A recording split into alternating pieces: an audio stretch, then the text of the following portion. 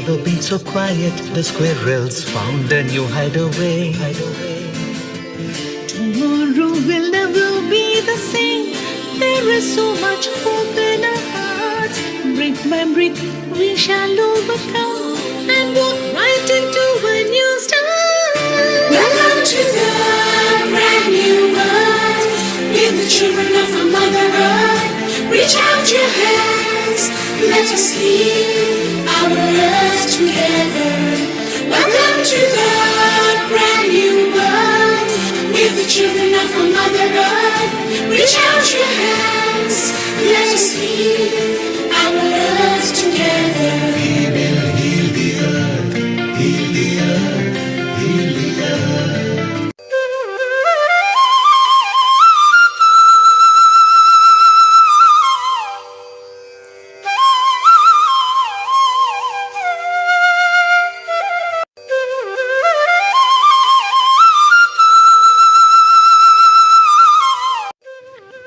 Namaste. Please join us this Sunday on a free global online session, Integrated Health, Transforming Healthcare. We will heal the earth, heal the earth, heal the earth. Stars, they can tell you stories which are brighter than yesterday. The streets have never been so quiet. The squirrels found a new hideaway. Tomorrow will never be the same. There is so much hope in our hearts. Brick by brick we shall overcome and walk right into a new start. Welcome to the brand new world. We're the children of a Mother Earth. Reach out your hands, let us heal our earth together. Welcome to the brand new world. We're the children of a Mother Earth. Reach out your hands, let us heal our earth together. We will heal the earth, heal the earth, heal the earth.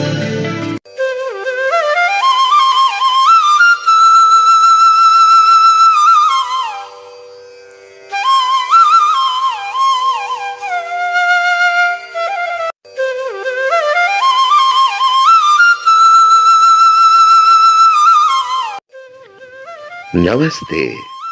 Please join us this Sunday on a free global online session, Integrated Health, Transforming Healthcare. We will heal the earth, heal the earth, heal the earth. Stars, they can tell you stories which are brighter than yesterday. The streets have never been so quiet. The squirrels found a new hideaway. Tomorrow will never be the same. There is so much hope in our hearts. Brick by brick we shall overcome and walk right into a new start.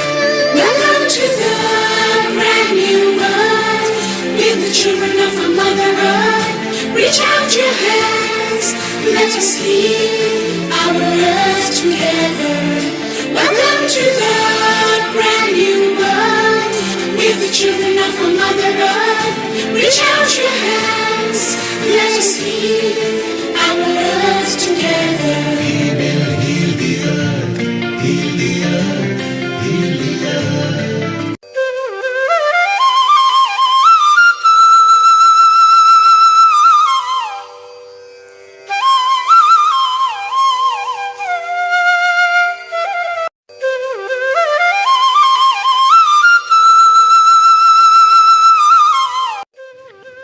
Namaste. Please join us this Sunday on a free global online session, Integrated Health, Transforming Healthcare. We will heal the earth, heal the earth, heal the earth. Stars, they can tell you stories which are brighter than yesterday. The streets have never been so quiet. The squirrels found a new hideaway. Tomorrow will never be the same. There is so much hope in our hearts. Brick by brick we shall overcome and walk right into a new start. Welcome to the Reach out your hands, let us heal our earth together. Welcome to the brand new world, with the children of our Mother Earth. Reach out your hands, let us heal our earth together. We will heal the earth, heal the earth, heal the earth.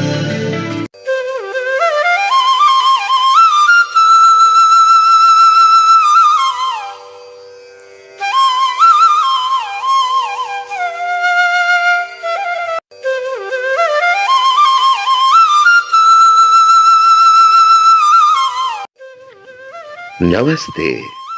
Please join us this Sunday on a free global online session, Integrated Health, Transforming Healthcare. We will heal the earth, heal the earth, heal the earth.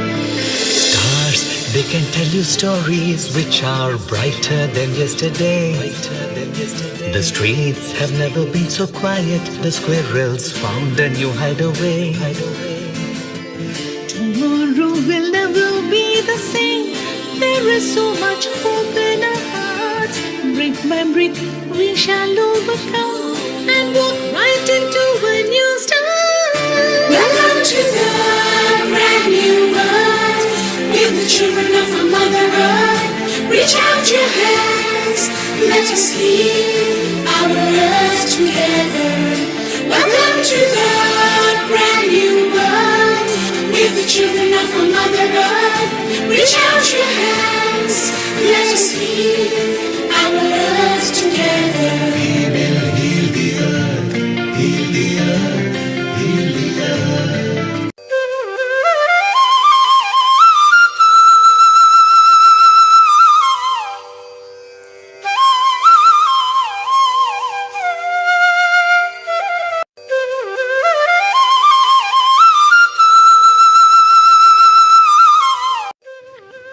Namaste.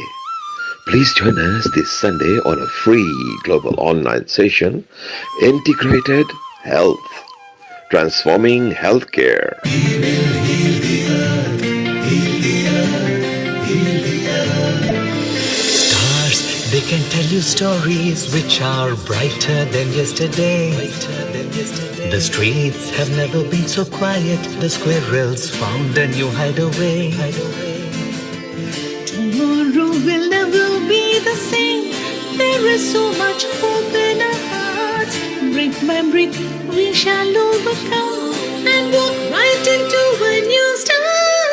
Welcome to the brand new world, with the children of our Mother Earth. Reach out your hands, let us heal our earth together. Welcome to the brand new world, with the children of our Mother Earth. Reach out your hands, let us heal our earth together. We will heal the earth, heal the earth, heal the earth.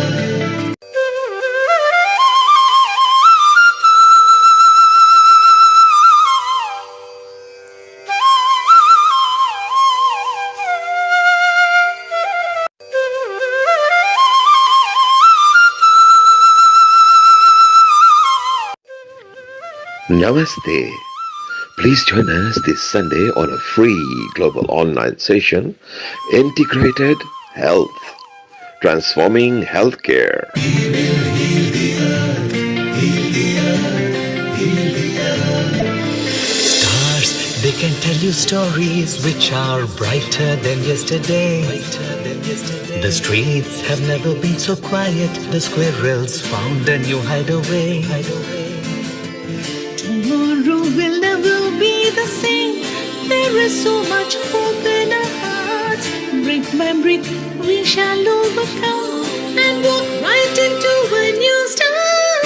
Welcome to the brand new world, with the children of our Mother Earth. Reach out your hands, let us heal our earth together. Welcome to the brand new world, with the children of our Mother Earth. Reach out your hands, let us heal our earth together. We will heal the earth,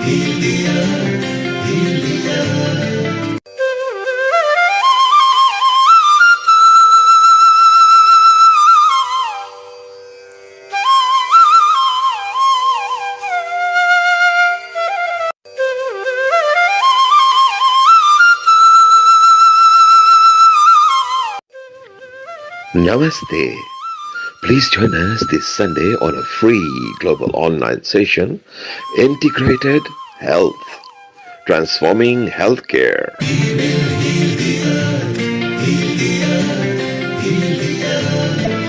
Stars, they can tell you stories which are brighter than yesterday. The streets have never been so quiet. The squirrels found a new hideaway. Tomorrow will never be the same. There is so much hope in our hearts. Brick by brick, we shall overcome and walk right into a new start. Welcome to the brand new world. With the children of our Mother Earth, reach out your hands. Let us heal our earth together. Welcome to the brand new world. With the children of our Mother Earth, reach out your hands. Let us heal our earth together. We will heal the earth, heal the earth, heal the earth.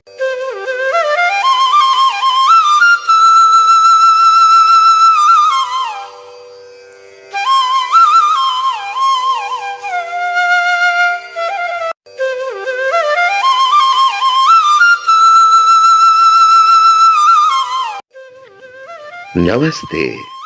Please join us this Sunday on a free global online session, Integrated Health, Transforming Healthcare. We will heal the earth, heal the earth, heal the earth.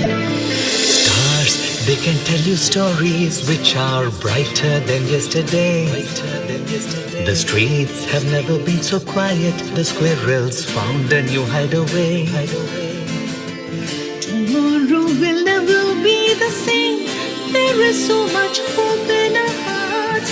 Brick by brick, we shall overcome and walk right into a new start. Welcome to the brand new world. With the children of our Mother Earth, reach out your hands. Let us heal our earth together. Welcome to the brand new world. With the children of our Mother Earth, reach out your hands. Let us heal our earth together. We will heal the earth, heal the earth, heal the earth.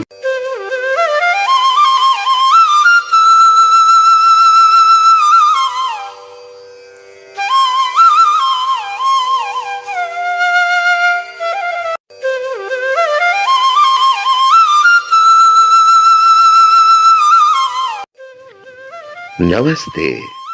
Please join us this Sunday on a free global online session, Integrated Health, Transforming Healthcare. We will heal the earth, heal the earth, heal the earth. Stars, they can tell you stories which are brighter than yesterday. The streets have never been so quiet. The squirrels found a new hideaway. Tomorrow will never be the same. There is so much hope in our hearts. Brick by brick, we shall overcome and walk right into a new start. Welcome to the brand new world. With the children of our Mother Earth, reach out your hands. Let us heal our earth together. Welcome to the brand new world. With the children of our Mother Earth, reach out your hands. Let us heal our earth together. We will heal the earth, heal the earth, heal the earth.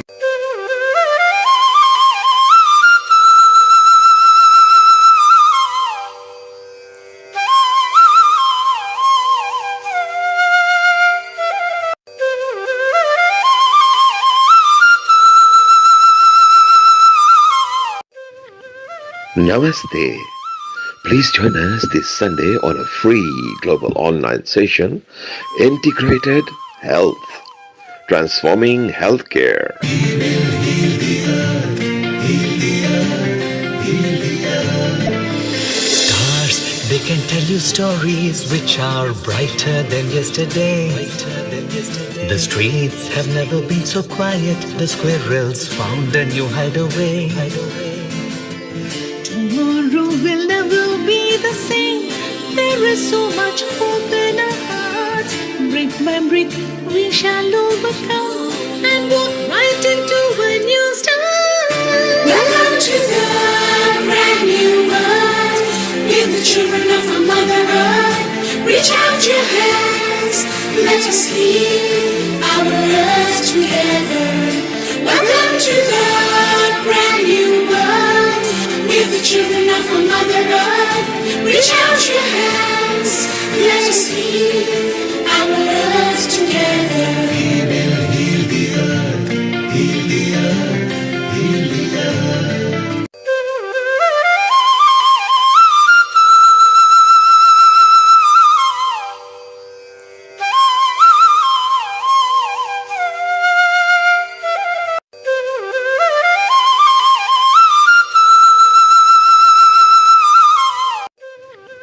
Namaste.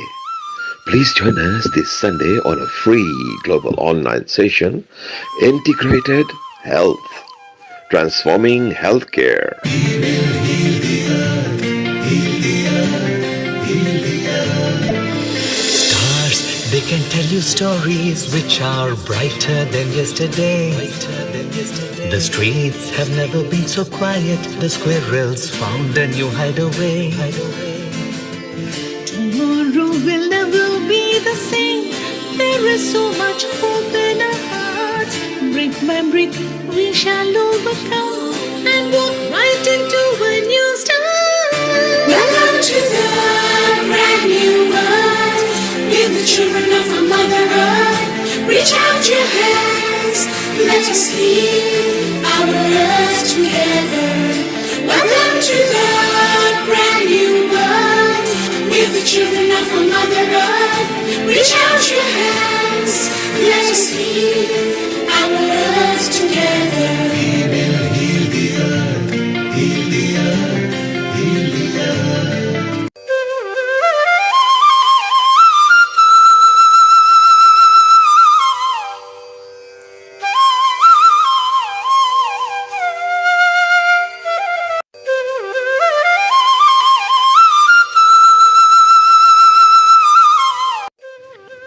Namaste.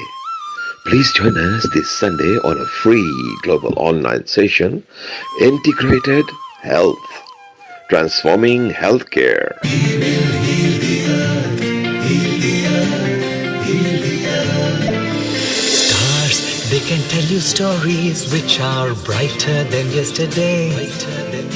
The streets have never been so quiet. The squirrels found a new hideaway. Tomorrow will never be the same. There is so much hope in our hearts. Brick by brick, we shall overcome and walk right into a new start. Welcome to the brand new world. We're the children of our Mother Earth. Reach out your hands, let us heal our earth together. Welcome to the brand new world. We're the children of our Mother Earth. Reach out your hands, let us heal our earth together. He will heal the earth, heal the earth, heal the earth.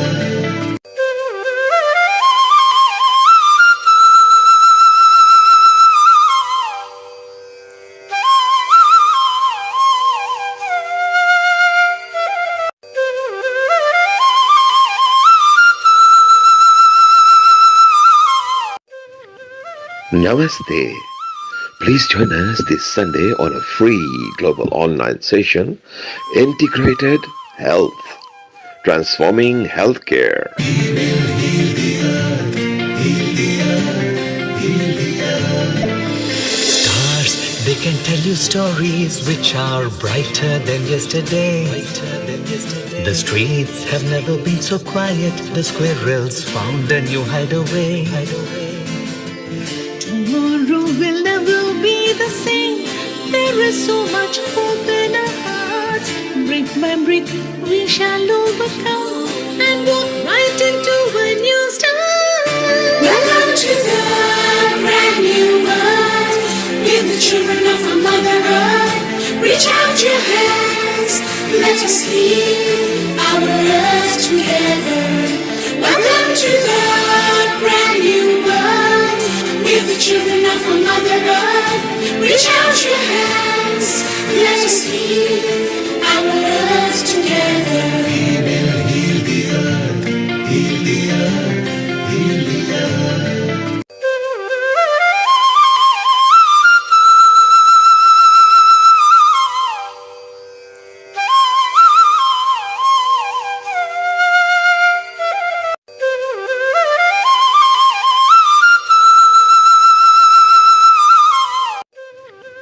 Namaste.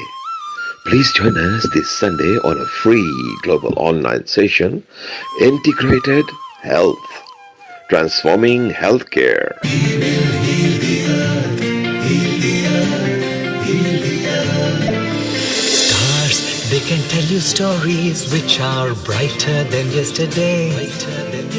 The streets have never been so quiet. The squirrels found a new hideaway.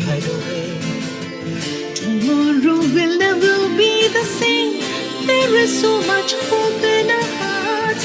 Brick by brick, we shall overcome and walk right into a new start. Welcome to the brand new world. We're the children of a Mother Earth. Reach out your hands, let us heal our earth together. Welcome to the brand new world. We're the children of a Mother Earth. Reach out your hands, let us heal our earth together. We will heal the earth, heal the earth, heal the earth.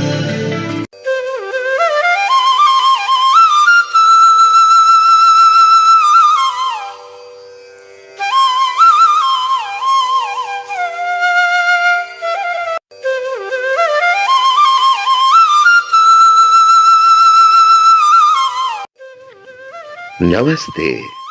Please join us this Sunday on a free global online session, Integrated Health, Transforming Healthcare. We will heal the earth, heal the earth, heal the earth.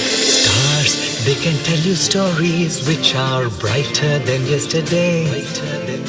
The streets have never been so quiet. The squirrels found a new hideaway. Tomorrow will never be the same. There is so much hope in our hearts. Brick by brick, we shall overcome and walk right into a new start. Welcome to the brand new world. We're the children of a Mother Earth. Reach out your hands, let us heal our earth together.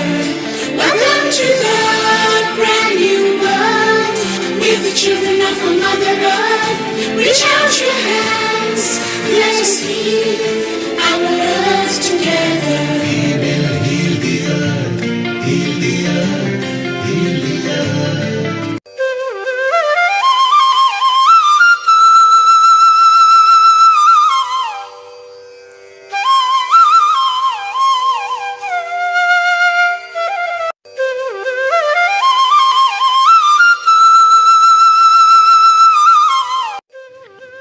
Namaste. Please join us this Sunday on a free online session, Integrated Health, Transforming Healthcare. We will heal the earth, heal the earth, heal the earth. Stars, they can tell you stories which are brighter than yesterday. The streets have never been so quiet. The squirrels found a new hideaway. Tomorrow will never be the same. There is so much hope in our hearts.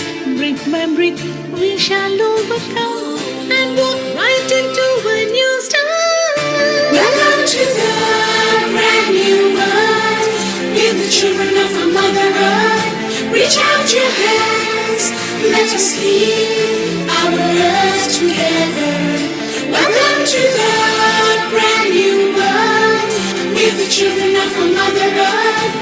Reach out your hands, let us heal our earth together. We will heal the earth, heal the earth, heal the earth.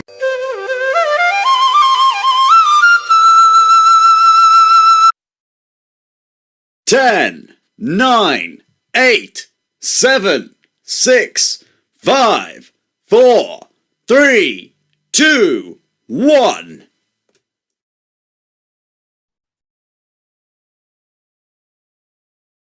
Global Namaste to everyone, and welcome to our Healing Our Earth event today, our special program, all concerned with our health, your health, the planet's health. And today we have the most amazing guests who have joined us. But before we start, why not do a little prayer, which is not just for our own selves, but for peace on earth and peace for every single human being on this earth. This is what we're here for. Healing Our Earth is about spreading love, joy, and peace around the world. So let's start off with a special little prayer, and then I'd love to introduce you to my wonderful guests and co-hosts who'll be joining us today on our special integrated health program. So starting off with Guru Brahma, Guru Vishnu, Guru Devo Maheshwara, Guru Sakshat Param Brahma, Tatsmai Shri Gurave Namaha. Today, we pay tribute to all those gurus, all those health experts, all the professionals who are out there who are spreading their knowledge, their wisdom to the rest of us so that we can transform our health in a positive way. So before we start, I'm Dr. Hani Kalaria, as you all know, our little Healing Our Earth member here, the production director, and of course, you know, really, really proud to be part of this wonderful family here. I'd like to start off by introducing to you some amazing gentlemen who I feel have to be introduced because they are just amazing individuals who are doing great work on this earth, I should say, on this planet and in our society.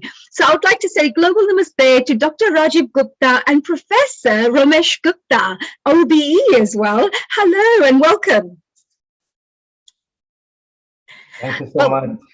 Hello. So I would like to do a little introduction, just give you a little bit of a background about these two wonderful people. Dr. Rajiv Gupta is a qualified medical doctor with 26 years experience in National Health Service, United Kingdom, which is, of course, in our UK. He's been the chairman of the Regional Council of BMA and Regional Consultants Committee, and is a chairman of a Central Specialist Committee of the Royal College. He's a yoga teacher, which I love the subject, yoga, and has an interest in complementary and alternative medicine. He's a mastermind keen on integrating conventional medicine with other disciplines, which I think is a fantastic, fantastic work. He believes that no branch or discipline is perfect and has the cure for all ailments. On working together, we can help the patients a lot more, particularly if we understand the benefits of weaknesses of different disciplines of medicines. And of course, I'm sure the strengths as well of other ones. Now, outside medicine, he's a professional life coach and award-winning entrepreneur. He's keen on digital world and has created a Chat Powell digital sales assistant. I have no idea what that means, but I'm going to find out, which received the International Hermes Platinum Award. He has mastered emotional intelligence, and his book, Business Use of Emotional Intelligence, is really, really extremely popular. We then move on to Professor Ramesh Gupta, who is again another really amazing soul. He's been a consultant, a physician at the Lancashire Teaching Hospitals NHS Foundation Trust for nearly 30 years. And he led the stroke services and also served as a governor.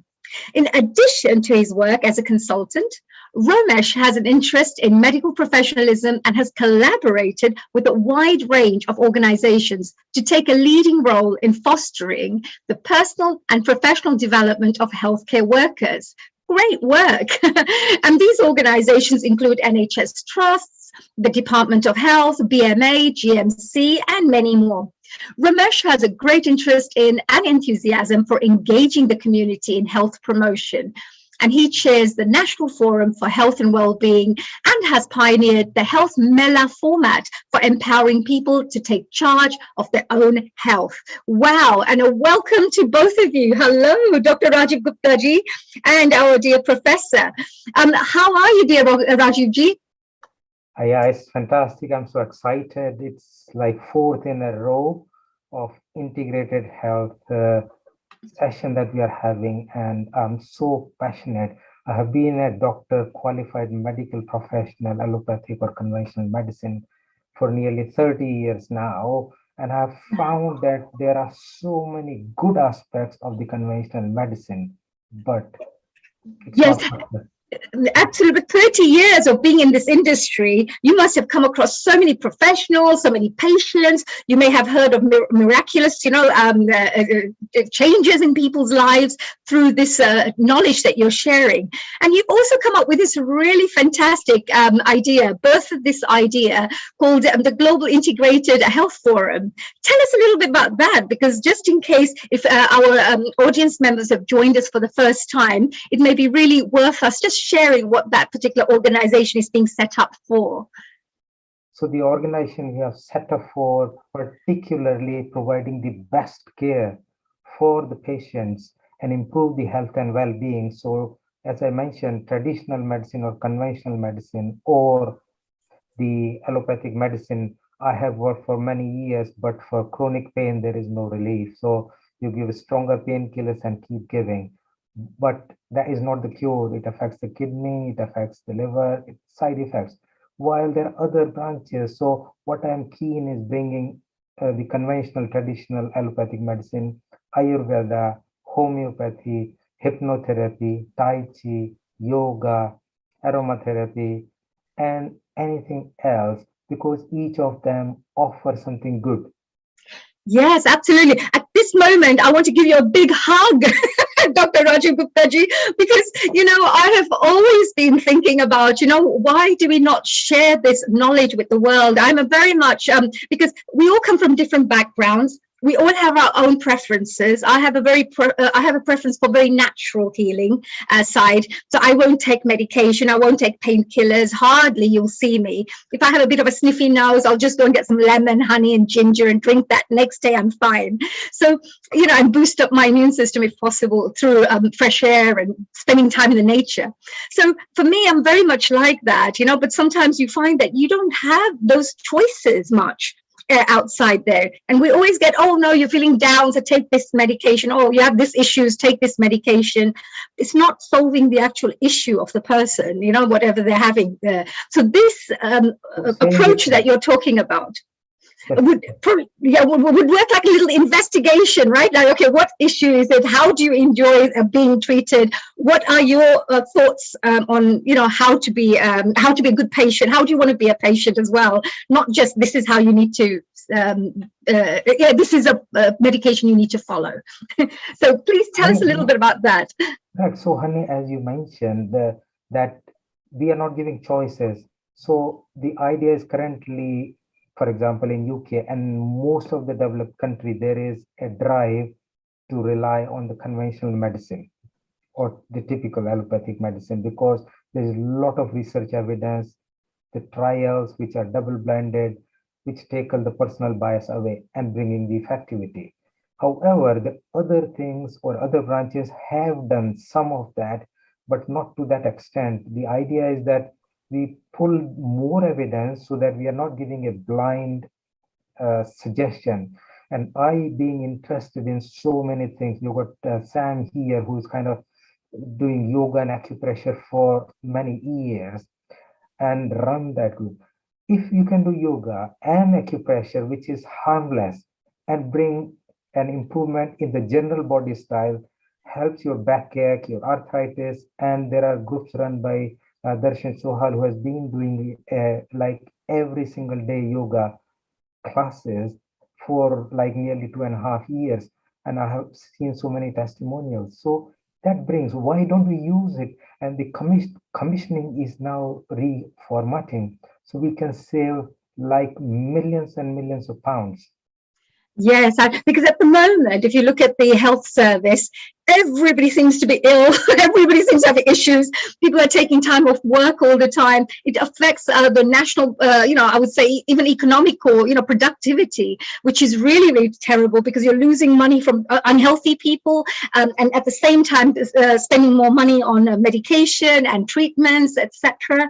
But if you could just focus on getting people much more healthier, we will have a much more productive country and nation at the same time, have more happier, healthier individuals. And happier we are, we would probably be happier in our families, which means we bring our children up in a more happier atmosphere. There are so many knock-on effects, I feel, by just making one person healthy and making society healthy one by one. So, Dr. Rajiv Guptaji, you really are doing a fantastic job here. Where do we want to take this, the global integrated program? How? Because we have health professionals who will be joining us even later today, many of them. This is our fourth integrated health program because it's so popular. We are getting so many messages, so many people are communicating with us saying they're really enjoying learning from the specialists around the world.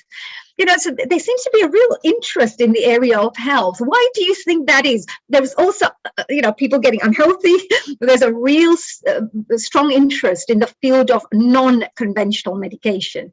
Why do you think that is right now? So there are two aspects, Hani, for it. The first one is the body has natural ability to heal. In the conventional medicine, we are not using that. And the idea is that we allow body to heal, but provide the help when we need. So that is the first part. And the second part is that currently there is no tolerance. If you go to a conventional practitioners, like go to NHS, you say, I'm taking Ayurveda treatment, they criticize. You go to homeopathy, they criticize the Ayurveda. You go to aromatherapy, they criticize both. So currently there's no tolerance. So my first aim is to bring the health practitioners of different disciplines or branches, whatever I call it, together to have a mutual tolerance, because we need that. We need to understand each other and provide a understanding platform so that we understand each other first, and therefore we know how we can use the strengths of each system and put it together so that it's a toolkit with multiple tools in the toolbox, and we offer that choice to the patient. That's fantastic. Isn't that lovely? Because I think that what you're doing is absolutely incredible. And I think so going to be so beneficial to thousands and thousands of people around the world. Nowadays, with our digital, platforms that we have, we can get our messages out to many more people very easily. So if people are willing to learn, if people are willing to understand and gain knowledge so that they can make better decisions and better choices, and this is such a wonderful platform for them to be able to understand and learn from the experts of the world. I remember, that there are many times that I felt personally as well, that we should heal ourselves, as well as I use power of creative arts with young children. And I remember that parents used to come back to me saying they were so lonely and they were so sitting in the corner all the time, so shy, etc., depressed, even like little children who wouldn't do very well at school. And as soon as they started creative arts and the things like that, music and dance therapy, etc., they blossom like little flowers, and they start looking forward to coming to their classes and making friends. And you see a different little child, by just doing that. So sometimes you can have very natural methods of use on young people too, and anybody really in society, to bring out the best in them. Because nowadays we have a lot of mental health issues as well, where people maybe lose confidence or they're feeling isolated and so many other things. I'm sure today we're going to be learning a lot more from our wonderful next guest as well, who's going to be talking to us a little bit about conscious healing. Again, another one of my favorite topics. We have Sifu Loy, who's also from the UK, and he's going to be discussing a little bit about living consciously. I've always, had this thing about we should all work towards helping to raise consciousness levels of humanity collectively. So I would like to really welcome dear Sufi Loy. Welcome to our Healing Our Earth. A global namaste to you. Global namaste to you as well, honey, and all the viewers. Thanks for having me on your show today. And very well, and looking so smart over there, all professional with your wonderful. You must do podcast, I believe, right?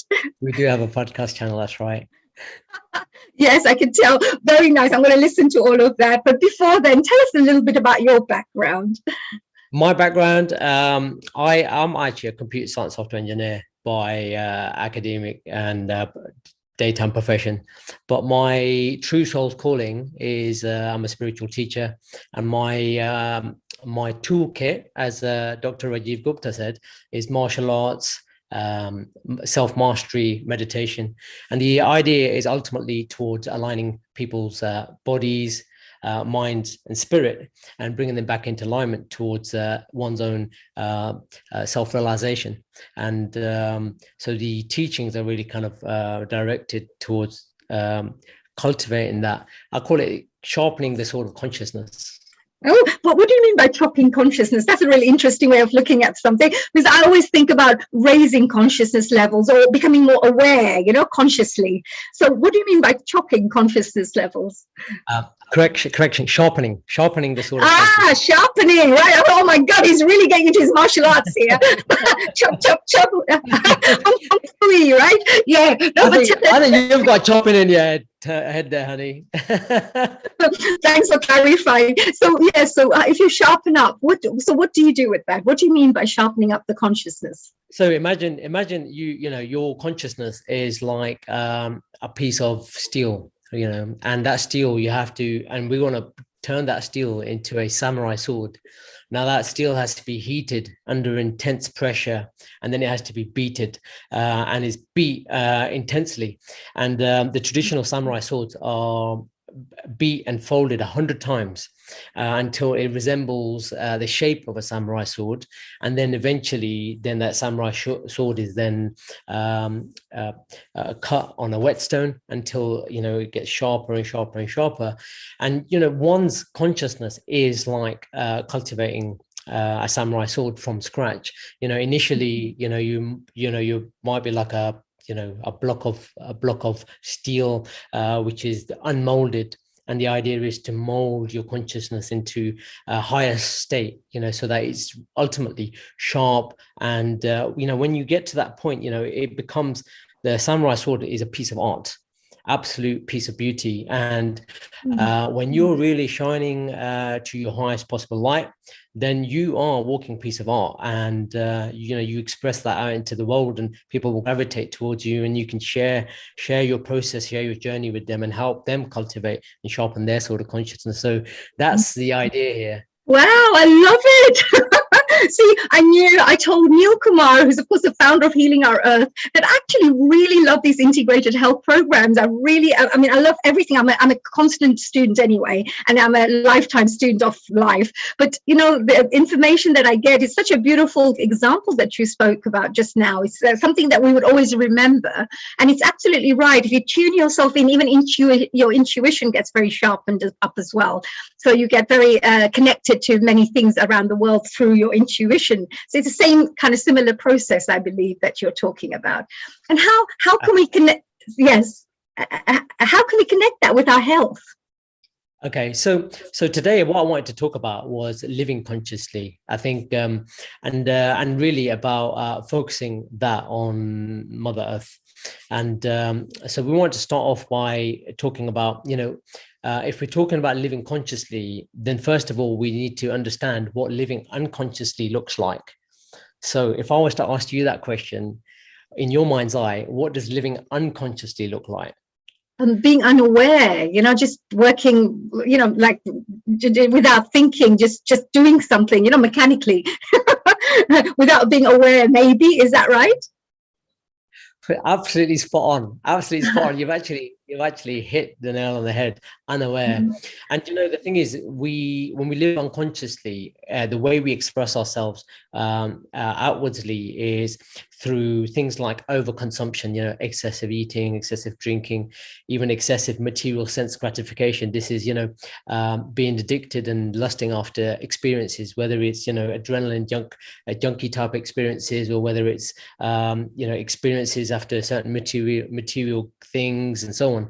So overconsumption always, that could be fashion, even, material possessions, wasteful living, wasting water, throwaway clothes, for instance. That we do live in that kind of society now where, we don't really,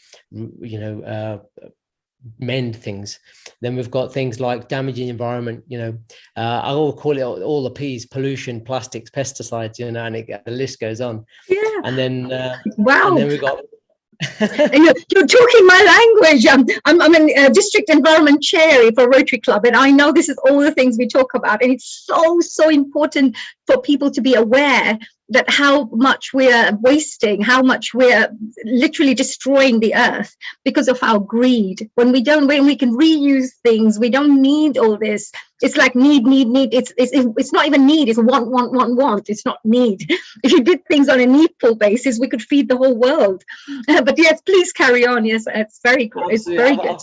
I've got 2 more points to add to that. Please add, yes. And that is the fourth point is profits before people, right? And all sentient beings on the planet. And that's, I think, primarily because we're based on a transaction-based society, and we're all taught economics. And economics, I think, is the root of all evil, because we're taught right from an early age that everything has to be a transaction. And then the fifth one is selfish living habits, where people only think of themselves.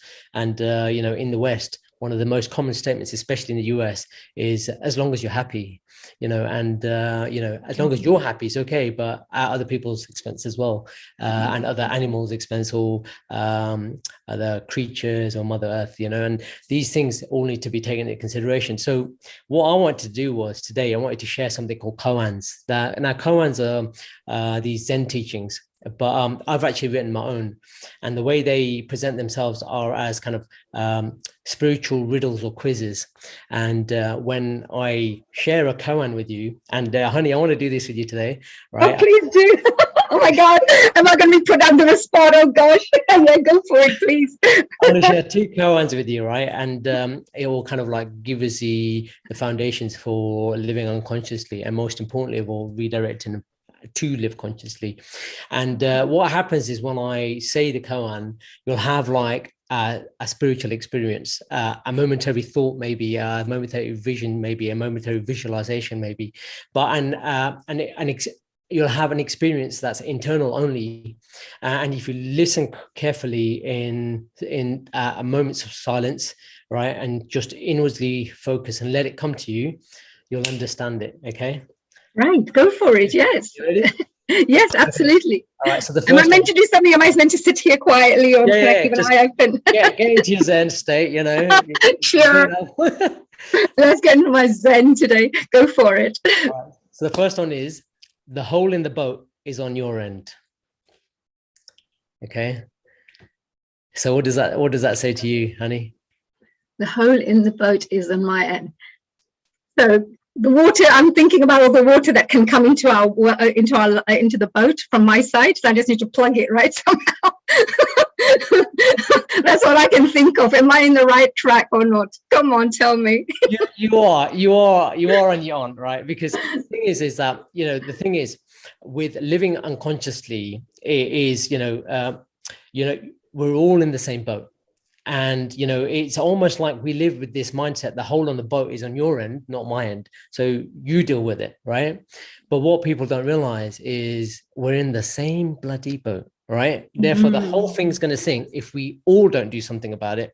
And what I see quite often is somebody else's problem, or I can't do anything about it, or I don't know what to do about it, or oh, this is above me, or, and it's almost like absolving oneself of the ownership and responsibility of contributing to make the world a better place.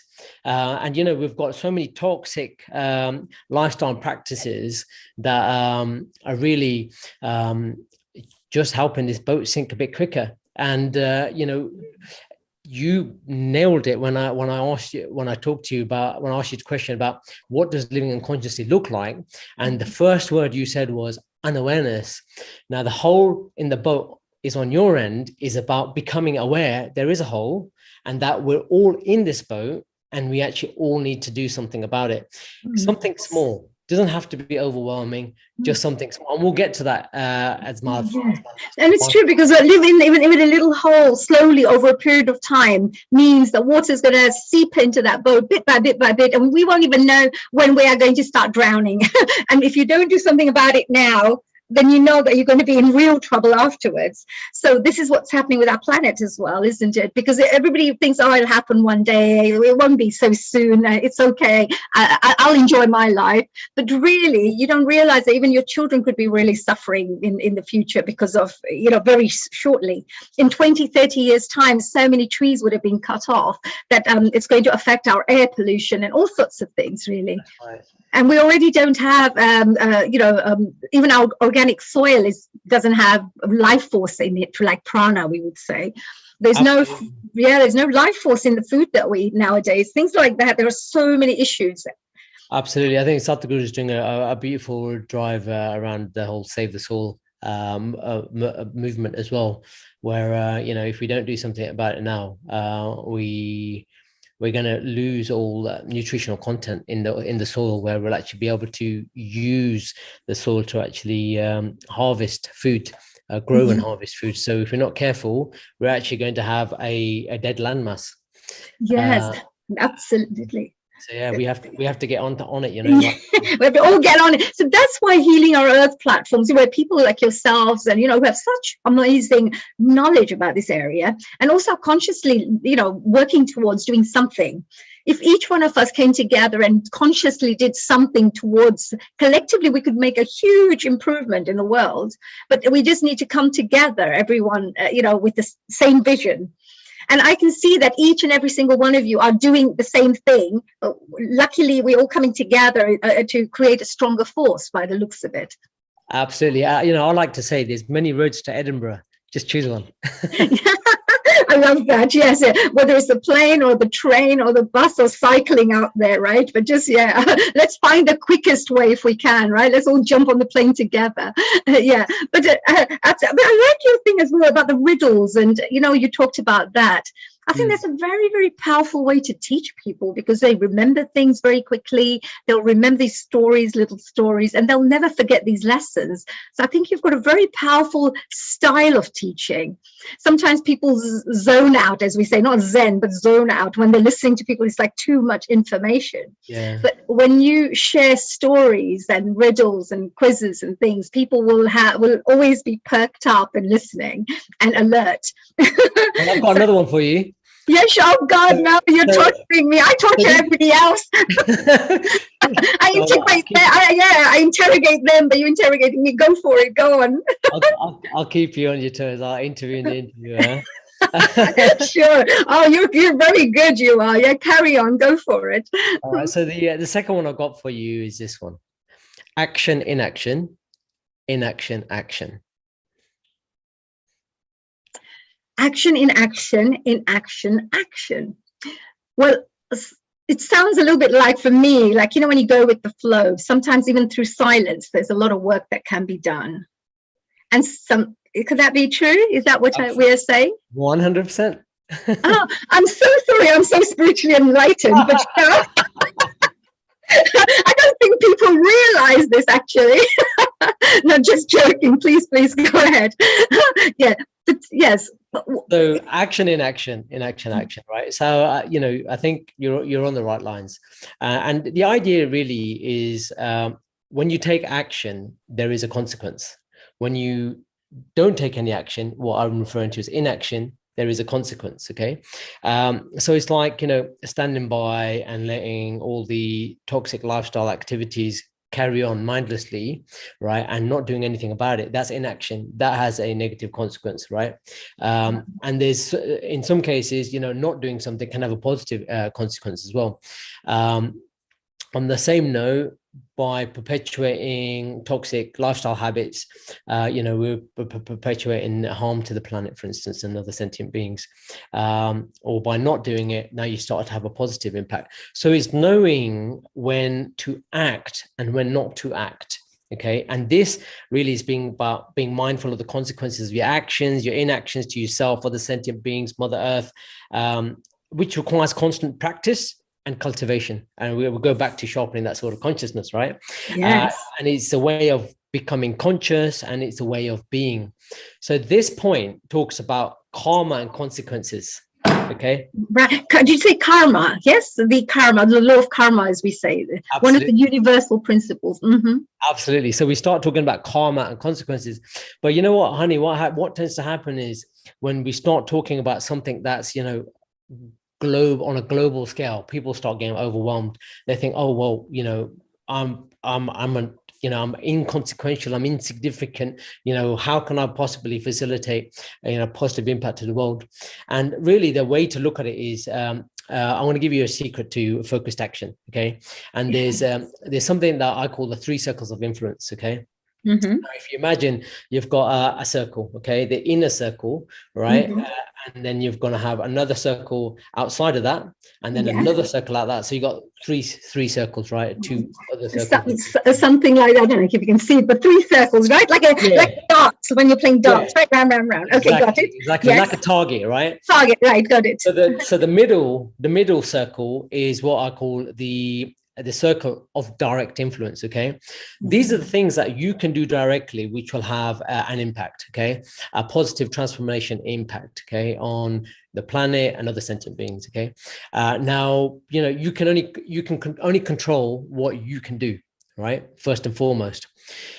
The second circle of influence, which is the bigger one, is the indirect circle of influence. And this is how can you facilitate transformational positive change indirectly through either somebody else or through another body or through a charity or through some other movement, right? Or whether maybe you could donate things or you can lend some time or, and so on, and do some seva. These are the indirect ways of helping. And all of a sudden you start to see actually there are things that are directly accessible in the direct circle. The indirect circle, there are things that are indirectly accessible, but still you can facilitate change.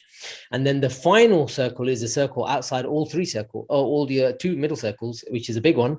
And that's the circle of no influence. And this is where you should put no energy. Well, no matter what you do, what you say, however many strings you pull, you'll have no influence. Okay. And you're just wasting your energy. So really the idea when it comes to living consciously is to understand, what can I do? Because if one person starts doing something positive, let's just say something as simple as, switching off the tap, while you're brushing your teeth. Okay. That way, you're not throwing liters and liters and liters of water, down the plug hole.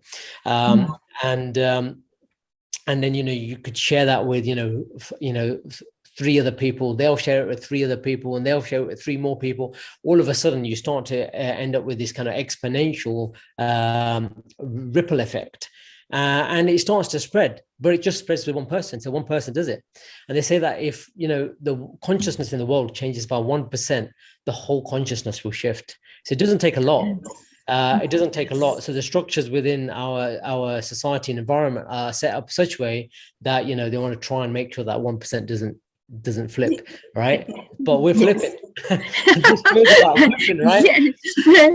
So the forces that do not want the change, right, who want to stay where they are, that's where they're staying, right? But the rest of people like ourselves who believe and want to move in that direction, if we come and enough people gather for momentum, then we're definitely going to shift. It's already shifting, as we would say, right?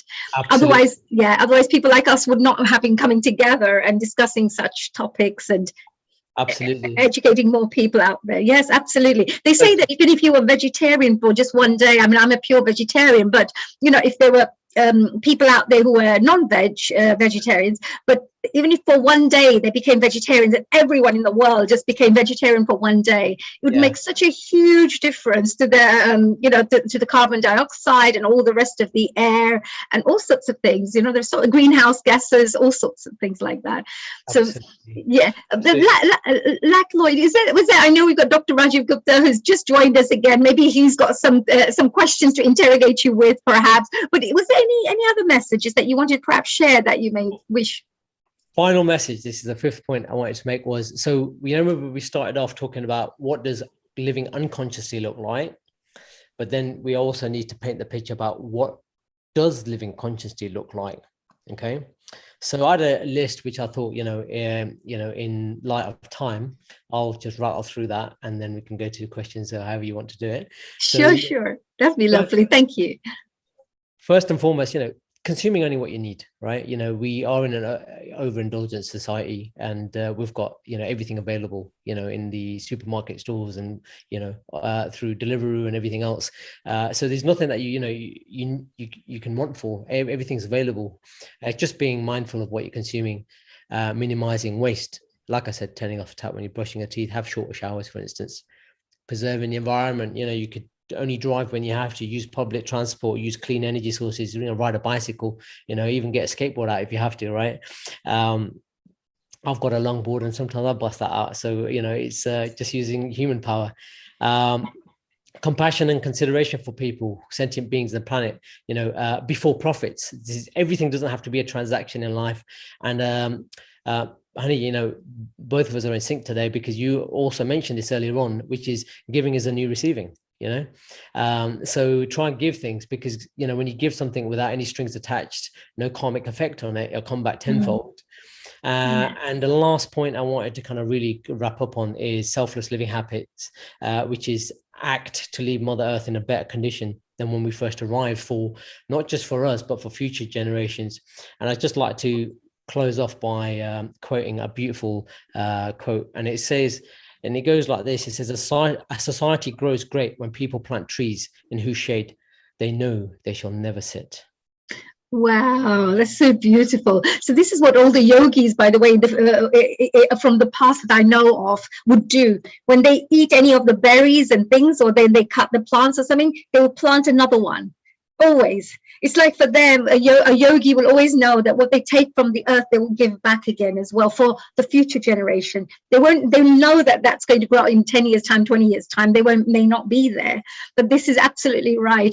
I love this. I wish we could have you for 10 hours and listen to more of what you have to say. And I look forward to bringing you, I'm sure Dr. Rajiv Ji will be bringing you back on again to discuss even more areas of what you're doing. Good luck with, of course, your martial arts and everything that you're doing. I used to do Shaolin Kung Fu too. So I know that it used to be very good for discipline and good for energy development and all sorts of things. So it was very, very good. But I could never be as disciplined as you guys. I'm a very artistic person, but thank you so much. Keep up the great work. I know we're moving on to our next guest now, and global namaste. So that was a really, really very, very amazing discussion. Wish we carried on more. What a lovely topic to discuss, conscious living. We're now moving on to our next guest, who probably will be even more exciting here, because she's all the way from India, and she's going to be talking about self-care, which is what everybody should be concentrating on right now. Self-care. How do we look after ourselves? So a global namaste, Falguni ji, all the way from India. So we've traveled from UK all the way to India. And I'd like to just do a little introduction about you. So just a little something, which is that Dr. Falguni Jani is from India, and she's going to be discussing with us points about self-care and well-being tips. So, Falguni ji, what will we be discussing today? Have you had a good day so far? Oh, lovely day. It's quite cloudy and windy and little pleasant in Surat, where I'm here for now.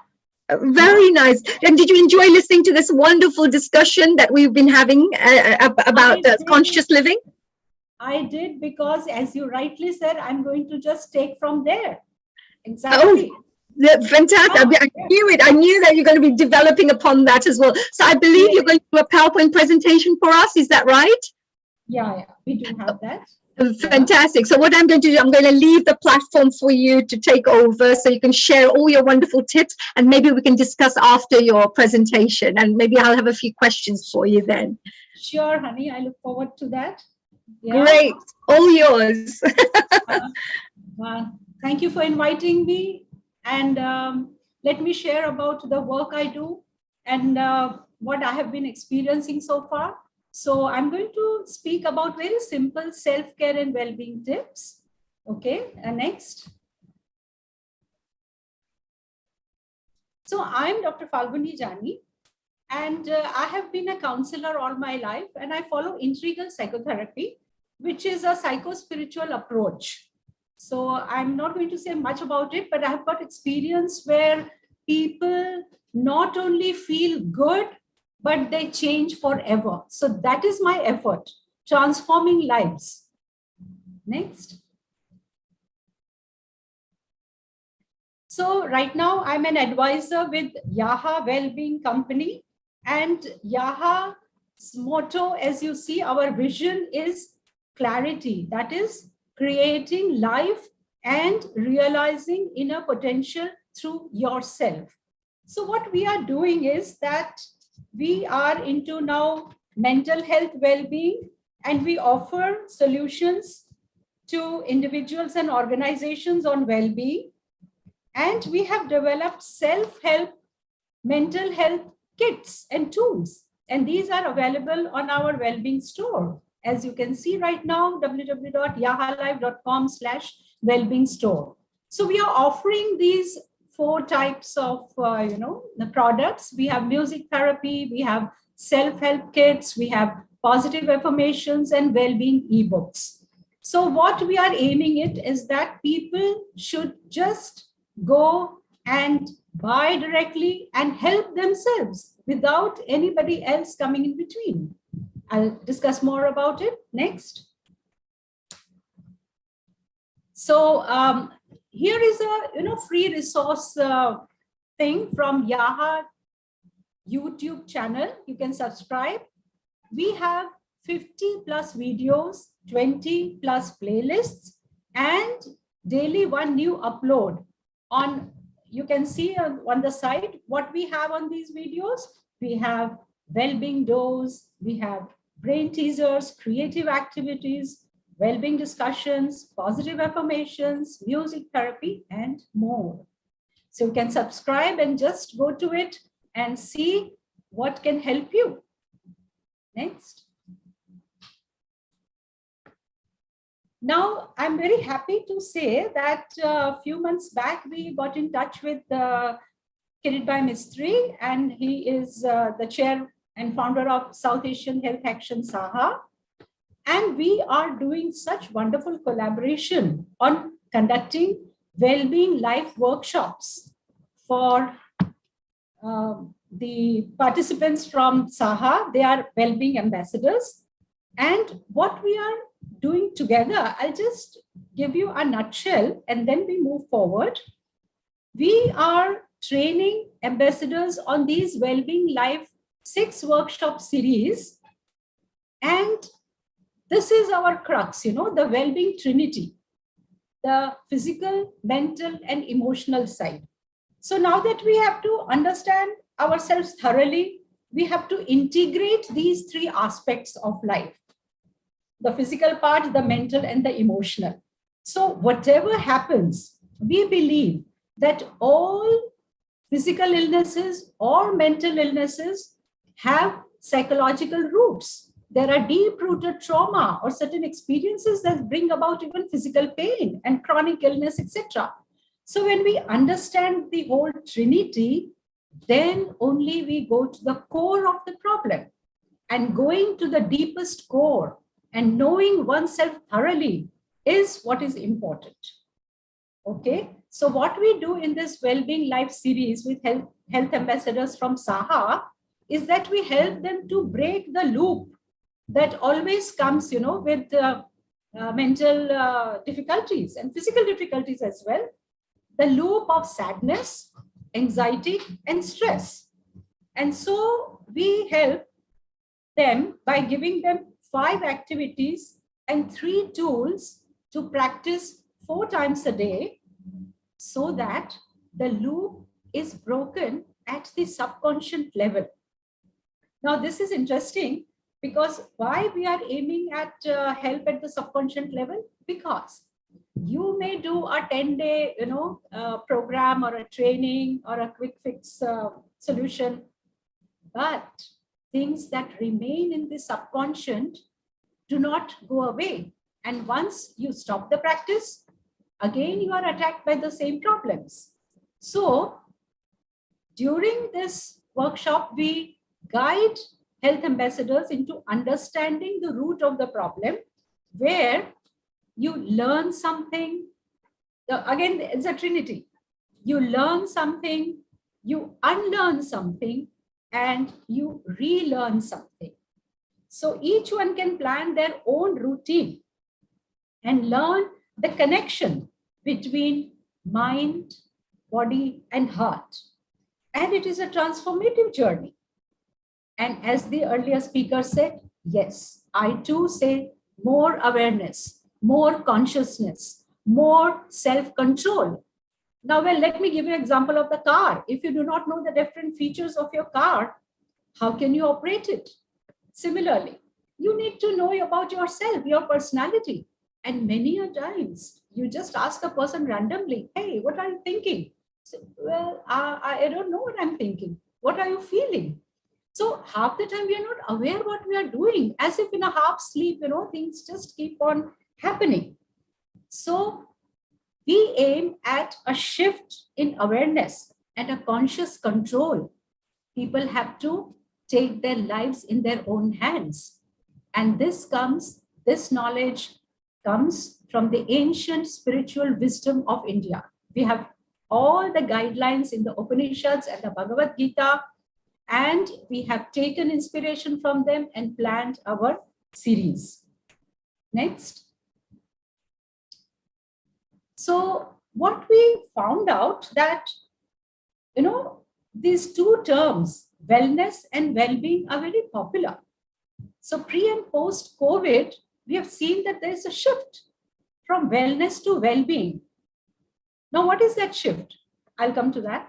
So interestingly, one of the articles published in the World Economic Forum says that in April 2020, more than 2 million students enrolled on Professor Laurie Santosa's Coursera course, The Science of Well-Being. So now I'm going to give you some idea about what we understand by well-being and how we put it into practice to help individuals. Next. So here is well-being tip number 1. Shift from wellness to well-being. Next. All right. Now see, this is a very simple table I've put here. The primary focus of wellness is physical fitness. But well-being goes a little deeper, aims at alignment of body, mind, energy. The secondary focus in wellness is physical rejuvenation. Well-being aims at creating and maintaining well-being routine. And that becomes part of your life. It's something that you weave into your life pattern for all times. And the tools that wellness includes are spa, body massage, physical exercises, etc. Whereas well-being aims at yoga, breathing postures, energy practices like stillness and meditation. You'd be surprised that we can charge ourselves with energy by being still for just 2 minutes every hour or after finishing one task. Just a few days ago, I was taking a workshop with university teachers who said, oh, they get so tired at the end of the day, one lecture and this lecture and so much talking. So I just told them, can you do this 2-minute exercise? Even employees, when we do corporate workshops, we say 2 minutes, just take out 2 minutes, 2-3 times a day, and you will recharge yourself with energy, stillness, and little breathing.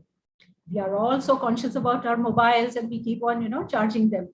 We need to charge ourselves to remain full of energy and full of enthusiasm. So that is well-being. Now, other benefits in wellness includes usage of above tools, which results in temporary mind relaxation. Now, in well-being, usage of above tools also result in unfolding self-knowledge. So Yaha well-being aims at the goal of knowing oneself. You may know the whole world, you may have hundreds of information, but if you don't know how yourself, you don't know how your mind works. What are the different emotions that keep coming and disturbing you? And the body is a great challenge, but the kind of exercises that we guide people into helps them in knowing their body. Because what we say is that the body has its own language. People are surprised when they say, oh, what is she saying? Body has a language. Well, yes, the body speaks to you. It speaks when it's tired. It speaks when it has pain. But we have other preoccupations and we just kind of, ignore it. And then you have to just lie down one day and take rest because the body says, sorry, man, I give up because you don't listen to me. So that is what we aim at. Next. Here is well-being tip number 2, willingness for well-being. This is very interesting. See what happens that we make resolutions, New Year resolutions, birthday resolutions, etc., etc. And there's a whole list of to-do things. But most of the time, it remains in the column of wishing. So we said that well-being tip 2 takes you from wishing attitude to willing attitude. I'll just give you in brief, what are the few points of wishing and willing, the difference between the two. And in this way, everyone over here will know for themselves what I have been wishing and what I have been actually doing. So in the wishing attitude, there are too many thoughts and emotions. You can't arrive at any decision. And in the willing attitude, thoughts and emotions are summarized and decision is arrived. You put it into practice. Second, in wishing attitude, you look for approvals or opinions of other people. Oh, am I doing it right? Should I do this or not? I don't know, I'm not sure, etc., etc. But when you are into the willing attitude, you're looking for options from where to begin and how to begin, because you've already embarked on the journey. Tip 2, third point is temporary action or no action in the wishing attitude and full action in the willing attitude. In the wishing attitude, again, there are so many I can'ts. This is difficult. Oh, regularly I can't do it, etc., etc. But in the willing attitude, reflection and deletion of I can'ts. You just do it. In the wishing attitude, you get stuck up sometime. But when you are onto the path of willing attitude, then you move on, even if it requires to change the plan of action. So these are some of the wonderful tips, and I will tell you how you can get hold of it in detail. Next. So, well, we have come up with these well-being activities, and you are going to find it so easy to practice and change your life. Just make a list of 3 things that I'm excited about today. Now, you will be wondering that this webinar, this program is for adults, and why these kids are there. Let me tell you, friends, we all have an inner child within us whom we have to awaken, because that child is gone too far back.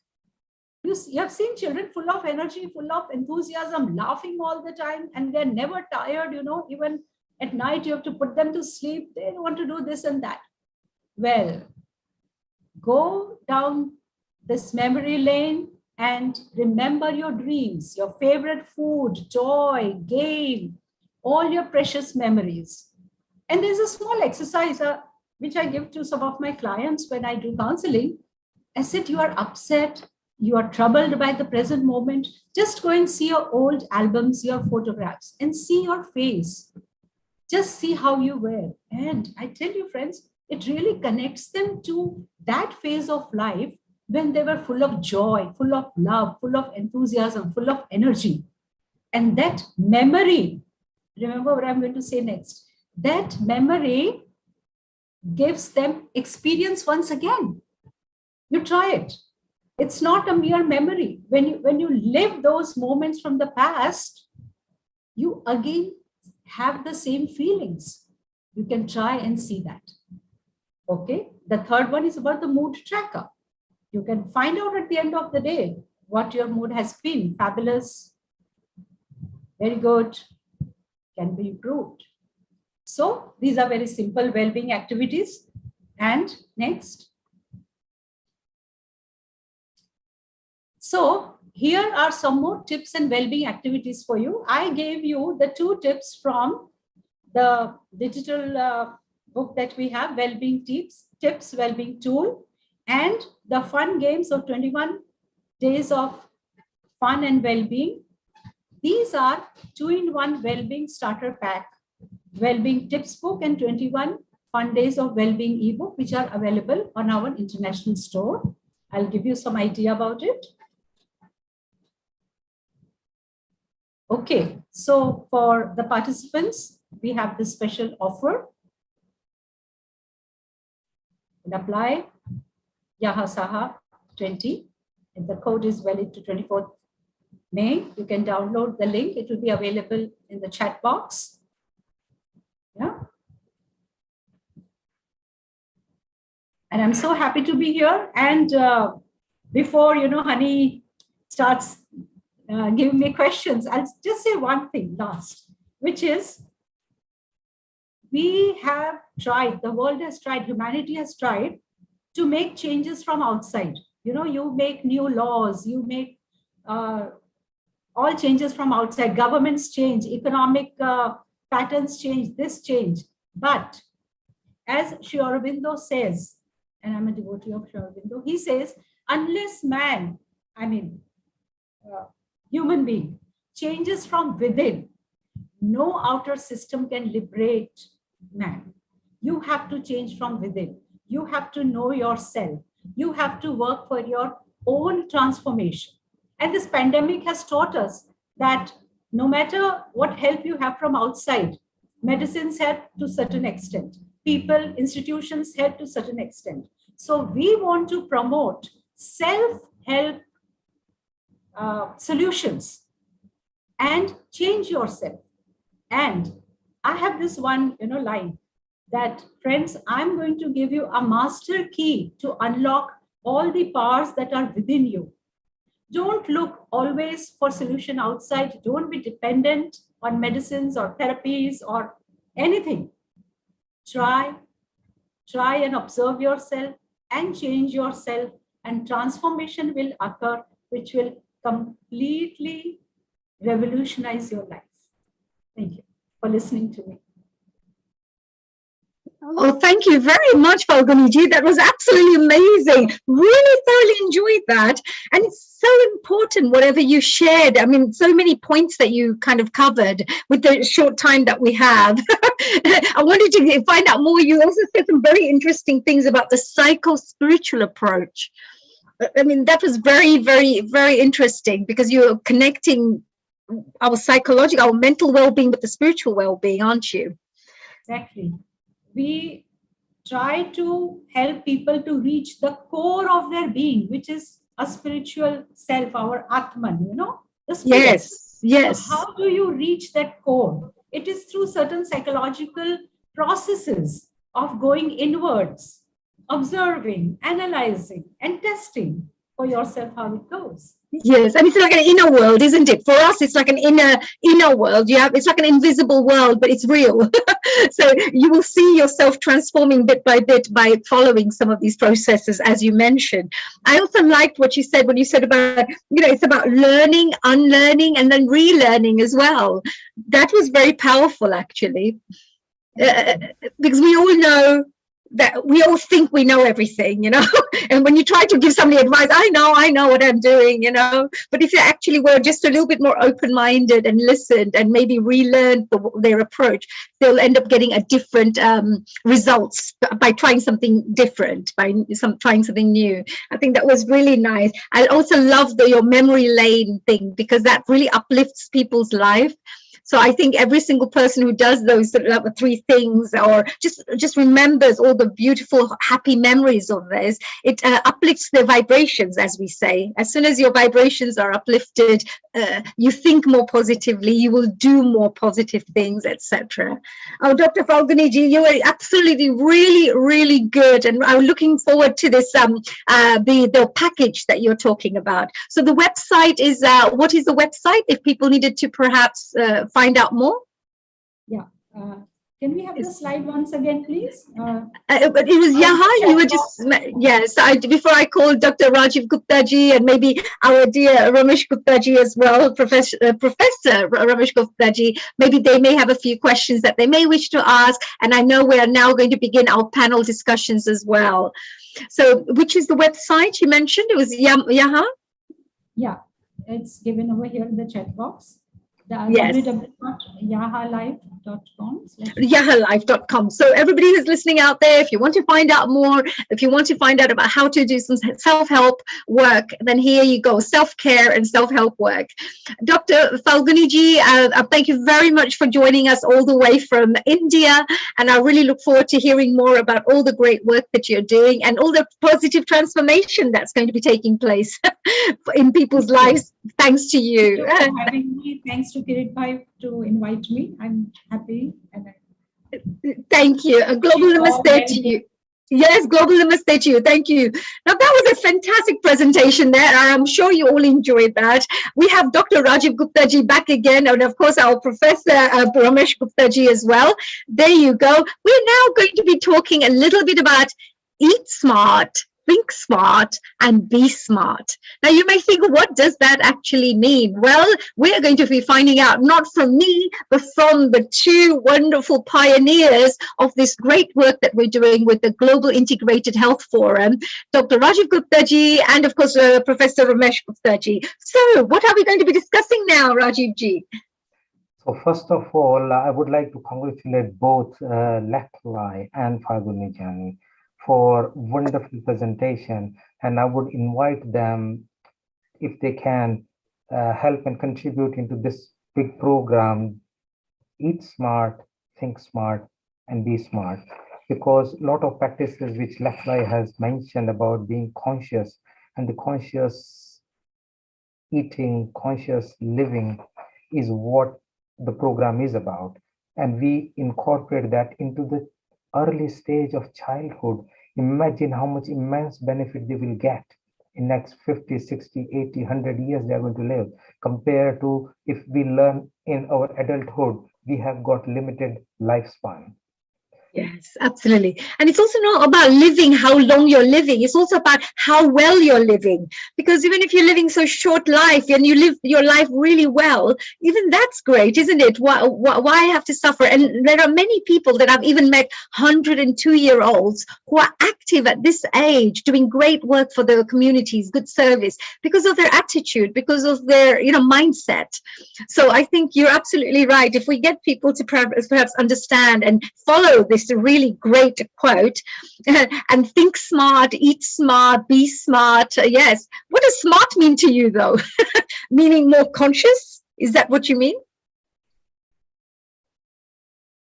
I think it's got a lot of different strands to it. So it's not only just, the first thing is being aware of who you are, what you are doing. Children are heavily influenced nowadays with their peers, with the social media, with what they watch in TV. The whole set is very different than we grew up. You are much younger, honey, so you probably have... You'd be surprised, by the way. You'd be very surprised at my age, actually. Most people think I'm, different age to what I really am. But I think the meditation definitely helps, and the mindset, as we say. And smiling a lot, just enjoying life, to whatever life gifts you with. So I think sometimes that also helps. Yes. I see this as a gift too, meeting wonderful people like yourself. For me, that's a blessing, that if I'm meeting you for a reason. Maybe either I'm supposed to learn something, maybe I'm supposed to pass that message on to someone else, there's some reason that we all meet like this on this wonderful platform like Healing Our Earth. And there's also some reason that you're doing this integrated health for, because some work has to be done, some good work on the earth has to be done through this. That's what I believe. So whilst Falguni ji is here, Falguni ji, what do you think about this idea of setting up a global integrated health forum where people from all different disciplines will come together, professionals in the health industry, and share? Yes, share. This is excellent, because individually we all do many things, but when we do something collectively, it's a force multiplier. So that is what we need. Like, in certain ashrams like Sri Aurobindo Ashram Pondicherry, where I now live, we have collective meditation. So collective meditation is a very different thing altogether. So any collective work, we have this tradition of Shamadan also. In schools we used to do. We help, clean the school, every one of us every day. And we used to realize that when we did it together, we didn't feel much tired. Why?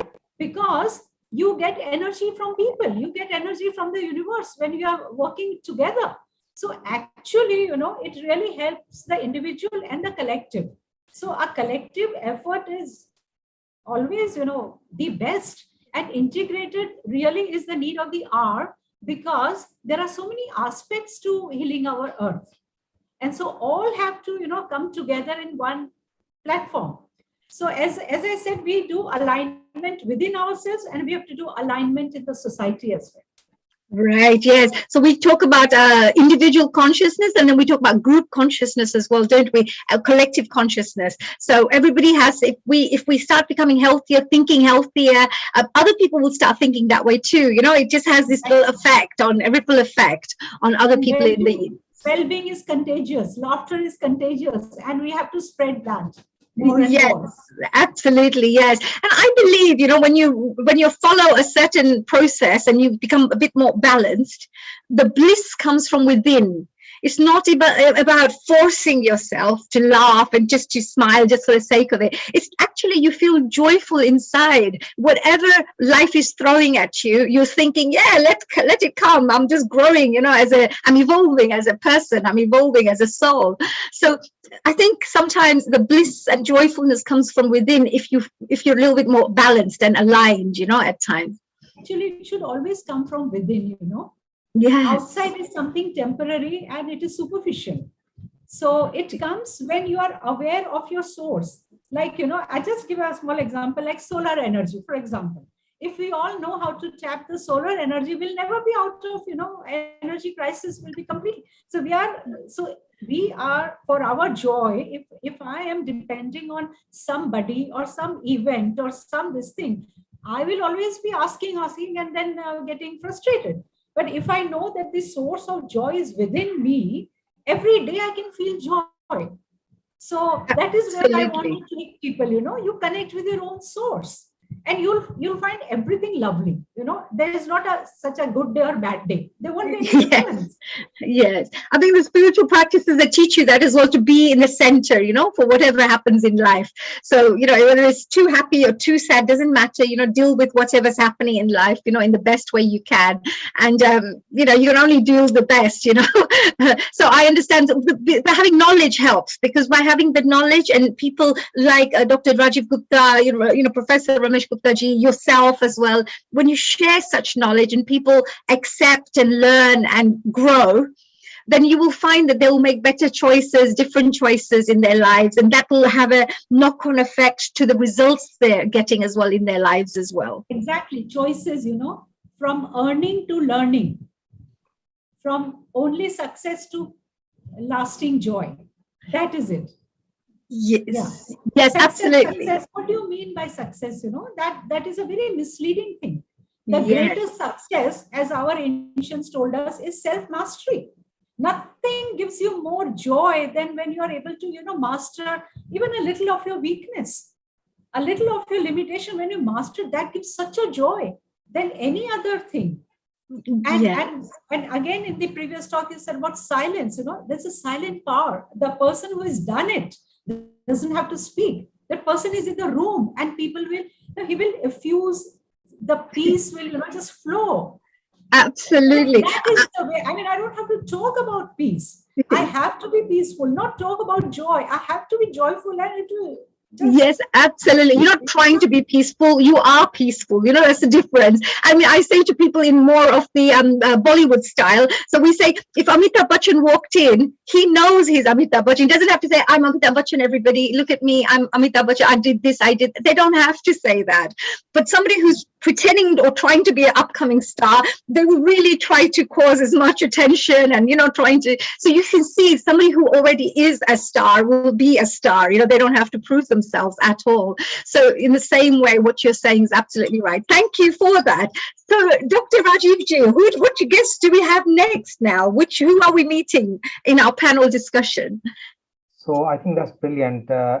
First, again, Fagunji, if you feel comfortable, we will like to involve you in as well in the program, because some of the things which you have talked are part of the program. And in fact, we can enrich the program, and we are going to make it global. So you could be our Indian partner. We will have partners in Mauritius, America, everywhere. So I think the things you have talked about are there. I was thinking that instead of launching into the guests, probably we'll have a brief discussion about what it is. So I would give like a pretext to people. I might actually run some slides, and then that will open to discussion, and then bring the guests in. We've got roughly around an hour and a half, a little bit more than that, in order to do that. So it will give a good text. So I would like to first bring Ramesh Gupta, who has been working with me tirelessly on this program, and that is amazing to really push it so much that we bring some tangible results, and that's what we are for. I'm not one of those who just talk the talk. I just talk the talk, walk the walk, and make it happen. Action is the acid test. Unless it is burning the paper, unless bringing the result, it's no point. So I think Heather is here. So Heather, I'll just get you in a minute, but let me give a chance to Ramesh first. Well, thank you, Rajiv. And I think this whole concept, it is very, very interesting discussion was going on. We talked about choice. Who is responsible for our health and wellness? We.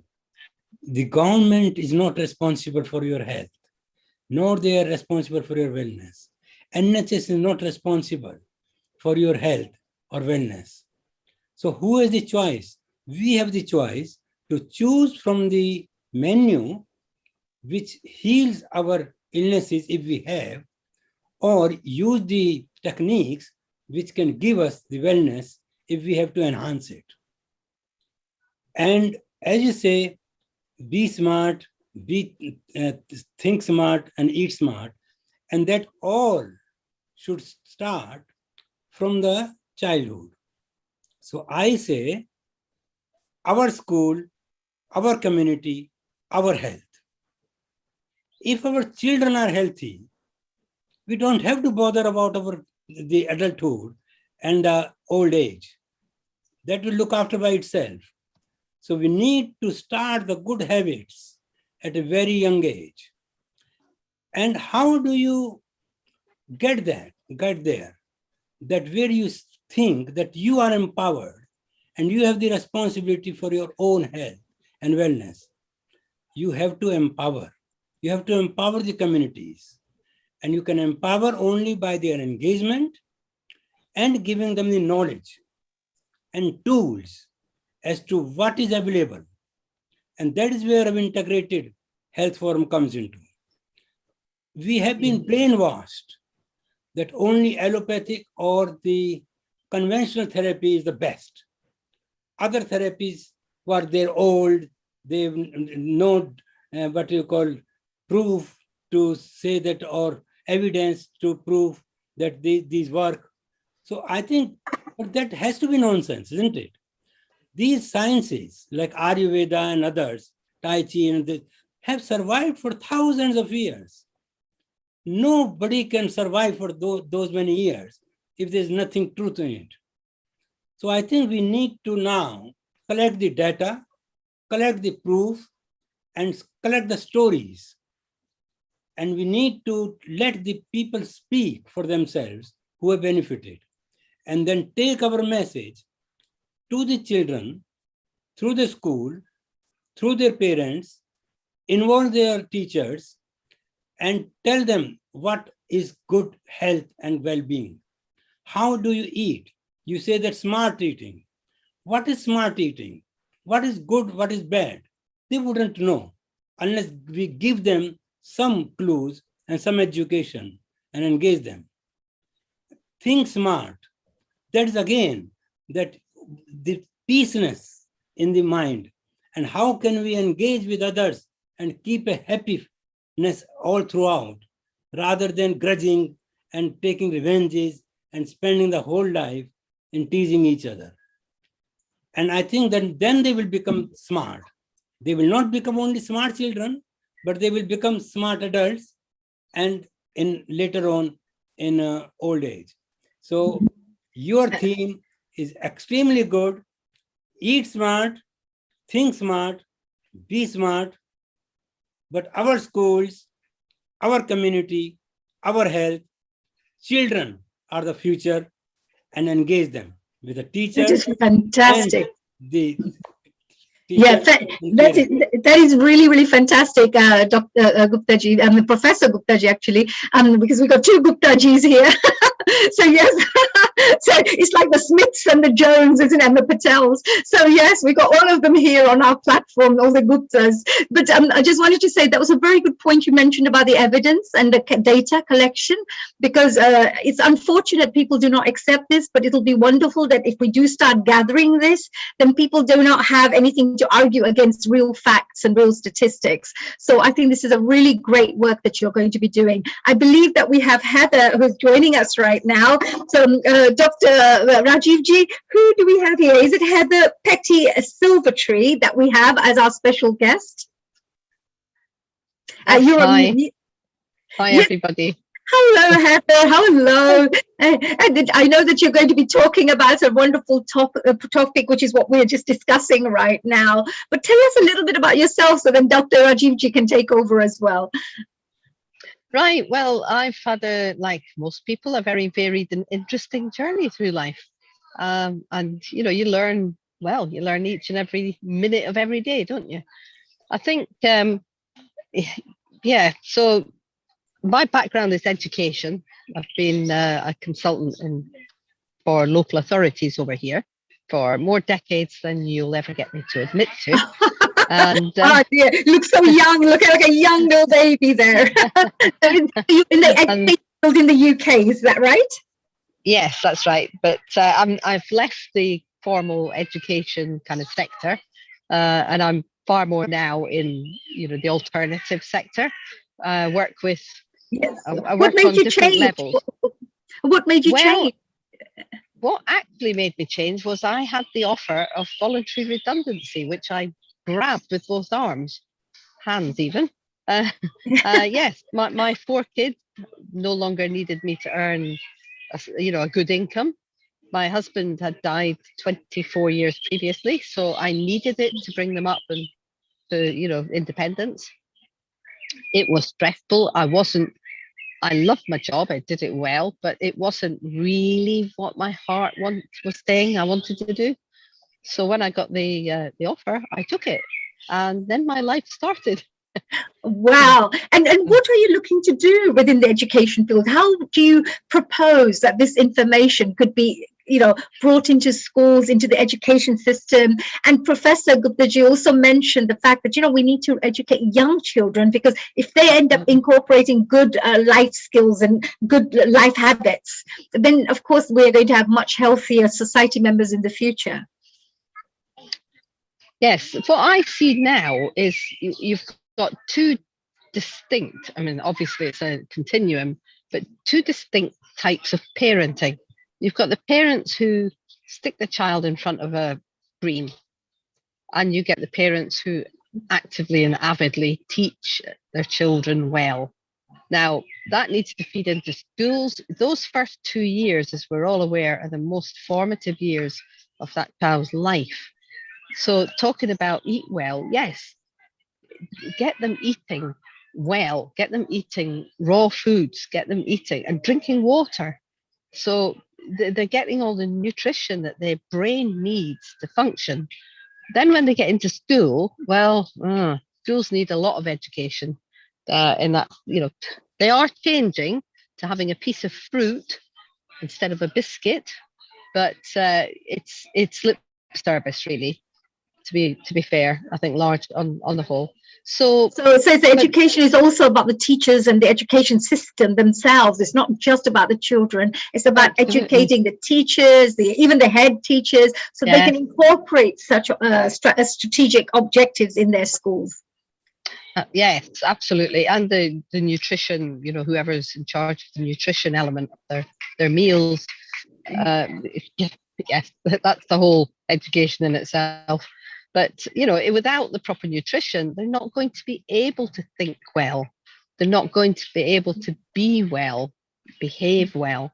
That's breaking their time. So I've seen children, I've been in and out. My main work was assessment of children with additional need, but the vast majority of those children were on the spectrum somewhere. Not totally. There were a lot of physical disabilities, other learning disabilities, but the teaching element has been very sadly neglected, and the passion as to what children with additional needs can actually function and do. It's a belief system in the teachers and support workers mindset. It's a mindset issue. So expand the mind, open the mind. Largely, you can educate the adults to give the children what they need, but that's after the horse is bolted. You really need to be working with the children right through, from early years right through. And that is neglected. You get domestic science or food technology when they're much older. They need that right from get-go. Brilliant. That's very, very helpful, Heather. So I think we'll hear a little bit more from you, but we have other panel members. Julie, she's a health coach and has got wealth of experience. We'll hear from her. We have Catherine Ball, who is going to be actively implementing the program. She works in a school and is going to have a health mailer, which is like holistic health program, physically implemented, not just talking. And that's going to happen on 2nd of July. So any of you are free, please do contribute to it. We've got Chef Daksa here. She is excellent, and she is going to help with cooking, how it can help in program. We heard from Heather. We got Dr. Monica Agrawal. She's from India. And as you know, it's going to be late in India shortly, but I think we would like to hear from her. She is excellent. She's practicing, as is her husband, Prachur Agrawal, and their little son, who is actually practicing it. So I think it's great to hear. We got Kijit Bhai here. We got Sam Poddar, who has devoted his life now to yoga and acupressure and actually helping people, delivering it. We got Ashok Natwani here. We got Carol May. We got Kushal Bhai and many other people. So we would like to hear from them. And Professor Ish Kumar is there, and we had a long discussion. So we thought it will be good to us to have a short presentation and that get people reaction and then get people in. So let me just share, if I can do the presentation. Where I am. Can I share the screen? Hello. Yes, I think some co-host, so obviously you can share screen. Yeah, I was trying to do. Press the green button at the bottom. It will propagate. Yeah, it's telling me host only, and I'm host, but it's still not getting me doing it. Now you are a co-host. Try again. Over. Oh, let me try. Let me try one more time. Do something is wrong. Anyway, what should you try again? Okay. One sec. Yeah, it's letting me do it now. Cool. Yes. Perfect. There you go. Lovely jubbly. So let me do, because that will set the scene and that will allow a better discussion overall, I would have thought. And I think we can do it in a much better way. So here we go. Where are we now? So let me see. Ish, if you feel like, join wherever you feel like. And also Romesh, if you want, please do a few. Let me try and enlarge the screen, and that's done now. Okay, so if we go up, so eat smart, think smart, and be smart, which is basically a good motto. And we know that future generation needs to be physically healthy, mentally healthy, and perform better. So this is a program for children and schools to implement the health and well-being of children. And not only children, their families, and not only just the families, the society and the future generation. So I think that's the text for the program. So the next thing is, oh dear, it's not moving. Cool. So let's go back up. So what's the aim of the program? So aim of the program is to provide tools, and please feel free to ask questions. So if you raise the hand, we'll get in. Currently, I'm on my full screen, so I think I will do a short presentation and then we will take the questions and then get the panels who actually are very experienced, and they are going to share how this would work and also their views on the integrated health part. So to provide the tools for changes to the food culture and the curriculum to support the healthy behaviors. So that's one of the aim. I know they are not as strict, but I think let's try and define through the group. Second is to improve the confidence, improve the skills, improve the knowledge and the understanding how to cook, how to grow, and how to enjoy food, which is actually lacking current generation. They are more with the screen, the phone, the iPad, and everything. Even I was seeing 6 months little boy was given iPhone so that mother can carry on doing the things. Third is to reduce waste, because waste um, management is important. And as Fagunis was talking about, environmental health is so important and we need to be mindful of it.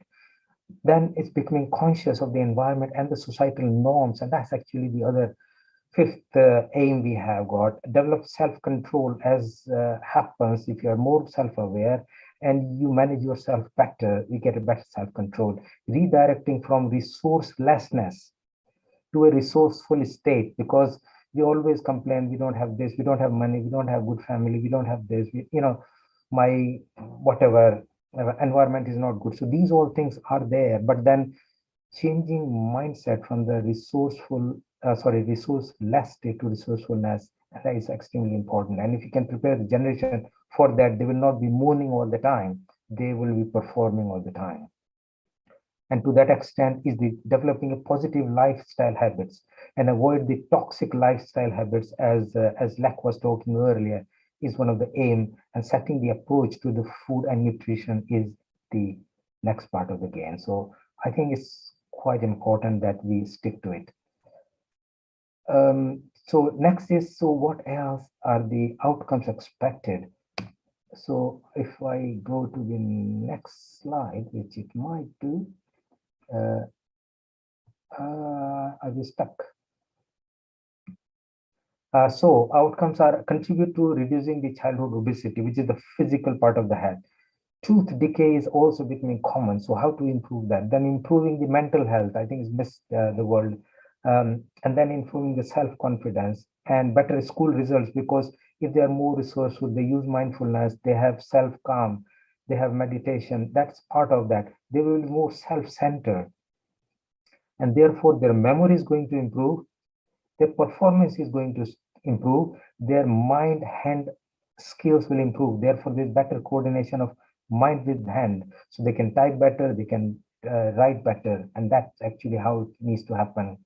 And then lastly, a better ability to manage children. We have got improving more autism, more ADHD, more special needs, more learning difficulties now, and the tolerance is not there. So tolerance will increase, and that will actually be quite good for the schools. So what we are going to do, we are going to provide knowledge about the nutrition, going to provide knowledge about ultra-processed foods. We're going to provide impact of being overweight or obese on their physical health, about the heart disease, high blood pressure, diabetes, stroke, cholesterol, etc., etc. But also, what can they do and how can people prevent it in a simple ways? Emphasis will be on lifestyle changes, including simple things like yoga, physical activity, as I mentioned, but also the food consciousness and mindful eating is other important aspect to it.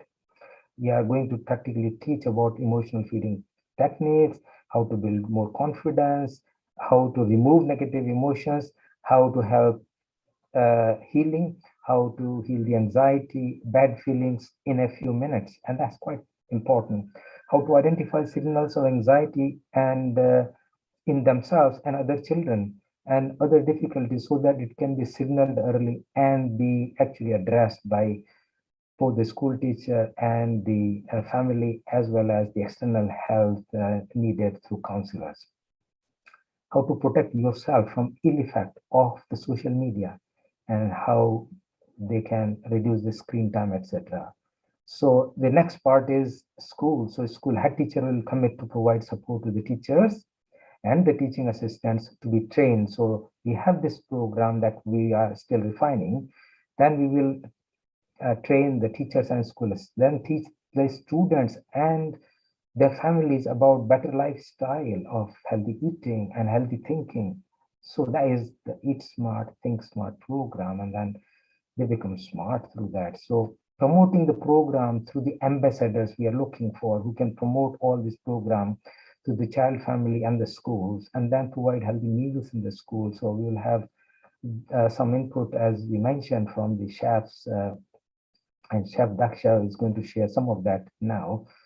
And then how do we do in school? The practical implementation aspects are going to be difficult, and we have a effective rewarding and reward to the schools, and we have bronze award, silver award, gold award for better performance, and the school will gain some kudos and through the social media. So key partners are like, food program will be part of it, schools will be there, education will come in, voluntary sector, as Kirit Bhai was discussing actually today, they are actually quite keen to improve the society health. If you're going to improve the community health and society health, you need to start from the school, giving them the right tools and techniques so they can use. And as you're talking, those who are 10 years old now, in 10 years, they will be 20 years old, and they can do a lot more through change of generation and bring the effect that we are expecting. What we are hoping is lasting sustainable changes, and they are actually going to be helpful for us, and we want a positive impact for the community and the society. So I think I'll stop it here, and would be keen maybe get first Ishkumar, and then we'll get Catherine Ball, who's going to implement in the school. So if she is going to, I think we had some discussion, but there are still lots of unknowns, so we'll have some questions and comments. So, Catherine, do you want to kickstart? Hi, everyone. So I'm coming from a background of teaching physical education for over 20 years in different schools, some difficult, challenging schools, and the school I'm in now is a very good school. And the approach that it takes to healthy eating is very good, but I have seen a mixture of different options within different schools. That being said, I do see lots of children in school with different that try to or have to juggle the stresses of life. With it being a good school, we have lots of children traveling from further afield and getting up very early in the morning to get to school. 6 o'clock, 6:30, they'll be up to travel from the other side of Manchester to come to school. And also, that we see children come from primary school settings to a secondary school setting where it goes from a small environment to a big environment. They're being taught more subjects. They've got a bigger social circle to contend with. There's more structures to contend with, more homework that they will be given. and extracurricular opportunities more often than not that they can access. So with all of this, I think it's a struggle for children to go into a secondary school and always make the right choices. And I think going into the canteen, and all of a sudden, you go from a small school where possibly it's a bit easier for your parents to be aware of what you're eating. You're going into a canteen where you've got lots of different choices. So even though my school is very good in relation to the food it does offer, the school is very big on healthy eating. However, you still get the snacks at break time where you have the pan of chocolate. Well, they've got rid of the pan of chocolates, but you'll still have the croissants there. So there are still things that are there that possibly aren't the best as far as the healthy eating. Obviously, we can't get away from the fact that obviously with the COVID pandemic that has hit hard in relation to how schools and children have experienced school. So last year we all were in bubbles. So from year 7, the girls came into a secondary school, and I suppose for them it was quite nice because they were all in a small area, and it was a bit like the primary schools that they'd come from. They've now gone into year 8, and we've got the new year 7s, and it's been a big shock to them because they're now moving around to different classrooms for the lessons, and they've got different things to contend with. So with everything now within PE, where it's a bit more of a relaxed environment and you can speak to girls, you can see that there's lots of issues coming through between, you've got your eating disorders, you've got the stresses, you can see self-harm, you can see them making the wrong choices in relation to the food. Speaking to a student last week, she wants to earn more money to buy food. And, and it's that concept, and I know everyone's spoken today about choices that we give to children. So I've seen that over, as I say, many years. So I asked this year if I could get involved with running a wellbeing week that looked at different aspects of health and wellbeing. So that's what I'm doing. I'm trying to set up a week. It's actually fallen, fortunately, on the World Awareness Wellbeing Week, fortunately. So we're kickstarting it with our sports day. And then we're looking at trying to get ownership of the students, taking ownership of what they do in school. So with the year 7s, we're running a program whereby they will design their own food and their own meal. And the canteen have come on board, and they're going to choose the best meal. They're going to give us the ingredients that the children can use. And the plan is that they will cook that meal next year, and that will be part of the offer, the foods on offer at lunchtime. So it's going back to the idea of children having ownership and an understanding of what they are actually, walking into the canteen, what they can see on offer, and why they're eating it. And I think that's important. And then with year 8, we're looking at, with the young enterprise, we're looking at how they would design and sell products, so that we can unpick how do these big corporations sell products, and how do they try to get you in, so that again they understand the different aspects of what's, when they go into a shop, what looks nice, and is it nice for the right reasons. So really we're looking at different aspects and building on that. But again, it goes back to giving the children the ownership, giving them the understanding. As I say, I'm in a good school. We have a good design and technology department.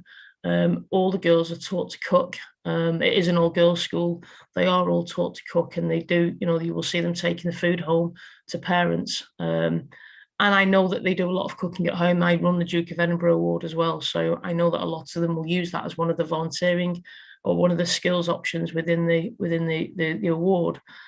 So that's where I've come from, and where I'm getting involved. And then obviously at the end of the Wellbeing Week, Ramesh is kindly offered to help run a health mailer, in school for me, which will bring all the different agencies together, but again, give the children understanding of where they are in their own life and which are the best choices to make, and the consequences of those choices moving forward.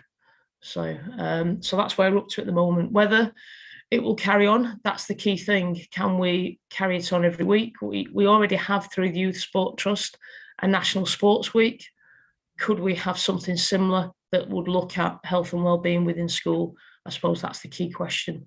Are other schools doing something similar? I'm not sure. As I say, this was my interest in my school that I had. Whether there's something out there that all schools offer, that's we're yet to see whether that could be found out or discovered through research. That's the opening going forward. So that's me. Thank you. Thank you for listening. Fantastic. I think it was so good. And this is actually the practical implementation of the program with consideration of the difficulties, and we are moving ahead, not just talking the talk. So thank you so much, Catherine, for your valuable input. I'm thinking is that we might have some more questions, but I would be keen to move on. We've got Chef Daksha. So it's good, as you mentioned, about children are designing their meals. They are going to cook. They will be given the ingredient. What a fantastic idea. It will be delicious to really have that food, because taste is not just in the food. Taste is in having relishing, because taste is here. You like what you cook. That is brilliant. So I think giving them that education early on to really design the food, to cook the healthy meals, and to really bring it into the main field will be great. So it'll be great to hear from you, Daksha. What would you say? Yes, absolutely. Hi, thank you for having me here today. Can everybody hear me okay? Yeah, absolutely fine. Yeah, that's fine, thank you. Yes, there's me having notes of what I'm going to talk about today, but you amazing people have just taught me so much in the past hour that I'm just blown away. Yes, what a fantastic platform we've got today, and amazing professionals in food and health and nutrition. It's just, I'm just learning so much. I'm just a humble chef. I'm not a doctor. I'm not a nutritionist. I'm not a dietitian. I'm doing a nutritional course only because everybody wants certificates. And when you talk about something, you've got to prove that you know about it as well, and you've done the right research. So alongside all you professional people today, I feel quite humbled to be here. But what I'm doing at the moment, I've been in the restaurant and catering industry for over 20 years.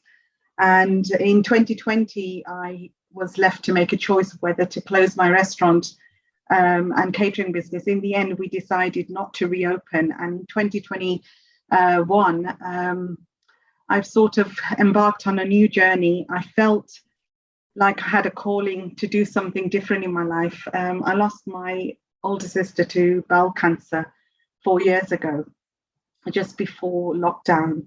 And it opened up a whole new, how could you say, event of emotions, an event of, something's not right in our lives.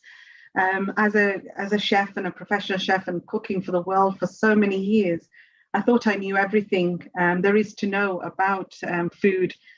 I mean, I'm thinking to myself, what more have we missed out on? Myself, my family, my sister, we were pure vegetarians since birth. So we just sort of assumed we were healthy. We assumed we were eating the right foods. You can't go wrong on a vegetarian diet.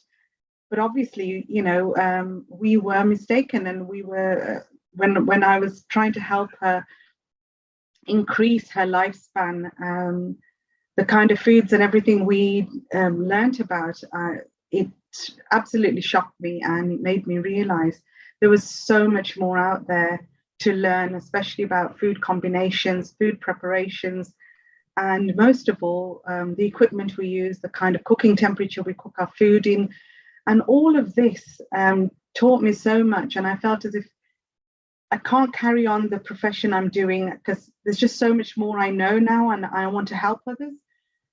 Along the past year, I know I've been doing a lot of workshops, and I've been helping a lot of people cook correctly. When I say correctly, correct ingredients, correct combination of ingredients, correct temperature, correct preparation, washing, cleaning, soaking.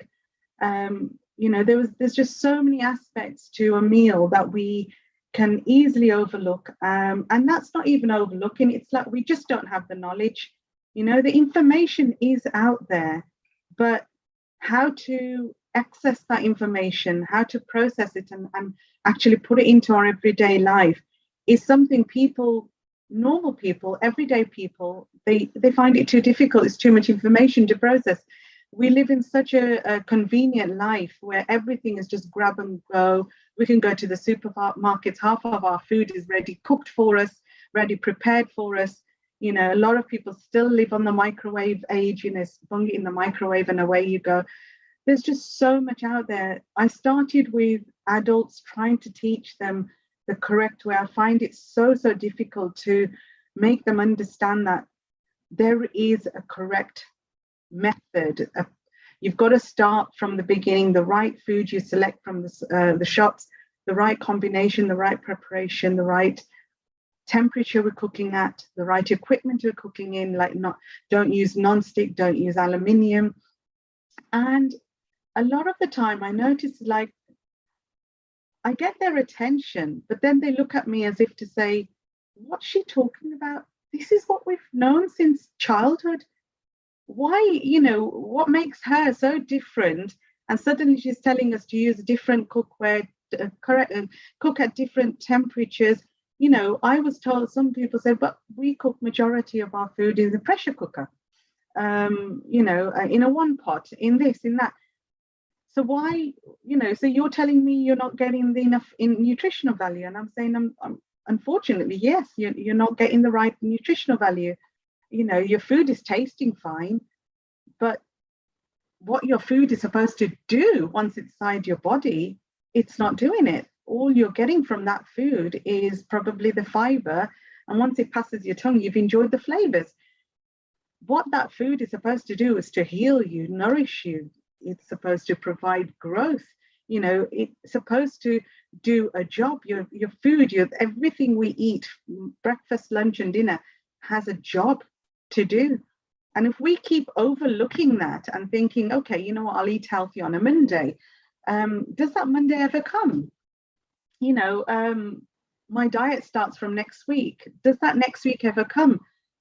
Our lifestyle has become so, how can you say, prevalent to quick food. You know, we just want to get the food and cooking out of the way, the most easiest, convenient equipment to use to make that life quicker, faster, and then we get on with our lives. But we forget that getting on with our lives, we physically need to be able to get on with that life. So physically, if you go backwards and you say physically, we can do our yoga, we can do our meditation, and we can do our well-being and our mindset. All our daily routines are fantastic for everything outside here. But what we put in our mouths, what goes inside our gut, and what the fundamental thing that our food is supposed to do is the most important part of your day that we rush. You know, we overlook and we neglect. And where does that come from? Where does that stem from? So I went backwards. I'm thinking, okay, me trying to approach adults, I seem to be hitting a wall. So there's me thinking, it's the children. It's the children we need to educate. And the lack of education and understanding of correct way of cooking, correct way of eating should start at an early age.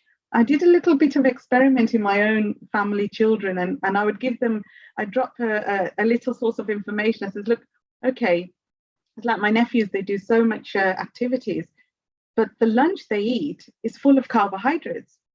And I'm saying, okay, you're 11, 12, and 13. And I'm thinking, okay, do you know what protein is? Do you know how much protein you're supposed to put in your body? Do you know? They don't know anything. So far from how can I say, junior school to secondary school, they haven't even tapped on anything yet. The classes haven't even existed. They, you know, my one nephew said to me, he goes, oh, we did a small class and we made macaroni cheese. So, okay, you made macaroni cheese, and this macaroni cheese was put together.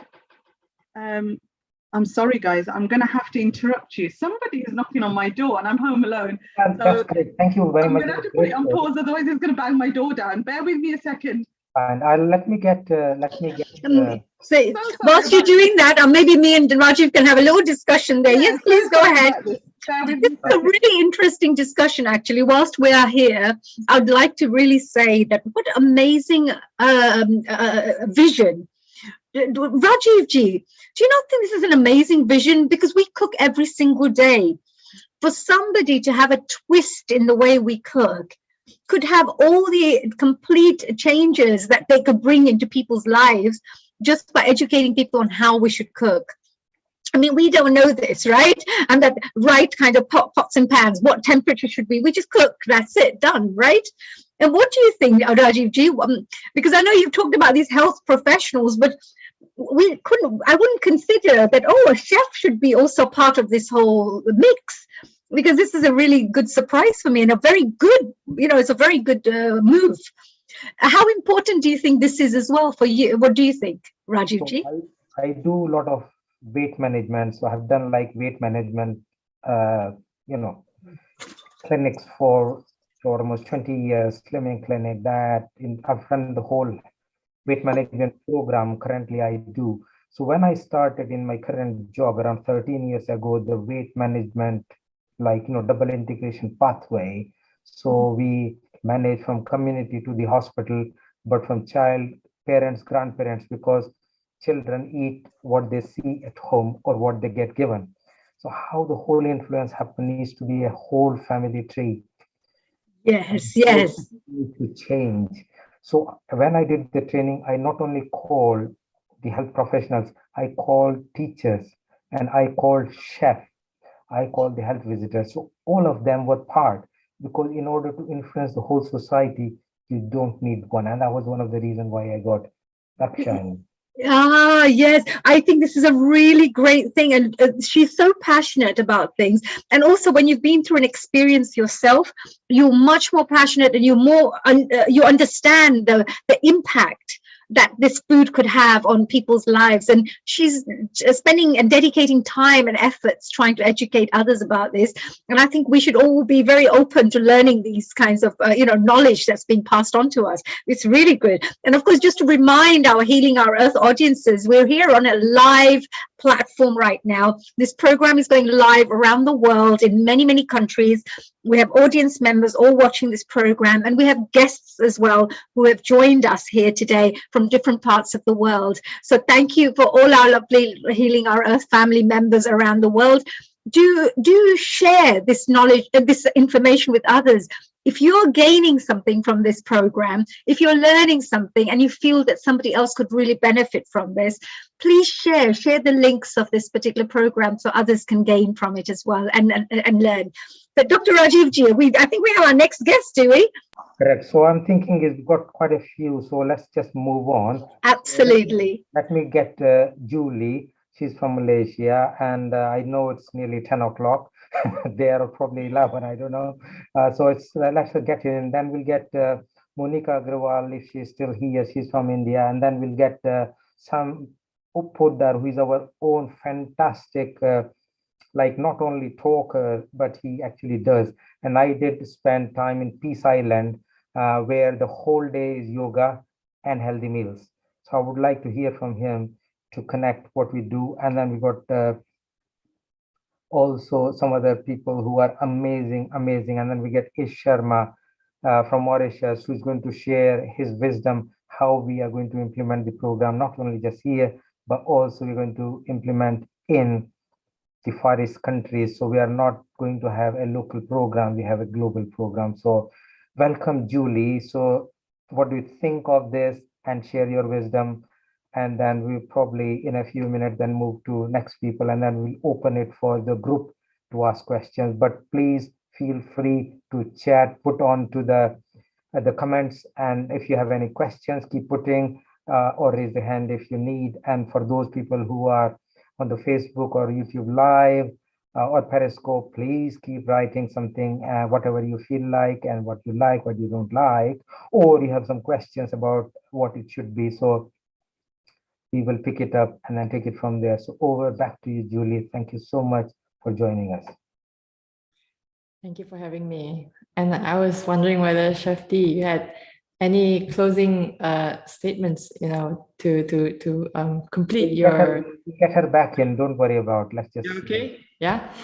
I really resonated with Falgoni's message, and Heather and Chef D and Catherine. All of you spoke about things that are very important to me, and the group that I lead is actually a group of WildFit coaches, and I help them with my medical background to look at problems that their clients are facing. And in this program has been very, very effective for me in terms of helping me see how the impact of food on behavior and health problems, especially in children. So a brief bit about my experience going through the WildFit program is that I went through it when I was really at a very low point in my life. I was really struggling with my health. And I had just given birth, and I had a 3-month-old baby. And the program actually, just in very brief, I would just sum it up in an acronym. And the easiest way to think of it is that there are, as we were talking about carbohydrates, right? So there are foods that have a lot of carbohydrates and a lot of addictive qualities to them. And the acronym I use when I want to summarize it for people is this acronym GODS. So we don't want to have false gods, right? So the first types of food that is very, especially for vegetarians, is a really tough, it's really difficult. You can't completely get rid of it because you need some of it, but you don't want to have too much. It's grains, especially gluten. So just beware. Because gluten is extremely addictive. Gluten has, the breakdown products has a morphine-like substance called gluteomorphine. And then the second letter is O, is overly processed foods. So it's just very easy to think about, overly processed foods. The third is dairy. So dairy has the analogous to the gluteomorphine as caseomorphine. And and sometimes people do not know how much they are reacting to it until we take it out for a month. So the challenge usually is to remove the food for more than 2 weeks, 2 weeks to a month or even longer, in order to remove the allergenic, the effects of it. And I found for my 6-year-old, she had actually very severe reactions to cheese. Every time she would eat pizza, she would end up with an asthma attack. And it happened more than once, and we were like, okay, that's it. And she herself has learned that. So we've made the connection for her between food and her asthma.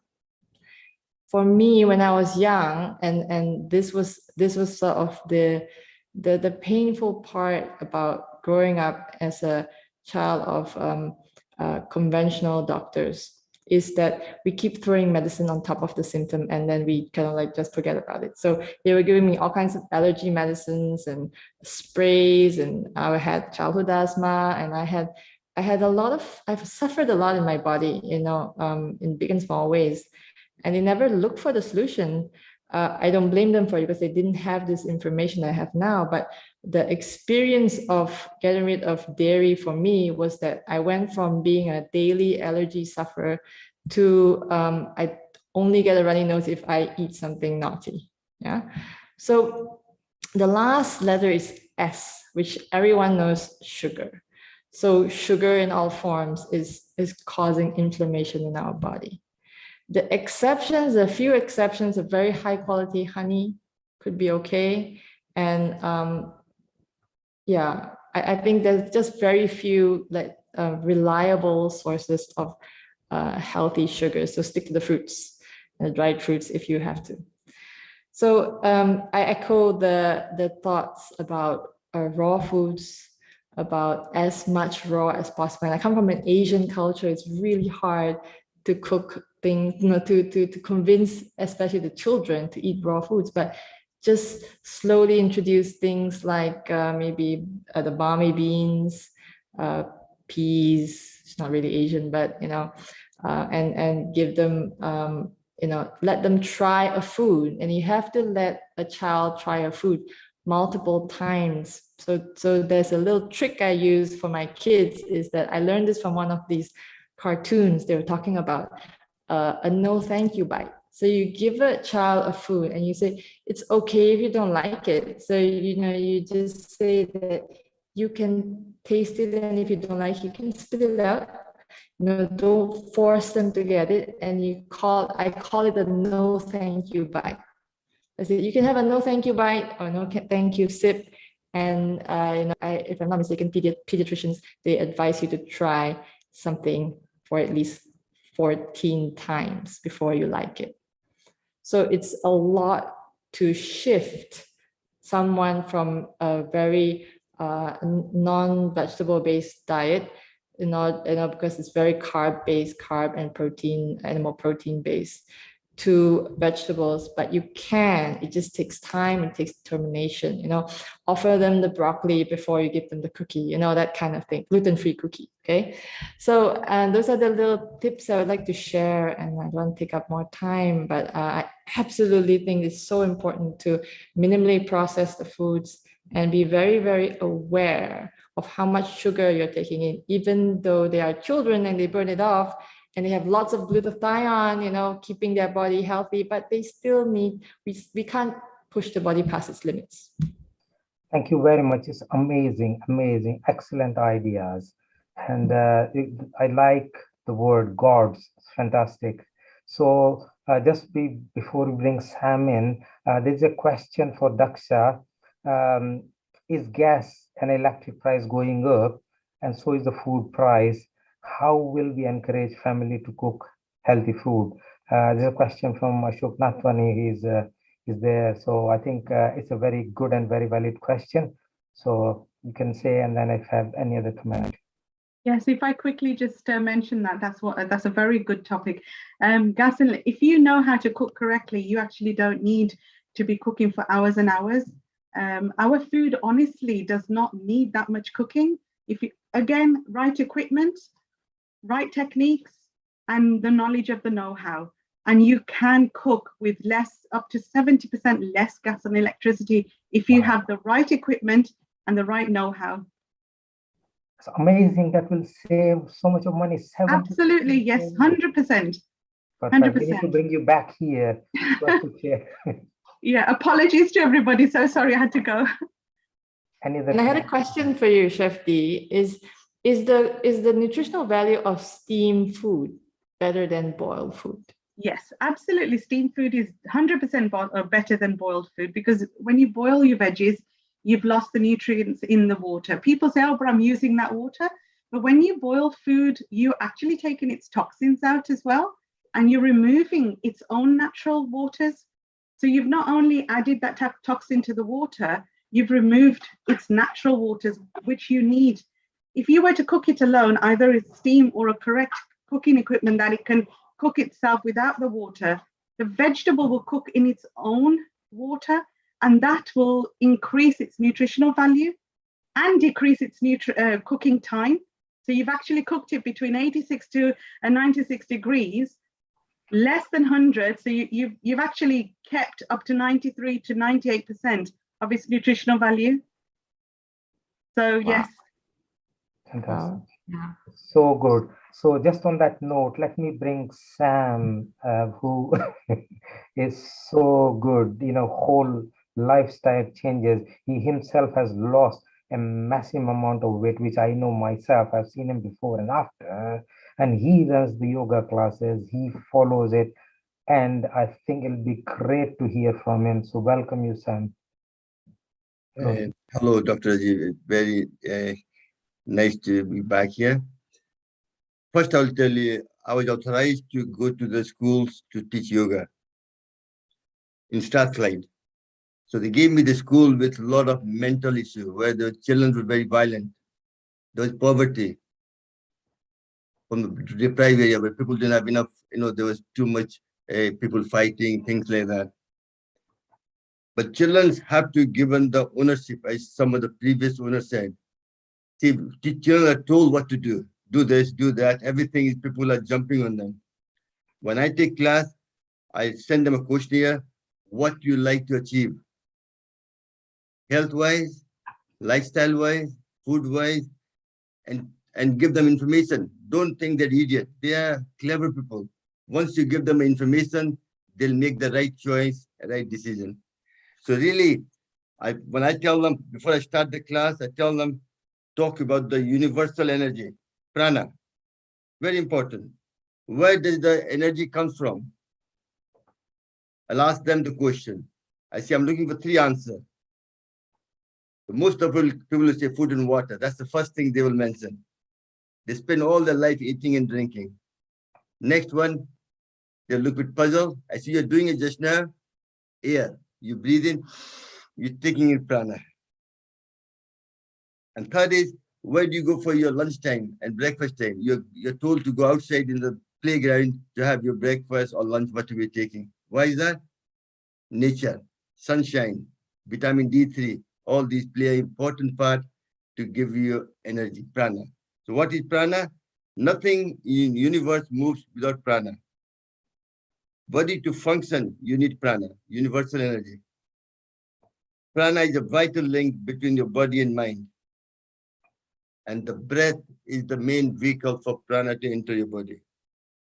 Without prana, there is no life. If you have energy, through prana, you get mental disturbance, excitement, anxiety, fear, anger, disappointment, lust for sex can all be calmed down. Regular practice of pranayama plays a very important. Mental health is very big issue. And to teach children, you have to become like children. Talk to them about universal energy all the time. And the breath is the main bridge between body and mind. Conscious mind and subconscious mind. What mind thinks, body delivers. Mind is like a horse. If you don't rein it properly, it wanders around and your mind gets all like. Pranayama is one of the best ways. That's why then I told them, how do you feel prana? They say, I don't know what prana is. I say, put your hand apart. You can all do it. I bring close to you. As you bring closer to you, within 1 centimeter, you can feel a pulsation. Something happened between your finger. That's prana at work. You can feel the bit sensation in between. When you go back, slowly you can feel the pressure behind the hand. Other one is, you have energy channel in your body. I tell them to rub the nail like this, into the nerve ending, energize the prana, and then shake your body like the athletic does, standing like this. You can feel the sensation in your palm of your hand. That's prana. And the children trying to think. Then I ask the class, out of 40 people, I ask them, who wants to gain height? Out of 40, 25 people took their hand up. Oh, yes, sir, I want to gain height. Then I will ask them, what do you eat to gain height? They'll tell me all the different things, vegetable, milk, carrot, broccoli, all the different things, what they knew. Then I say, also you need vitamin D3. Your bone need to be absorb more calcium in your bone, so bone can stretch, which gives you a chance to stretch. And then I'll tell them, you have to do 5 asana to stretch your thinking. They say, oh yes, sir. I said, please tell us. And they all want to, they're eager to take part in it. So I don't have to force them. They want me to do it. So like Tarasan, shoulder stand, Halasana, crab pose, they do it and they all enjoy it. See, that's it. It's like children are like a children. You have to choke, kind of, like somebody said, give them something else, to give them something else, bit of chocolate to do something else, they'll do it. If there's benefit, then I ask for acupressure-wise, I'll tell them, and we got blocked nose. Out of 40, 10 people have blocked nose. So I tell them, take your finger, tip of the finger, and just rub them in anywhere at all. If it's the right nostril, take the left hand. If it's left nostril, right hand, and they find the nose clear. They say, oh God, that's magic. I can breathe now. And that's what they're looking for. Looking for something quick fix. Acupressure is one of the best ways to heal people. Then somebody says, I want to increase my memory power. Then they said, in old science, when you're back home, when the children were punished, you have to hold the ear with both opposite hand, and you do sit down, up and down. What can they say? You connect your right hemisphere with the left hemisphere and increase your memory power. So all these are simple things, very attractive. And then they say how to increase concentration. I said, children, how much water do you drink? I say 1 glass. How some say half glass? Some say no. You have to drink at least, take your weight, divide by 30. And that's the amount of water. If like I'm 90 kilo, so I need to drink 3 liters of water daily. If you don't drink enough water, leads to lack of concentration, and then you criticate more, your stomach doesn't clear, and then you pass gas all the time, and that's what, and you fall asleep easily as well. You can't concentrate. So really, then people take more interest and take into the thing, mate. Hope I've got enough time to still talk away. Rajiv, is okay? A few minutes? Yeah, a few more minutes. Perfect.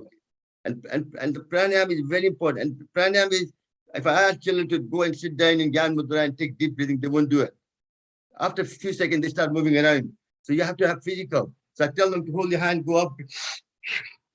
If you do physical, they'll do it with you. Kapalbhati, I used to do this way. They'll do it, but they won't do it sitting down. So really, you have to act physical activity with pranayama. And that's what, and I told them pranayama is the one fixes your body, internal organ exercise, and promote good health. And things like Bastrika, Kapalbhati, increase your immunity. And then also I talk to a lot of children about nitric oxide. I said, if you want stamina, you want to be good at sports, good at education, you have to have nitric oxide. Don't use mouthwash, use all the food, mix it with saliva, which makes nitrite, which produces nitric oxide, which is like a bubble. It's like a straw. When you put the soap water, you bubble, the bubble goes up and bursts. So that dilates your blood vessel, expands your lung, and then also goes more oxygen goes into your muscles, so it gives you more stamina. Then you can run faster, you can jog faster, you can be top of the class, all the sports and everything else, you become better at it. I can go on and on, sorry, I know time is limited, but thank you very much. Hopefully that give you kind of flavor. And island you talked about, just the island has fresh air blowing through all the time. You have nature and the food, there's no shop there. They only eat what we bring. So I only bring the healthy food, broccoli, cinnamon powder. Like in the morning, we give them cinnamon powder, honey, like a toast on the brown bread with the sesame seed and everything on it. It's like trying to, and that's what the health is. That's what we're trying to do. But rather than forcing people, you have to educate them in certain way, coach them into it, that it becomes a habit. So thank you very much. It's amazing, and I think we would need to get more input. It is so well presented, simple things, and you are qualified to teach yoga. What best we can have to have input on this Eat Smart, Think Smart program, because you have covered both parts. One thing I'll add on to it, like I went to the dining room, they were eating carrot, with raw carrot. So I told the teacher, body needs a color, beta carotene, which comes from the color of the vegetable, not from the vegetable itself. And when you cook it, when you steam it, you get 18% beta carotene absorbed in the body. When you eat raw, only absorb 10-20%. So which is better? So try to give them better steamed carrot rather than the raw carrot. Sorry. So there are two more things. One is there is a lot of requests from people to organize a trip to a peace island for all integrated health practitioners. And what better place, because we are cut off from the world. It's like a prison camp. It's like a prison camp. You can't go out. You have to swim across. You can't swim across either. That's right. And the second one is also about the schools. So I'm just thinking is where the schools are actually keen on it. We would really love for your input and to really do these things because you are doing yourself. Imagine if there are another 20-30 people doing it in the schools using the techniques which you have mastered and you found they're effective and useful. We should include it our program so that we can do it. So we'll be grateful for that. Thank you. My pleasure. So I think we have got tons of useful things, it's all coming, so we'll try and bring it together. I'm just thinking is we have got Professor Ish Sharma here, and he actually has been quite keen. In fact, he is in a very powerful position from Ministry of Ayush. He's in Mauritius and has been in contact with the influence, the government and all that.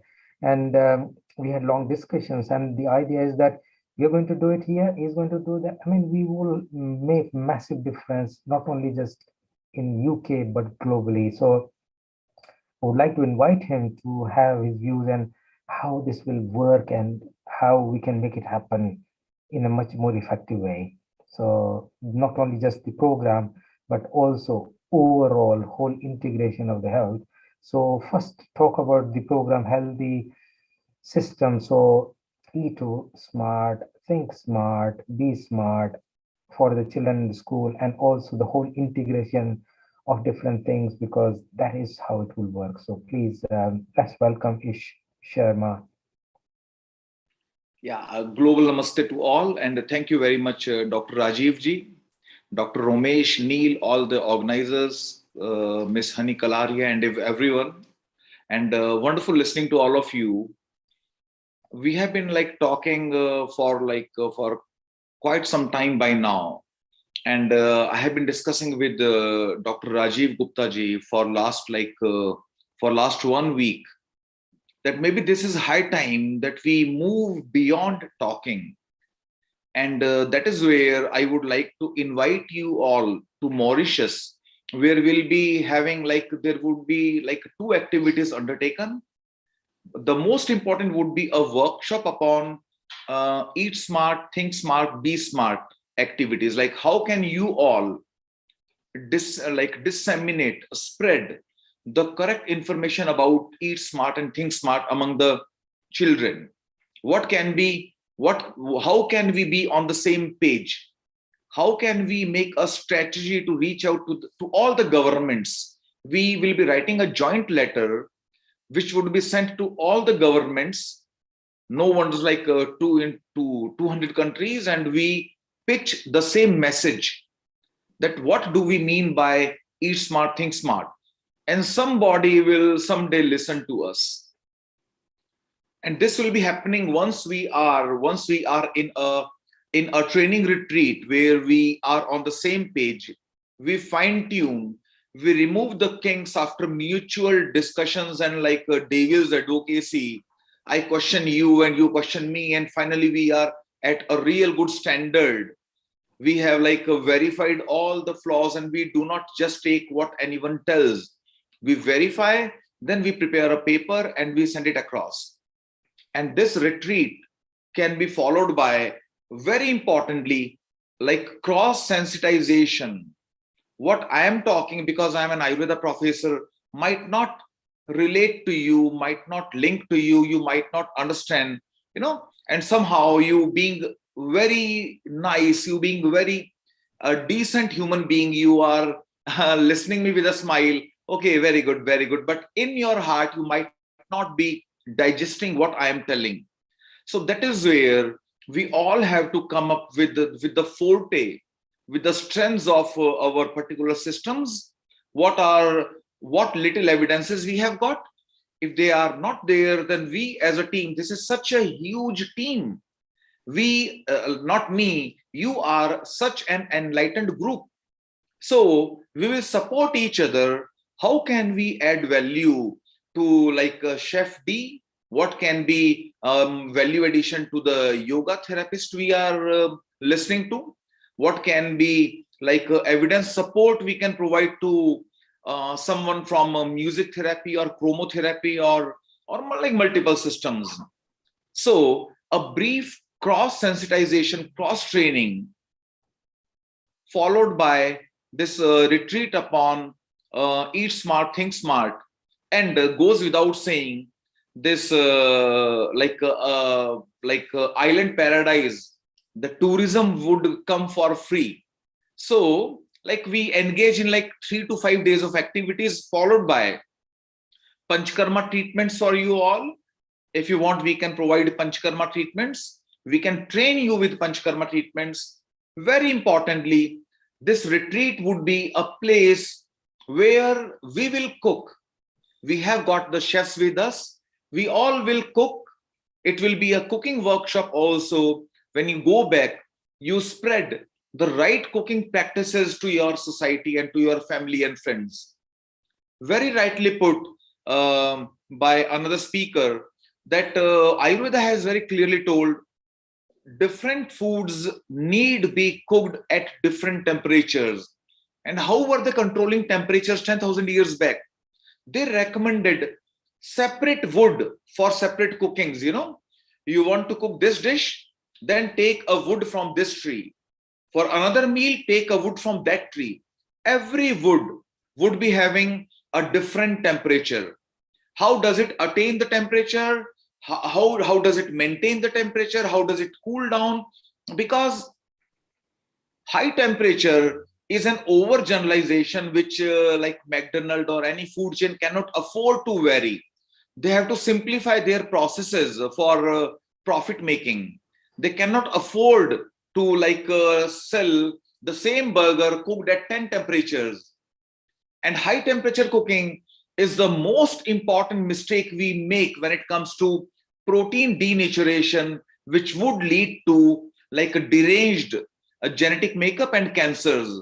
So high temperature cooking, barbecue can be a very good triggerer for cancers when you are overcooking for hours and hours, then you are denaturing the protein. So right temperature cooking is very, very important.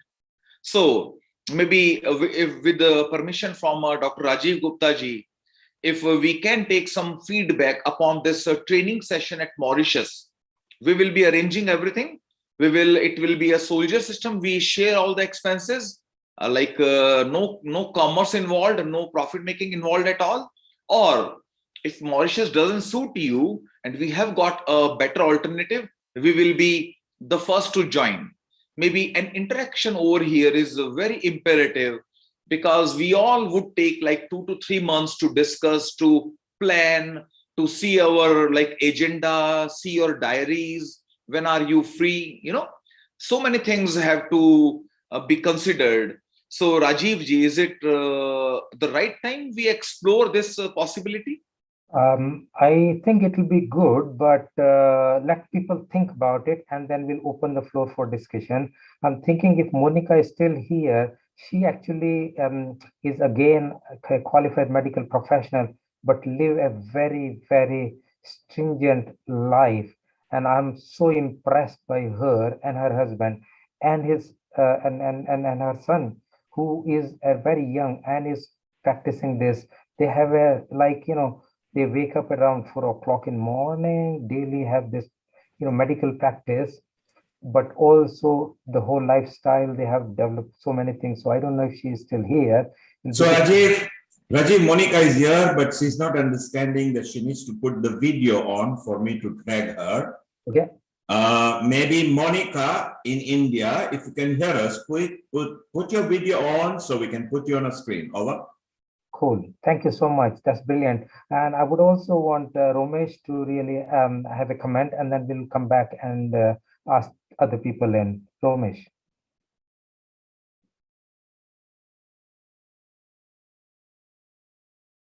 You are mute, Romesh, if you want to comment. But I can open it to we are other fortunately people. getting there, that we are almost there on the same page. If not quite, that maybe just page opposite, but I think we're just getting there. And I think this getting a physical sort of get together, when it is safe, where it is safe, will be a fantastic idea. I have been to Mauritius myself. My friend lived there for many years, and fortunately he's just there, but he's going back. But it is a beautiful place. I say it is a gateway to west for the Easterns and gateway to east to the Westerns. And I'm not sure that whether I will be interested to learn cooking at this stage, but I think what we need to do, and I keep saying that again, I'll continue saying that again, because I think that is what I believe in. We need to teach cooking and those sort of skills to the children, because we are quite fixed, whether we say it or not say. We have developed certain habits and certain things, but the youth, they are really, you can do and get them what you want to, achieve. So the program, Eat Smart and these things, is part. We shouldn't forget, it is a part of developing schools, developing communities, and developing our wellness. And that is where we are. Because eating is something, is a fuel, is energy for us. But at the same time, the other habits, other things picking up, like Rajiv said, and that is very important, that there is so much underneath bullying is going on in the schools. They get isolated, they get depression, they get anxious, they don't go to teacher, they don't eat well at home, they eat junk food because that is easier to fill their tummies. And suicidal rate has gone up, which is very, very unfortunate, that the children who have to see their youth, their children, their whole life, they are taking their own thing. So who spends more time with the children? The children.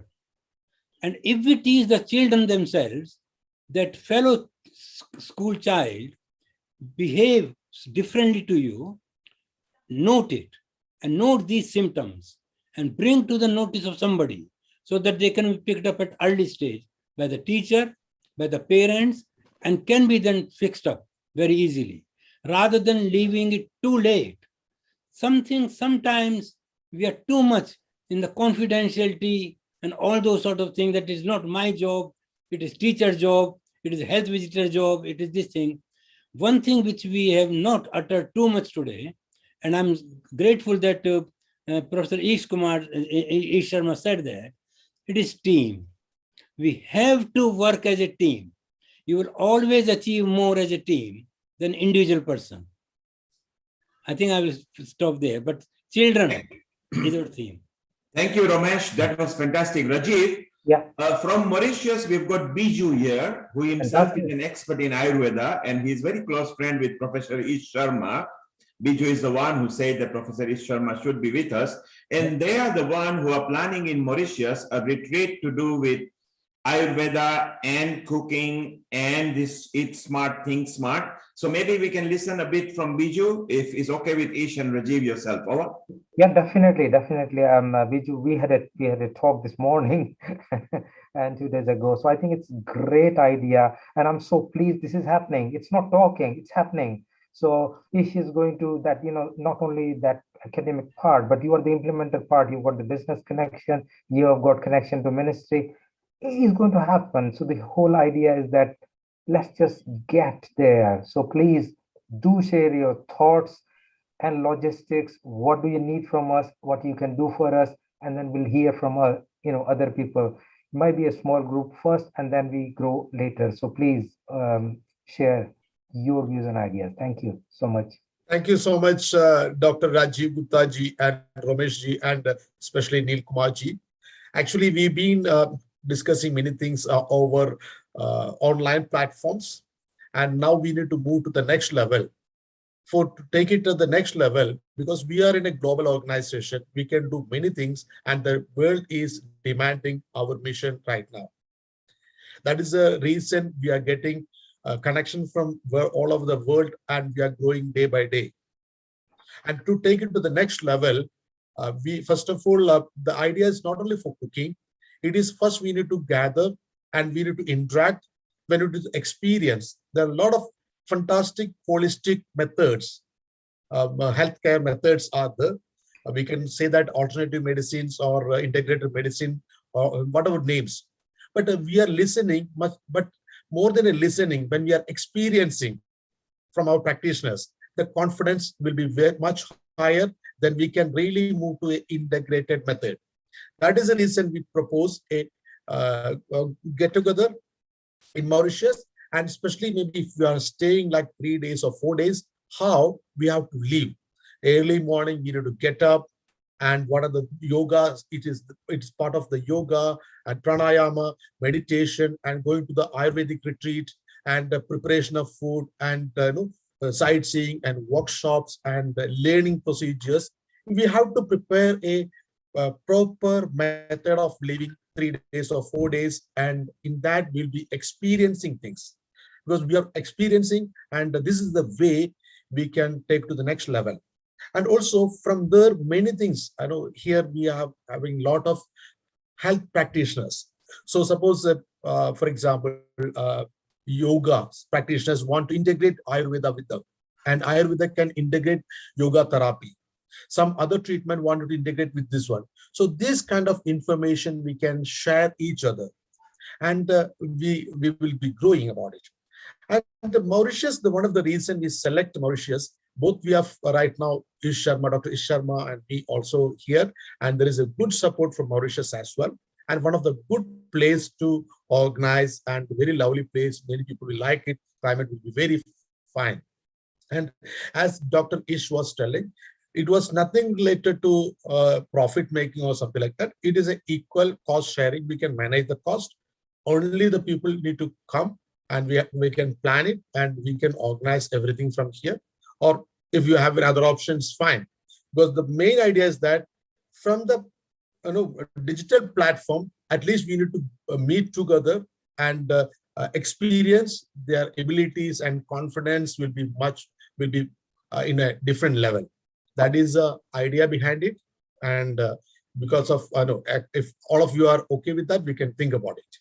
So Rajiv, the beautiful part is Mauritius is not only a wonderful destination in Indian Ocean, but because of Ish Sharma, who is actually collaborating with the local ministry and convincing them, our idea with you and Professor Gupta, that we want the school establishment and education authorities being our partners, what a wonderful chance we have got to set up this global organization, particularly to run with a ready-made project that we have got, which Professor Gupta has mastered for the last 20 years. And now he's going to fine-tune it with actual proper toolkit. If we merge it with what Biju and Ish were, they are the first one to have actually offered us that we want to start this. This is a wonderful time. So Ish, to answer your question that is it too soon? No, it's not too soon. But as Rajiv said, let us explore with everybody and then put a package that is conducive to each forum member, where we find hotel partners, retreat partners, airline partners. So the less we have to fork out, the more attractive it is, because we are all doing this voluntarily, freely, and spiritually. So Ramesh, the project that you have got, the Health Mela, which is already rolled out, and I think Rajiv, you and Ramesh have planned something in July. Tell us a bit more about it and then take it over. And by the way, from India, we have got the couple, Dr. Monica and them, and then later we just call them. Over to you. Well, can I just say about this, just 2-3 lines about the next Health Mela which we are having? Yeah. This approach will be on 2nd of July at Altrincham in Manchester, or Cheshire, whatever you classify now. This is in the Loreto Grammar School. This school is for girls only, and mostly the secondary school, but they have got sister schools at a younger age. But they will also invite the children from others, and it will be open to general public, and parents and teachers will be there.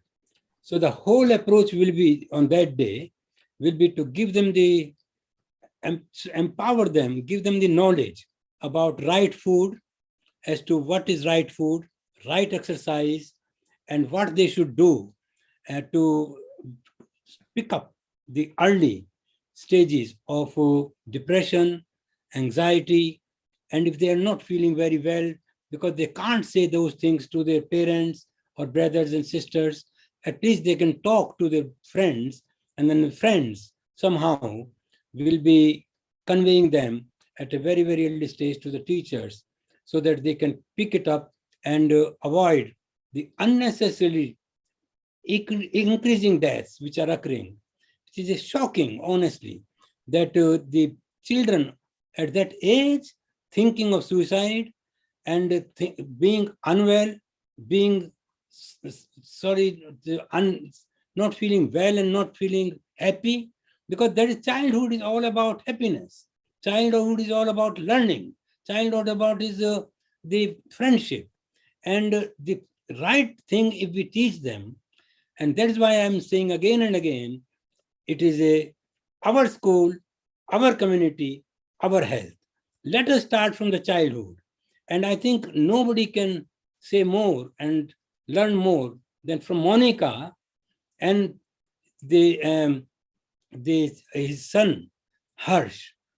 Honestly speaking, he's tuned so much in the healthy eating, infused drinks, and taking part and like speaking on this thing is amazing. And we had a seminar yesterday, and I'm grateful and very happy that Prachur and Monica are here.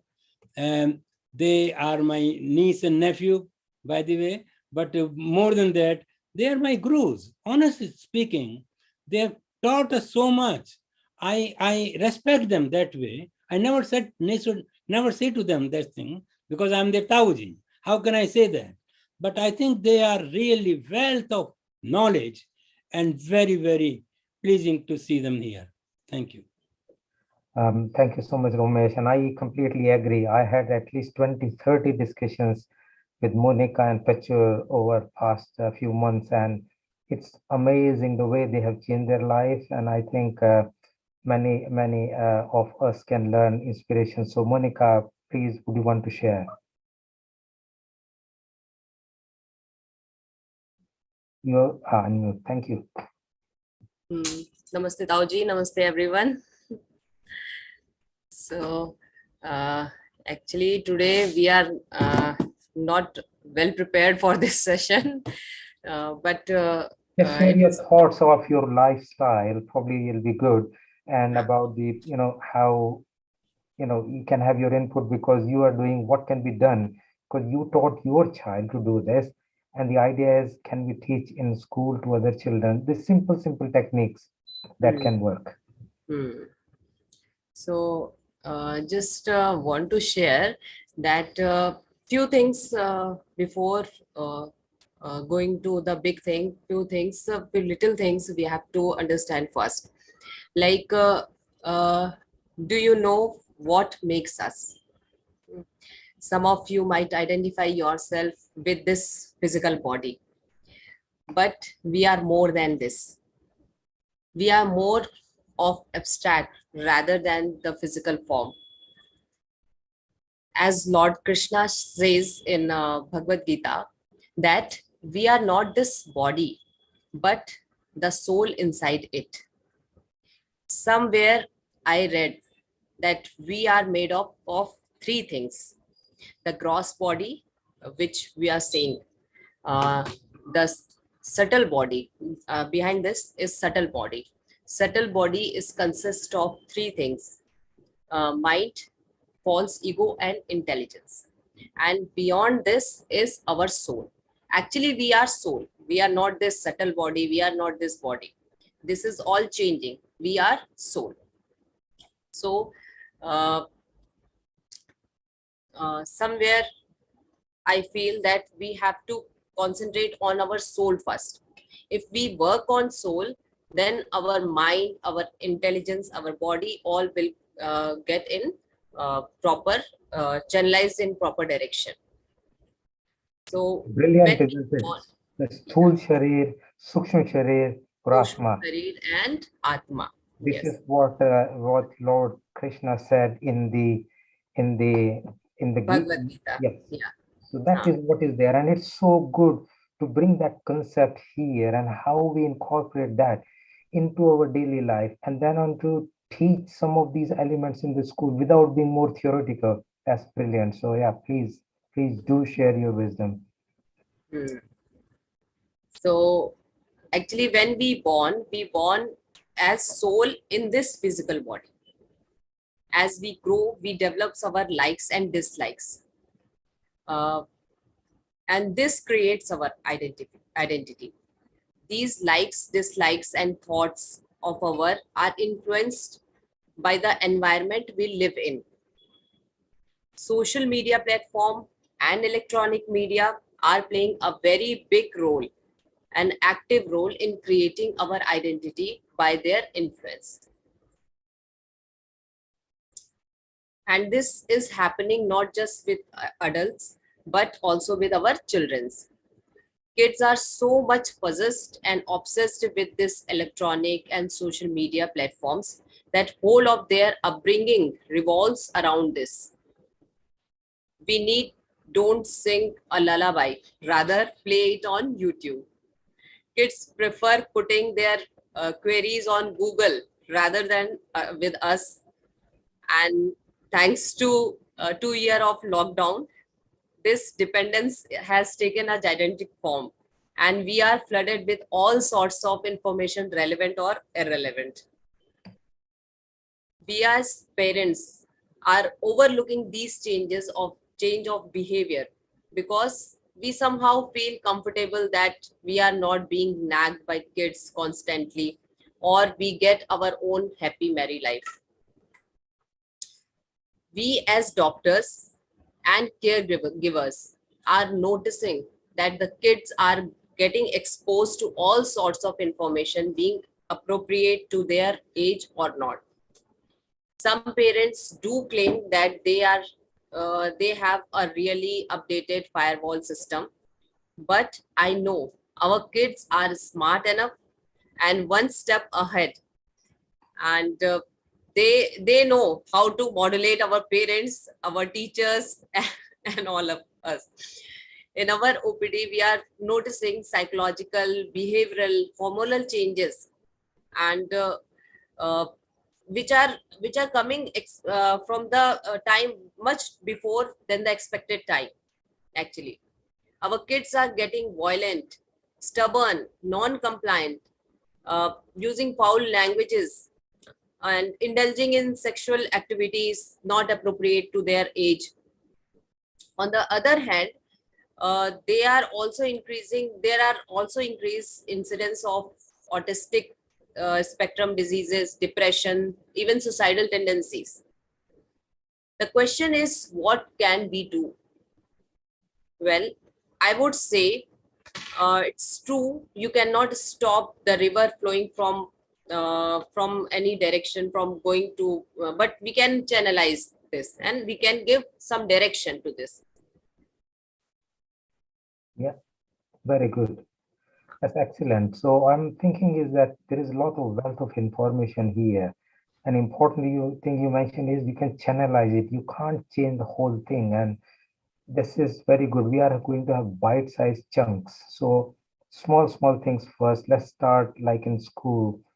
Few things, just little change in the what time they should wake up, how much screen time should they have, who should they meet, what time should they sleep. So sleep hygiene is quite important because I hear all the time children are sleeping till 2 o'clock and then waking at 11 o'clock. That's not how body is naturally built. So we have left what is alignment with nature to do something very artificial.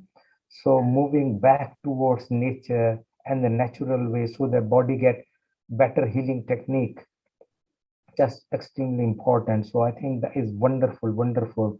I'm so grateful. I'm conscious of the time, so I was thinking to give a couple of minutes for each of the panelists again to just see. I mean, we had so much of wealth of information. We heard about the circle of influence. How do we use it, and how we increase the circle of influence? We heard about the karma effect. We heard about bringing that into the school. We heard about the lifestyle changes that we need to do. We learned about how our body practices, the exercise, the mind practices, the posturing, the breathing, that can change, and Sam is doing it practically. So we have wealth of information. Are talking about the energy practices. We heard about willingness. We learned about trip down the memory lane. We heard about how proper community changes can be brought just by doing changes. We heard from Catherine about the whole system change. She is a physical education teacher, but she has extended beyond, how she has used it for the Duke of Edinburgh Award, all these things, activities, the cooking, the changes they are going to do, children designing their food and children cooking their food by school providing that, and health mela, which Romesh has talked twice about this bringing the real life changes into not only just the children, but the community and the society, so as to have a better future generation. Grab and go is what is happening, as Daksha mentioned. We are in a microwave age, everything is quicker, faster, eat and go. However, we are leaving the joy of food. We are not using the nutritional value of the food. We are not having mindfulness so that we chew and eat every single element that can be assimilated into our body to provide the proper nutrition. And we heard from Julie about gods, amazing, amazing, the grains, the gluten-free diet, making the changes, but the minimizing, maximizing what you need for body, overtly cooked food, dairy food, sugar, the effect of the carbohydrate, all these things are part of our life, and how we should change this in a positive way to bring the effect. And we know many of these hyperactivity that we show is related to the sugar, the anxiety, the depression. Many of them is part of life. And how can we do the things differently?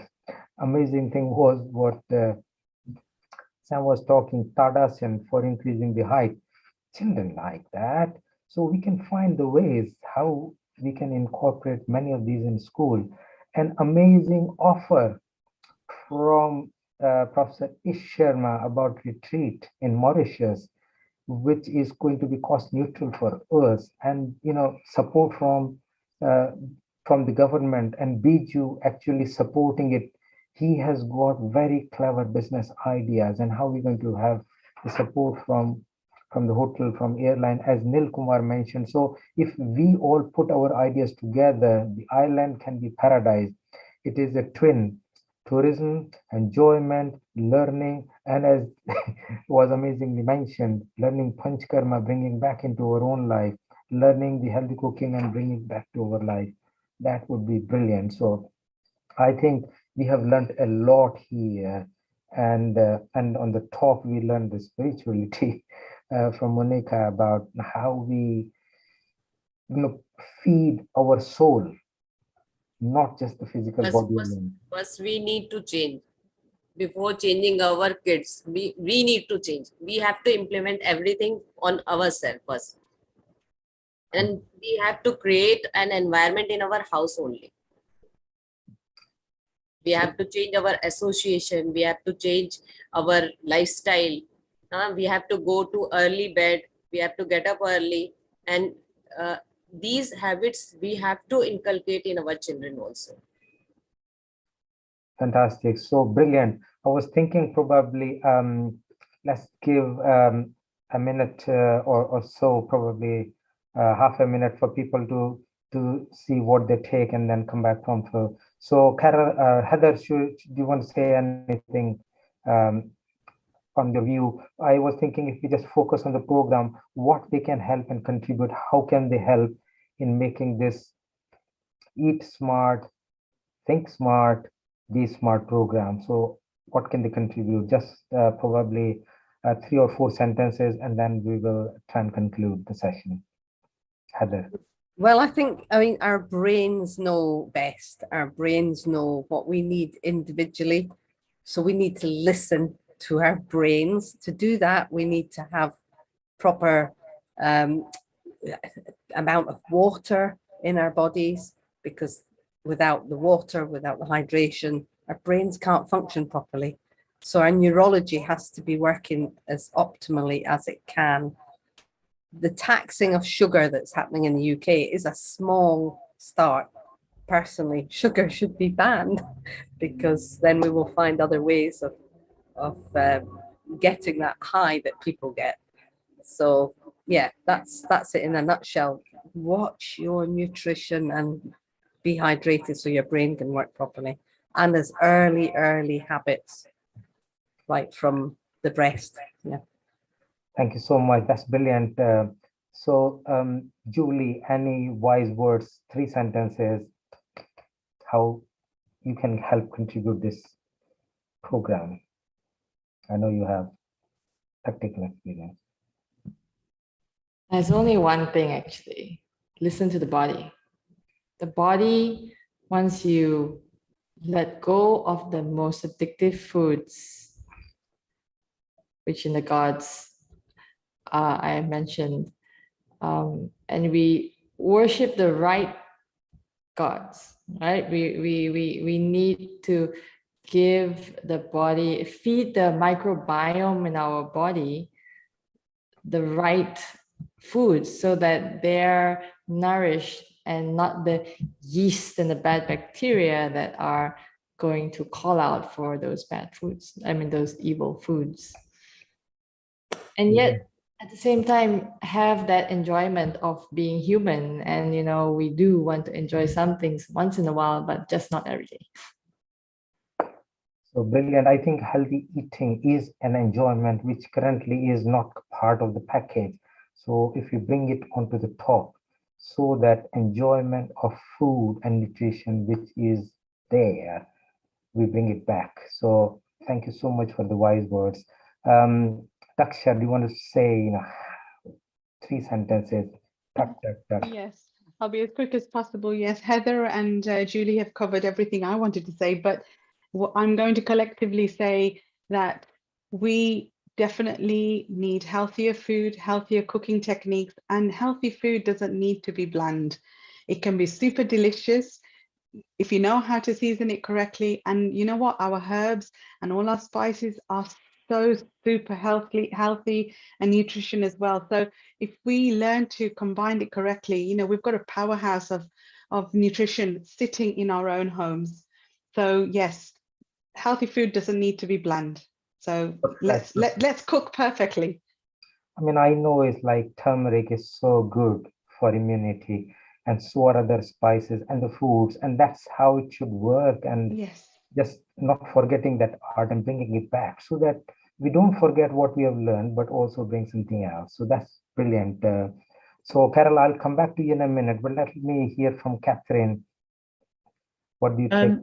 I think it's very good what everyone said, but I think it's keeping it fun for the children. They have to enjoy it. If they see something and they perceive it as being a little bit boring, they get turned off. And I know that's society today, but I think, you know, make it enjoyable for them, make it fun, make the food fun. And I think then you've got them, and you've got them for life. But I think you've got to keep it, as Julie said, it's got to be enjoyable. It's got to be fun for them. Fantastic. So I know Kushalbai is here and Ashok as well. But let me, I don't know if Sam is here, if you want to have any last word of wisdom in a sentence or two, and then we'll bring Carol and Kushalbai into action. Go first, Kushalbai, meanwhile. And then bring Romesh to have like final words of wisdom. Yeah. Thank you. Just 1 second. Let's hear from Kushal has got 2 instruments on. If he switches on, if you go to Carol, please, with a quick sentence, and then Ashok, and then we Carol, go. please go ahead. Yes, I mean, I'd like to echo what Catherine said about including the children in the decision-making part of this, because what I've learned from giving cooking lessons is that they like choices and they like to be able to choose. And excuse me, that part is really important. I would also, one of the couple of the questions that have come up for myself is, in the current worldwide crisis of poverty and food, the availability of food at a reasonable price, that there may be some pushback, and you know, that with the best will in the world, our message might not be received as we would like it to be received. And I'd love to know what the plans are for this in the future. I don't know, dropping that as a question. But I think, and also I'd love to know what age children, because we haven't, I don't think anybody's mentioned the age of the children we're talking about. think we are going to have school age children, so they are up to like 16 is kind of primary group. So we are not talking of just the infants. So I think that's kind of my view is that let's tackle 5 to 16 as a first, which are likely in school. And I know their needs are different. Yes, absolutely. Yes, absolutely. But, you know, my personal experience is that, you know, you teach children the joy of food, they will pick it up really quickly. And the joy of food is in the flavor and also in them having the choices as to what they put in their mouth rather than somebody telling them what to eat. That, you know, because their natural response is to go, oh, no, I'm going to eat that instead. So, you know, and creating fun and stuff around this. So, you know, I with my kids, I talk about them playing with food. Amazing, amazing. So I think that's brilliant. So Kushal bhai, I think if you're ready, otherwise we can get Ashok first, and then when you are ready, we can get it there. Ashok bhai, do you want to talk first? Yes, Dr. Ji, thank you very much. It was a very interesting topic. I promote yoga for health in Northamptonshire, working with local organization. One of the things we got is a green patch where we grow the vegetables. And in springtime, summer holiday time, we encourage children to come as well. And one of the things I did with my grandson, ask what he want to do 4 years old. I said, I want to grow tomato. So you do the tomato plant and you will grow to see. So similar with the children's, like to encourage, like, you know, teach them how to grow simple vegetables, you know, and if they make the good habits, like, so I look forward, like, you know, to be the part of the team, you know, and we'll share what I do in Northamptonshire. Thank you very much. And good to see you, Dr. Ji, again. I know you have been doing like this whole yoga program with Darshanji as a co-host for 2 years and doing it every single day of the week. That's right. Yes, 7 o'clock in the morning. It's amazing. So hats off to Thank you and the team. Let me get Kushal bhai, and then Hani herself is a practitioner, so I think we'll get her views. I know we are kind of nearly done with the time, but let's have a few more minutes and then crack on with it. So Kushal bhai, and then Hani. Yeah, thank you, Rajiv and Ramesh. It's nice. It's a wonderful session we had today. But then, you know, I just want to share one thing that I had a little, I would say, a session with, you know, there's a Gujarati school in Preston.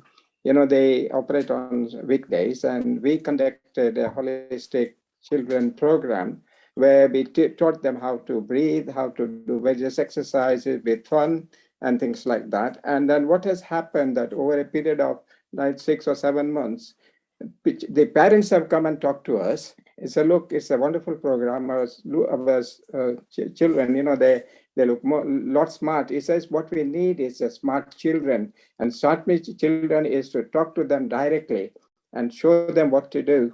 And this is what we are planning to do this time at the children's Mela in 2nd July. They were going to talk about the breathing and breathing various techniques with fun. At the same time, also teach them some of the yoga asanas where they can be very comfortable, playful. So this is what I want to share with you. And what I would say, we need smart children with smart thinking, smart working towards their life and looking forward to something better for their life. Thank you so much. I was thinking before coming back to Hani, there are 2 other medical doctors here, Paula Kosnarova, who is a diabetologist and is doing the acupuncture as a sideline, and also Nandini is here. So if any of them would want to share, I will give them the opportunity and then bring Hani back. So Rajiv, let's move on because the other person hasn't got the video on. We start concluding now. Over to you. Cool, lovely. Right. So I just wanted to say thank you so much, Dr. Rajiv Ji. That was really great. Also, Professor Gupta Ji, a really good discussion and such a wonderful panelists. people from all different backgrounds, and I've thoroughly enjoyed, again, as always, learning about all these different areas, and also the plans. That's very exciting, of the plans that are going to be taking place, and the way I can see everything coming together. So congratulations to all our special guests who've joined us today, contributed, and also for their wonderful commitment and dedication to making changes in people's lives and in this world, by coming together in this manner. And well done, of course, to Dr. Rajiv Gupta and, of course, Professor Ramesh Gupta ji as well, for this wonderful, great idea, and coming together and founding this wonderful initiative. We're very, very proud of you, both of you. So I know that we are now going to be moving shortly on to speak to various other panelists and other special guests who will be joining us. But before then, I just wanted to finish off with a little summary with what's going on.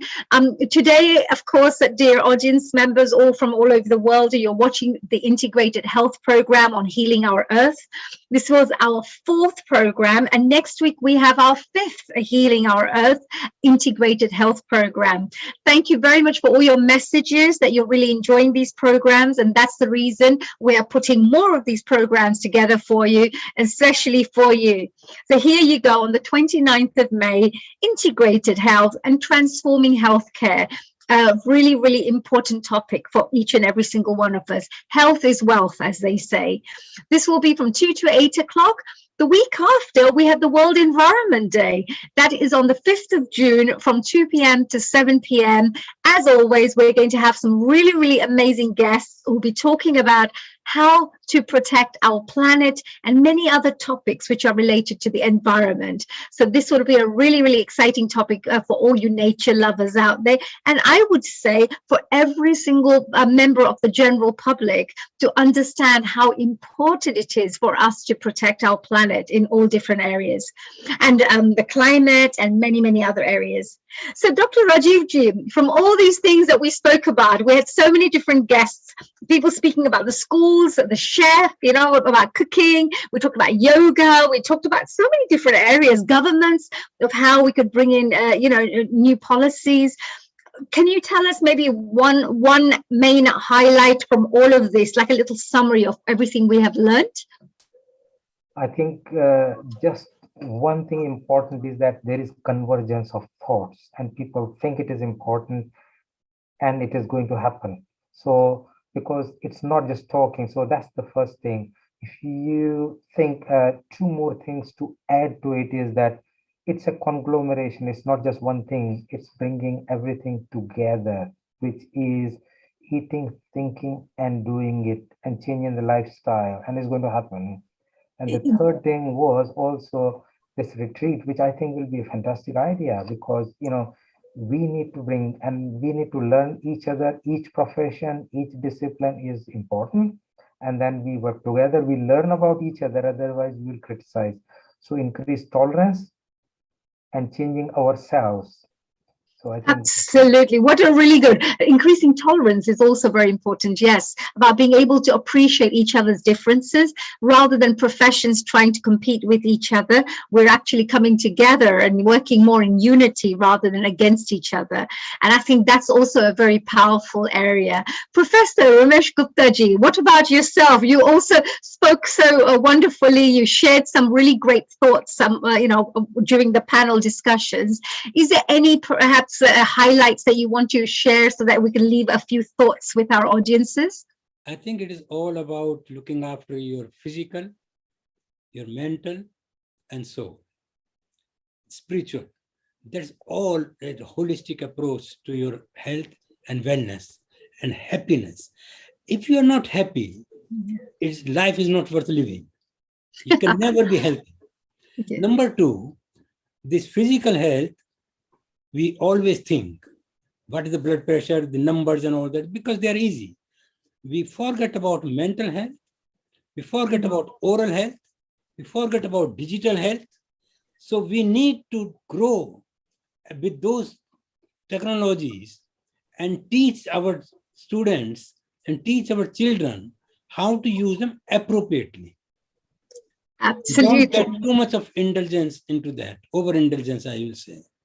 And that is what we are doing in Health Mela. And I'm so proud and I'm so happy to say that our integrated health forum has shown a very, very positive response.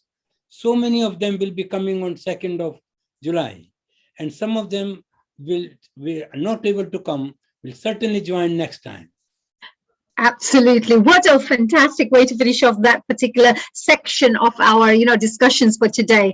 Very good, important thing. And of course, that 2nd of July for everybody else who's watching and listening right now, 2nd of July will be a very, very important day for the Health Mela that's going to be taking place. Again, what a fantastic way to bring professions from all different health care sectors, together, which is brilliant. So we're now going to be moving and introducing a couple of other people who'll be joining us. Before we call them on board, I think maybe I had a couple of things that I had, a couple of questions as well that maybe I would like to have cleared out here, Rajiv ji. We talked about all these different ways of educating children. And we talked about a range, like you mentioned, I believe 5 years to 16 years or so. So we're really trying to connect with the youngsters, right? The youth, our future generation. But on the spiritual side, which Professor Ramesh Gupta also mentioned, that we're trying to connect people on 3 layers, which is mentally, emotionally, and spiritually. It's all 3 areas. How do we develop this side? Because I know yoga and meditation is a very good form of helping individuals connect to their own inner selves. And I find that people who regularly meditate, etc., they automatically have this indicator inside them that says, don't do this and do this. There's like a policing system inside you. I shouldn't do this. I shouldn't take someone else's things. Something just tells you inside you that you're not doing the right thing. How do we develop this as well as part of our development? So I think that's an excellent question. One of the things that works well, and I know I for years have developed this whole system very much like Monica was talking, doing yoga, spiritual thing. I've written a book which is like Breathing for Life, and that talks about why breathing is important, because with the time now people have forgotten the breathing. It's automatic process happens, but how you do proper breathing and how do. So that's paying attention to the thing, which is what we teach. If you do the right breathing, get the oxygen. Oxygen is the vital parameter. Oxygen goes into the brain, your memory improve, your thinking improve, your concentration improve, your body system improve, your cells get nourishment, so they live longer and healthier. So this is one simple thing, and that allow the alignment to physical, mental, and spiritual, because when you are calm, the natural connection to universe happen. Yes, yes. Closing the eye and shutting from external environment just even for 5 minutes a day. It's very, very true. I remember, starting to meditate, and when I this was actually, I've been meditating since the age of 13, but it was all different types of meditation, not one, same one. But about 20 years ago, when one of the spiritual masters told me that, look, why don't you try this 45 days without stopping every single day? And I tried it, for half an hour every single day for 45 days. And it transformed my whole life with the way I was, my outlook towards life. My intuition just grew in a different level. And not just that, health-wise as well. It just, I hardly have to see doctors or anything, because when you regularly meditate, there's not much stress in your body. There's not, there's always that happy feelings, that you have in your mind, something along the lines of that. So how do we, oh gosh, yes, thank you. There you go, something's just come up there. Integrated health, thank you for all our wonderful contributors who talked about eat smart, think smart, be smart, and every single one of you is considered as our team, the integrated health team. So thank you for that.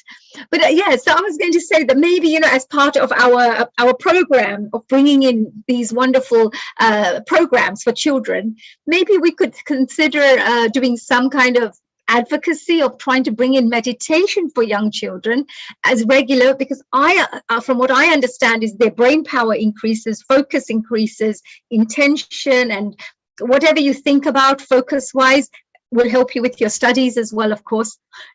I think that would be, what do you think? Perhaps bringing in meditation on a regular basis for schools?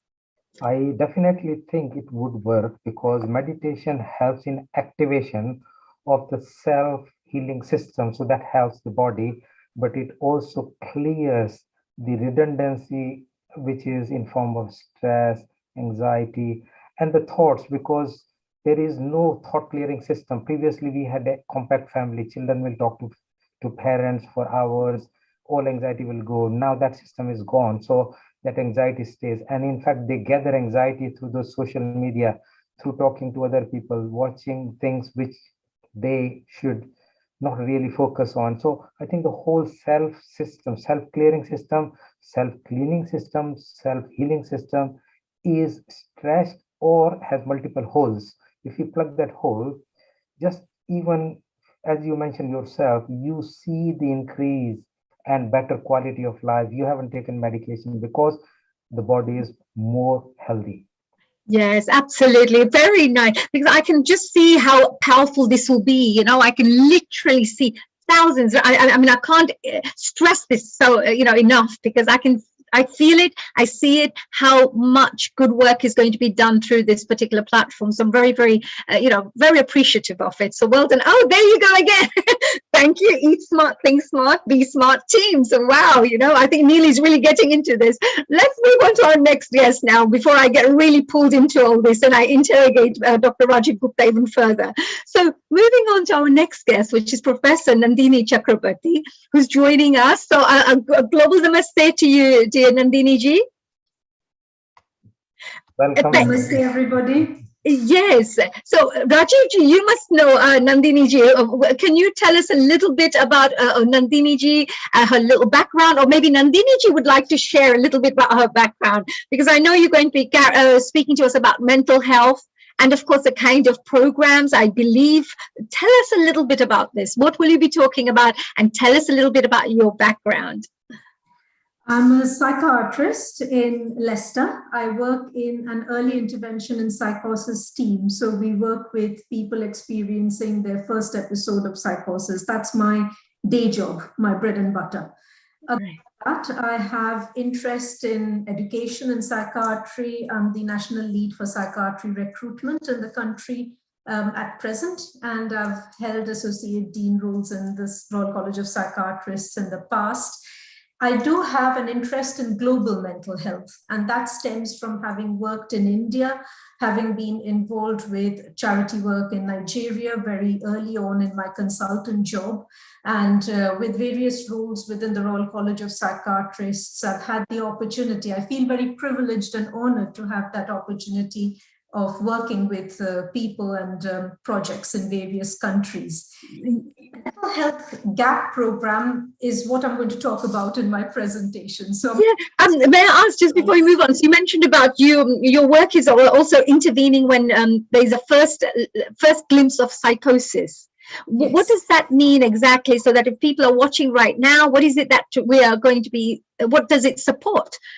And how do people recognize that there's this first glimpse of psychosis that you can recognize? Right. And that is a presentation in itself. Oh, okay. A little summary. Yes. So psychosis is a generic term which includes a lot of disorders, starting from, let's say, acute and transient psychotic episodes, which can be very brief, stress-induced conditions that people can recover from very quickly, and where they, if they are taught stress management, relaxation, they can avoid in future, right up to the most severe spectrum where we are looking at schizophrenia, schizoaffective disorder, delusional disorder, the most severe end of the spectrum. And the analogy is kind of with physical health. You can have physical health problems which are due to poor lifestyle and due to life choices, which you correct with healthy diet. We've been talking about exercise, meditation, yoga, but let's say on the other end, you do get illnesses, genetic illnesses, where even with the best lifestyle, yes, you can make things better, but you can't take it away completely. And mental health has that wide variation. Right. And this GAP program that you have, it seems really good because you mentioned about the global work that you're doing and how you wish to bring this to the global, the audiences. Tell us a little bit about that. It'll be wonderful to understand this wonderful program. Yes. So the mental health GAP program is a WHO program which started in 2008. And very briefly, it's based... Sorry, Nandini ji, you have a presentation I think you wanted to perhaps share with us. Would you like to share that? So that would be really great because then we can get a lovely overview of your presentation too. Absolutely. Thank you very much, Annie. I'll go ahead with that then. That's great. Okay, so slideshow. There we go. So this is a very brief introduction to the Mental Health GAP program and my experience with it. So what is the mental health treatment gap? These are pieces of information taken from the WHO website and they do have teaching resources on the website which can be used for teaching and training like this. So just to give that acknowledgement, the information, the basic information is that mental, neurological, and substance use conditions occur for 13% of the global burden of disease.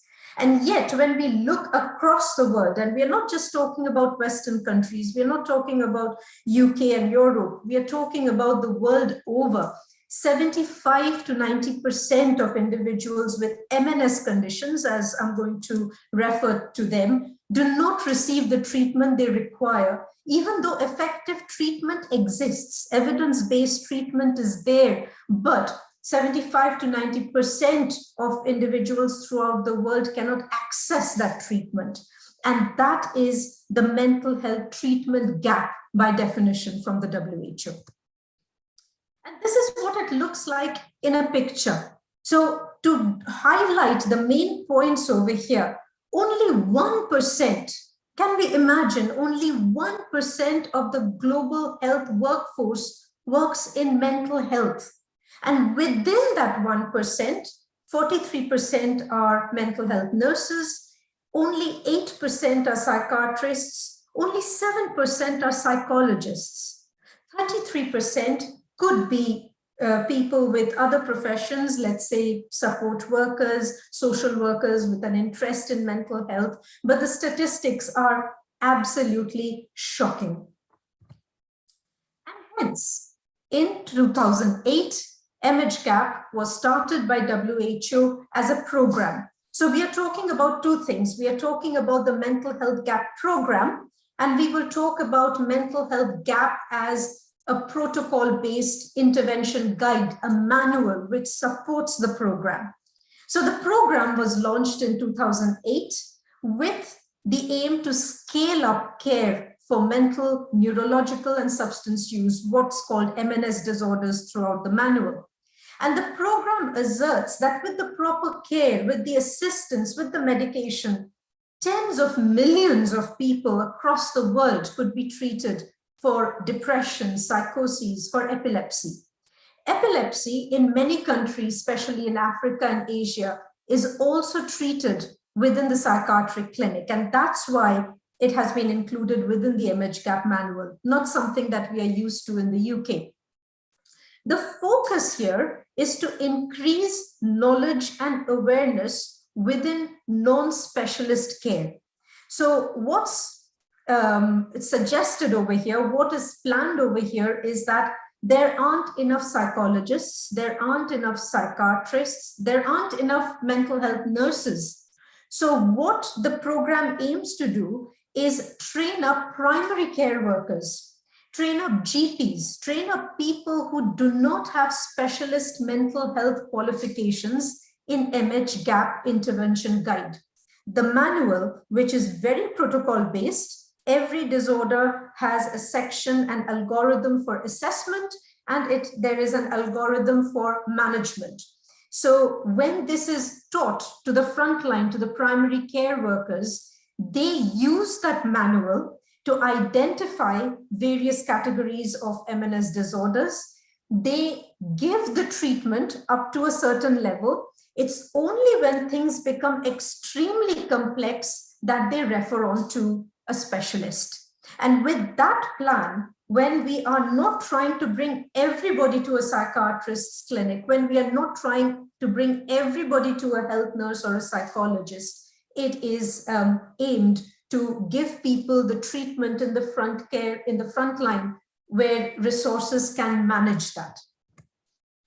So there are 7 points over here. The categories are depression, psychosis, epilepsy, child and adolescent disorders, dementia, substance use, self-harm and suicide. Those are the very broad categories in the MHGAP manual.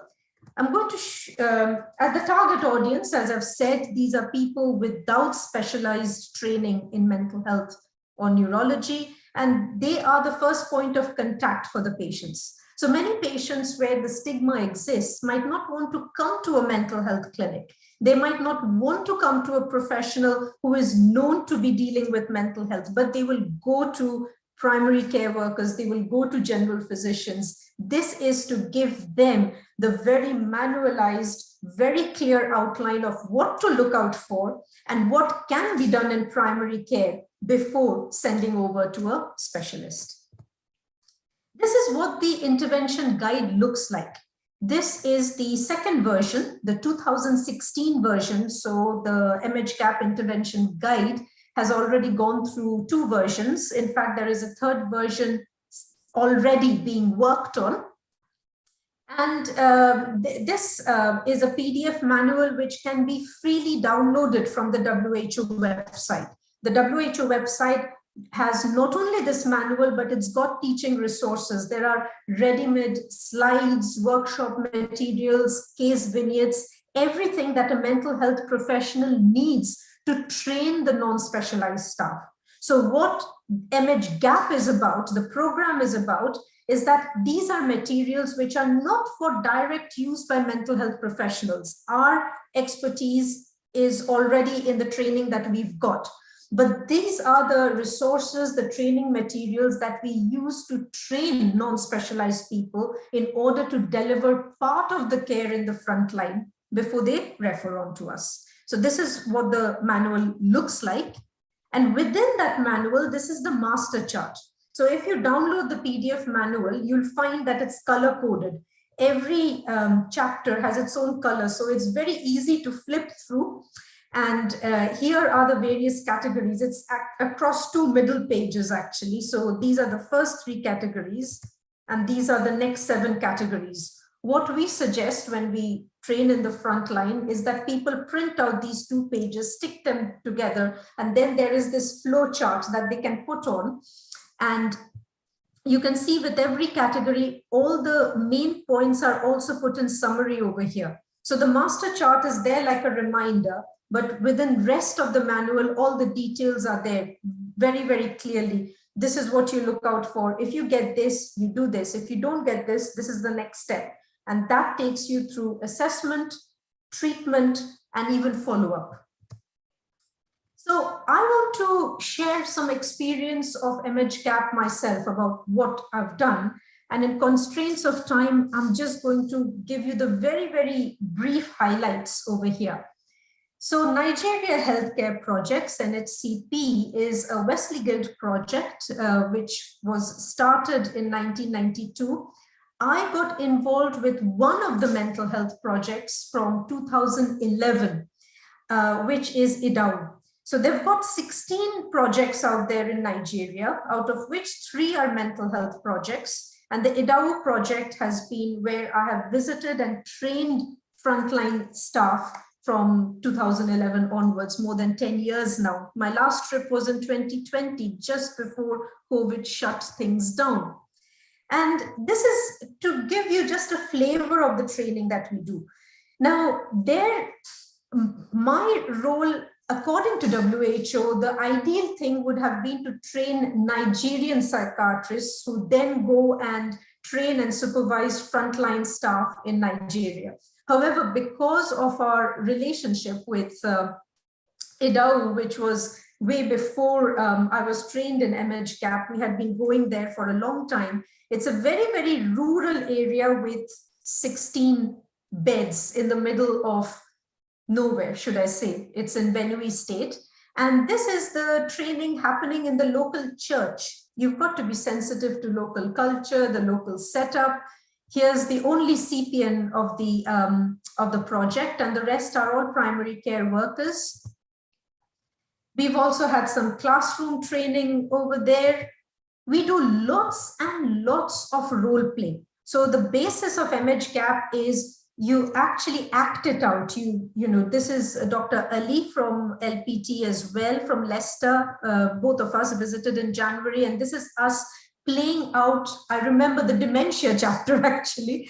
I was being Alvina's mum with dementia, and Alvina was the daughter giving the history to one of the primary care workers and helping them go through the MHGAP manual and trying to teach them how to take the history for dementia.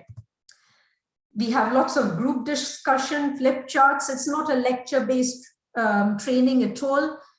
Lots of getting people to remember what they already know, talking about their feelings, talking about, after we've done a case discussion, putting it down over there.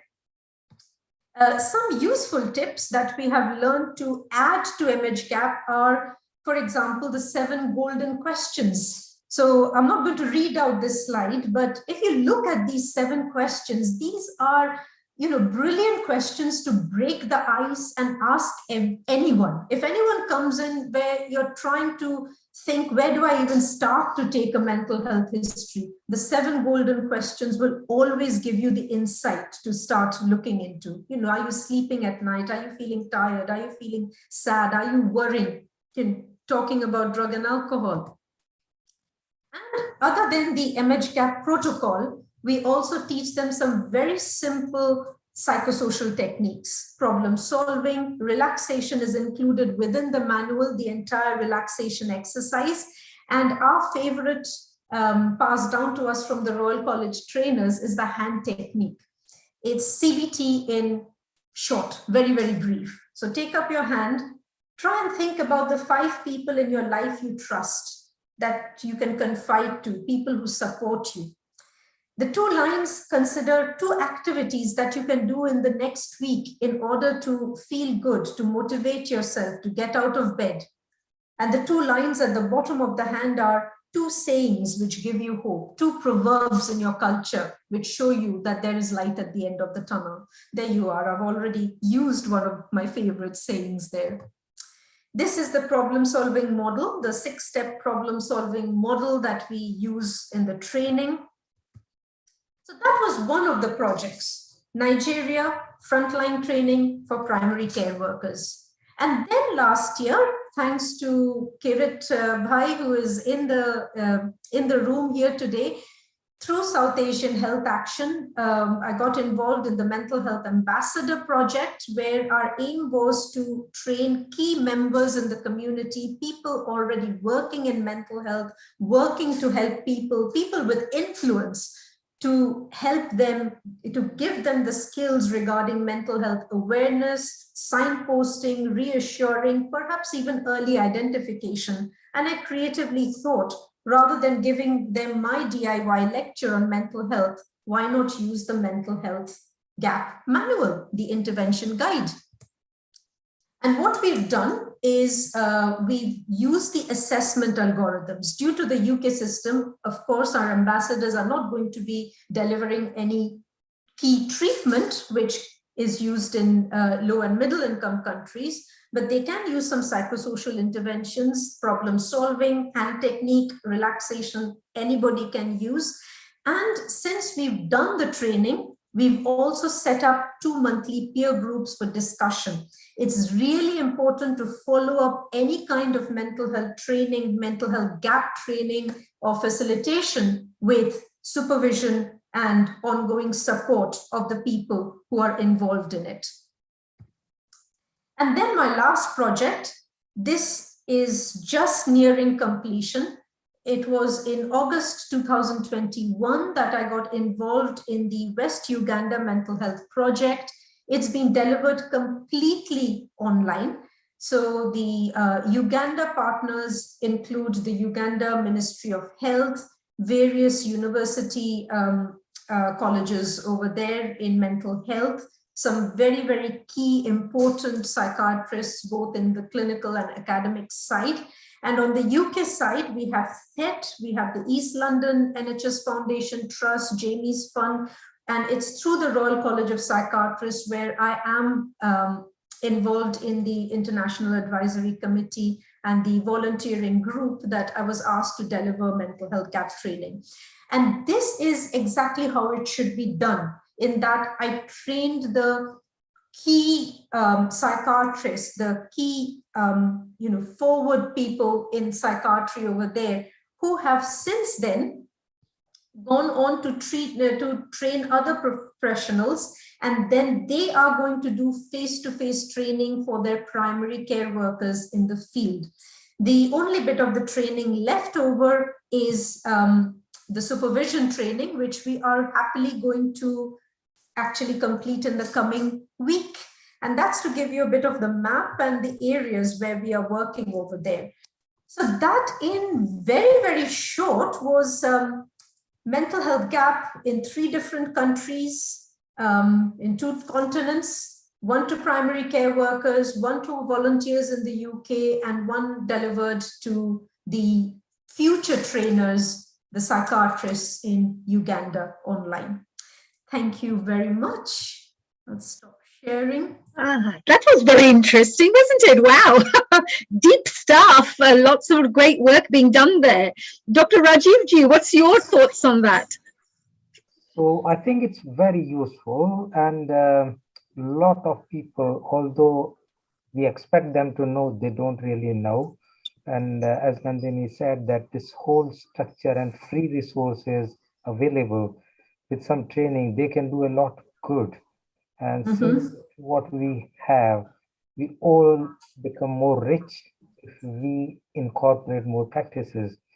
So do you have this available free, and how you provide? That's the question.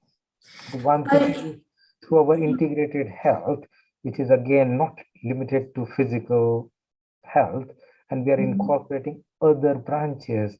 This will be something simple with anybody who is doing yoga, Ayurveda, and rest of the stuff can learn and can bring into their own life. And that would be a good thing to start.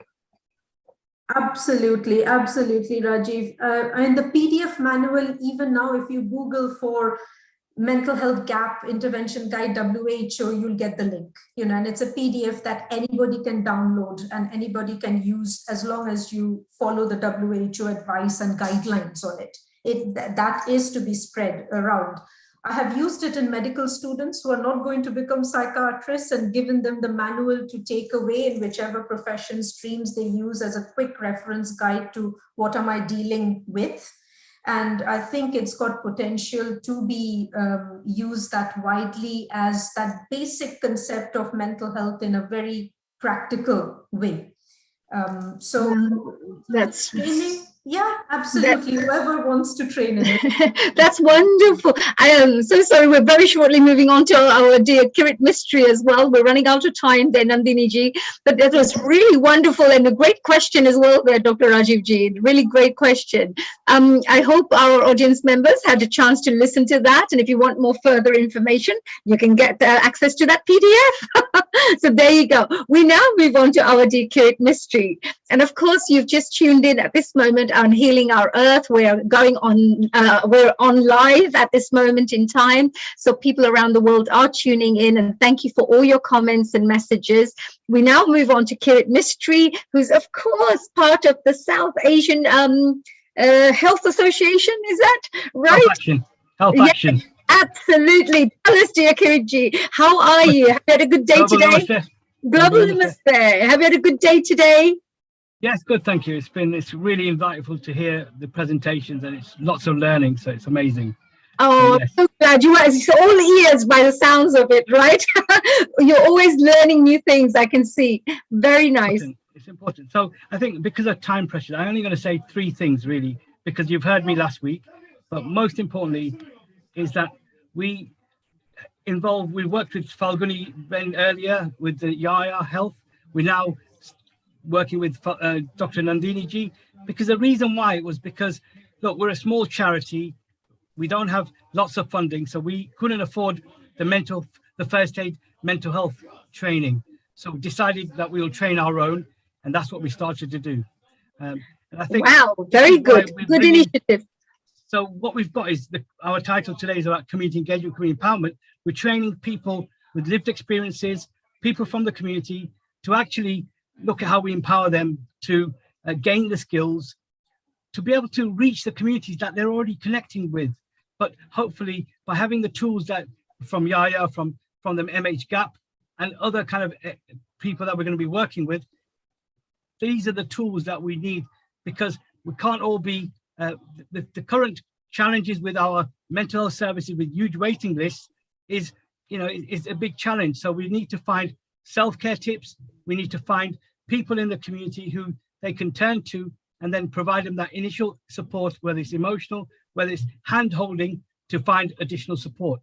And most importantly, we've got to empower ourselves. We've got to empower the community, because the tools, the actions we've got to take responsibility, because we can't rely on institutions and we can't rely on, no disrespect to our medical professions, but the healthcare professionals have got huge tasks on their hands. So if we can help alleviate some of the pressures on the NHS by having community ambassadors is one tool that we can help. And hopefully we can then use this as a, with the Eat Well, Eat Smart campaign that the doctors are working on. Again, we can create youth ambassadors. We've got another youth charity that we've set up, and we're going to be training youth and mental health ambassadors. And my earlier career was in drug and alcohol, and we trained 16 to 25-year-olds, Asian, African, Caribbean, as peer educators. Why? Because we knew that they were the ones likely to come in contact with people who are using drugs, alcohol, and who would be the right messengers. If we train them up, raise their awareness, that would be the key. So I'm going to leave it there, because I know we've got our next lovely speaker, Dr. Sharma, coming through. And today, I really want to thank Healing on Earth and obviously Neil Bai for giving Saha the opportunity to showcase the colleagues that we're working with, because we are bringing global perspectives to the UK and vice versa. And really looking forward to working with you all going forward. And we as well, dear Kirit, we are really looking forward to doing some great work with yourself too. And good luck with all the great work you're doing. Thank you for coming back on as well. I know you were here last week as well, sharing your lovely messages. And thank you for those lovely tips as well too, for everyone there. So as we said, we're now going to be moving on to our... Honey, before we move in, Kirit, thank you very much for introducing Professor Nandini and Neha Sharma to our platform.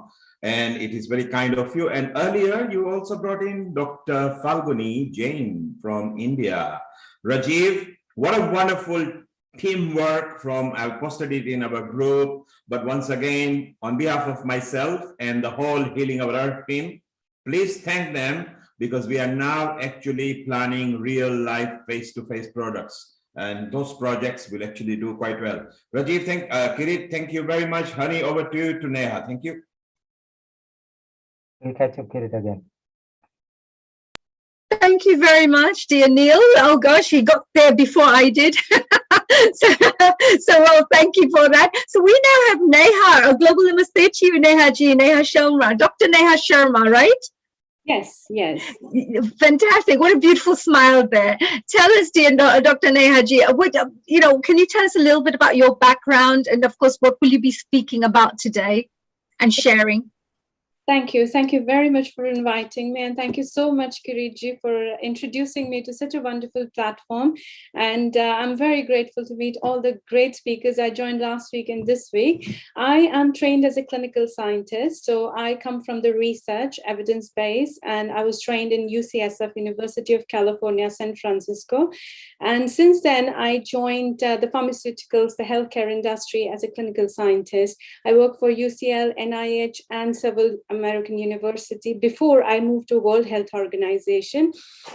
my key interest area was not again the drug development. I was very keen interested into the public health, and that drove me back to the World Health Organization on the global campaigns. In 2006, I joined the forces with leading a global campaign called Lifting the Burden, that was on the headache disorders, and I became international expert and advisor to take care of Southeast Asia. So from US to WHO, Southeast Asia, I did tremendous work with wonderful psychiatrists, mental health, neurologists, whatnot. And India, CRO was my base office, Delhi was, and India was my country. So of course, I did a lot of work with the communities, and that led me to another expertise of my research called community-based participatory research, which I specialize. Very few of us do the specialization then. So basically, we turn everything, and it is called real world research rather than coming into the clinical trial. We do from the real world platforms, and we gather evidences from there. And while working in what do you mean by real life? I mean, what is this? What's the difference between clinical investigations or whatever you do, trials, and what you just shared?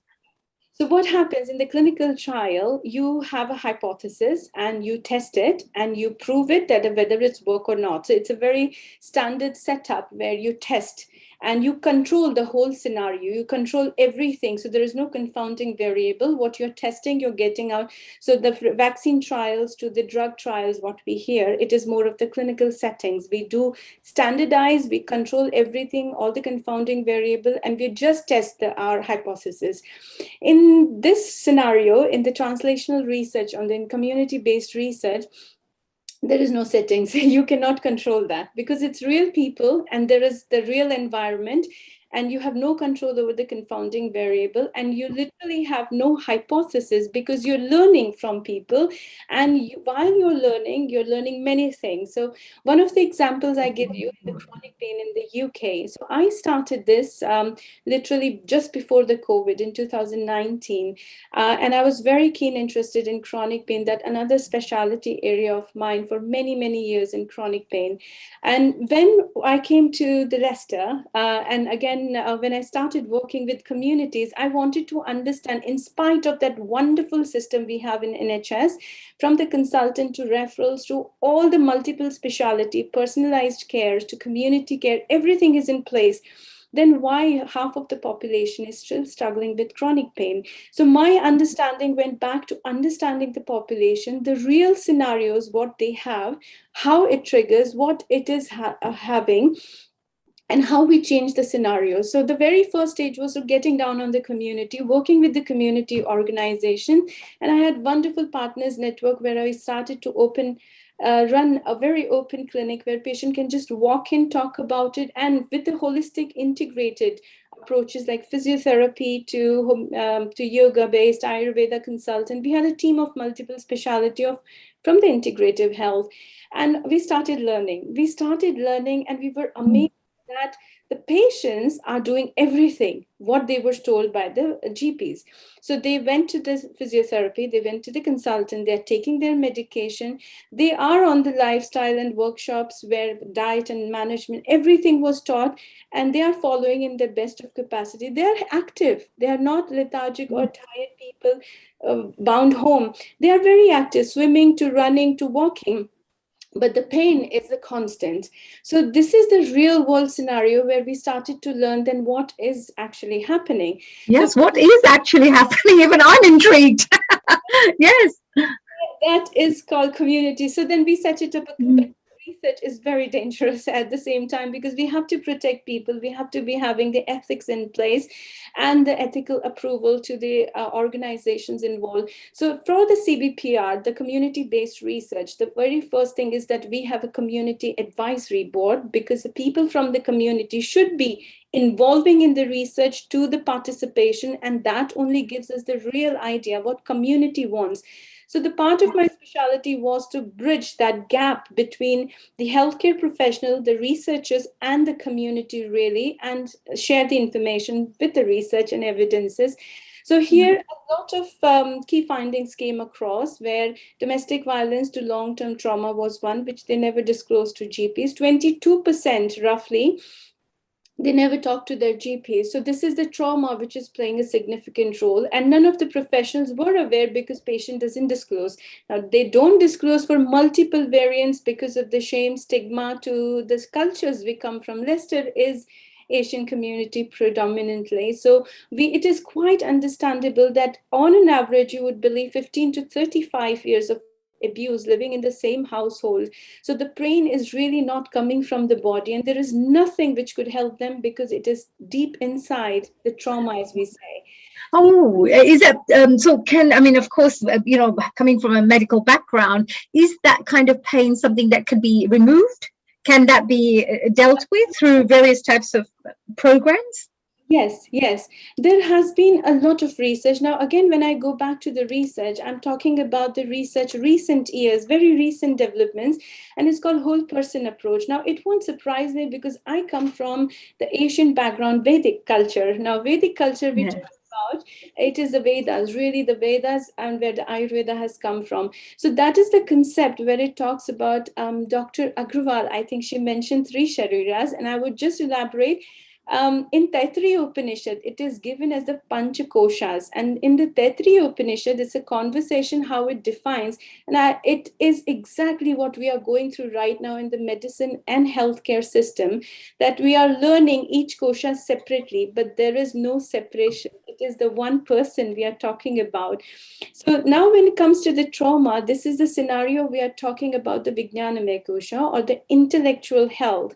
So intellectual health doesn't mean that you're not intelligent enough. It just means that there is a conflict between my belief system and the cultures I carry, the belief I carry about myself, and the perception of right and wrong. So if there is a conflict there, it is going to shake me up very badly from my mind. And mind too, all symptoms come to the body. Chronic pain, fibromyalgia to chronic fatigue, there are very well documented evidences which talks about PTSD, another very chronic comorbid condition we see in these patients. So, and this is most of the time not even explored. No, it's not a complaint that GPs don't do that because there is no disclosures.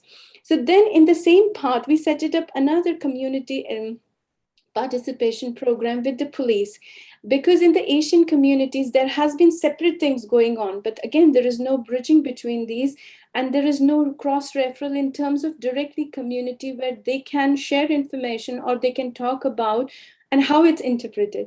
So this is the approach when we talk about treating and managing these scenarios where the trauma, the chronic illnesses, and mental health comorbidly go hand in hand. We need to come back with the whole person approach. Now, this is for India, it is not new. It is coming from the Vedic cultures to Ayurveda.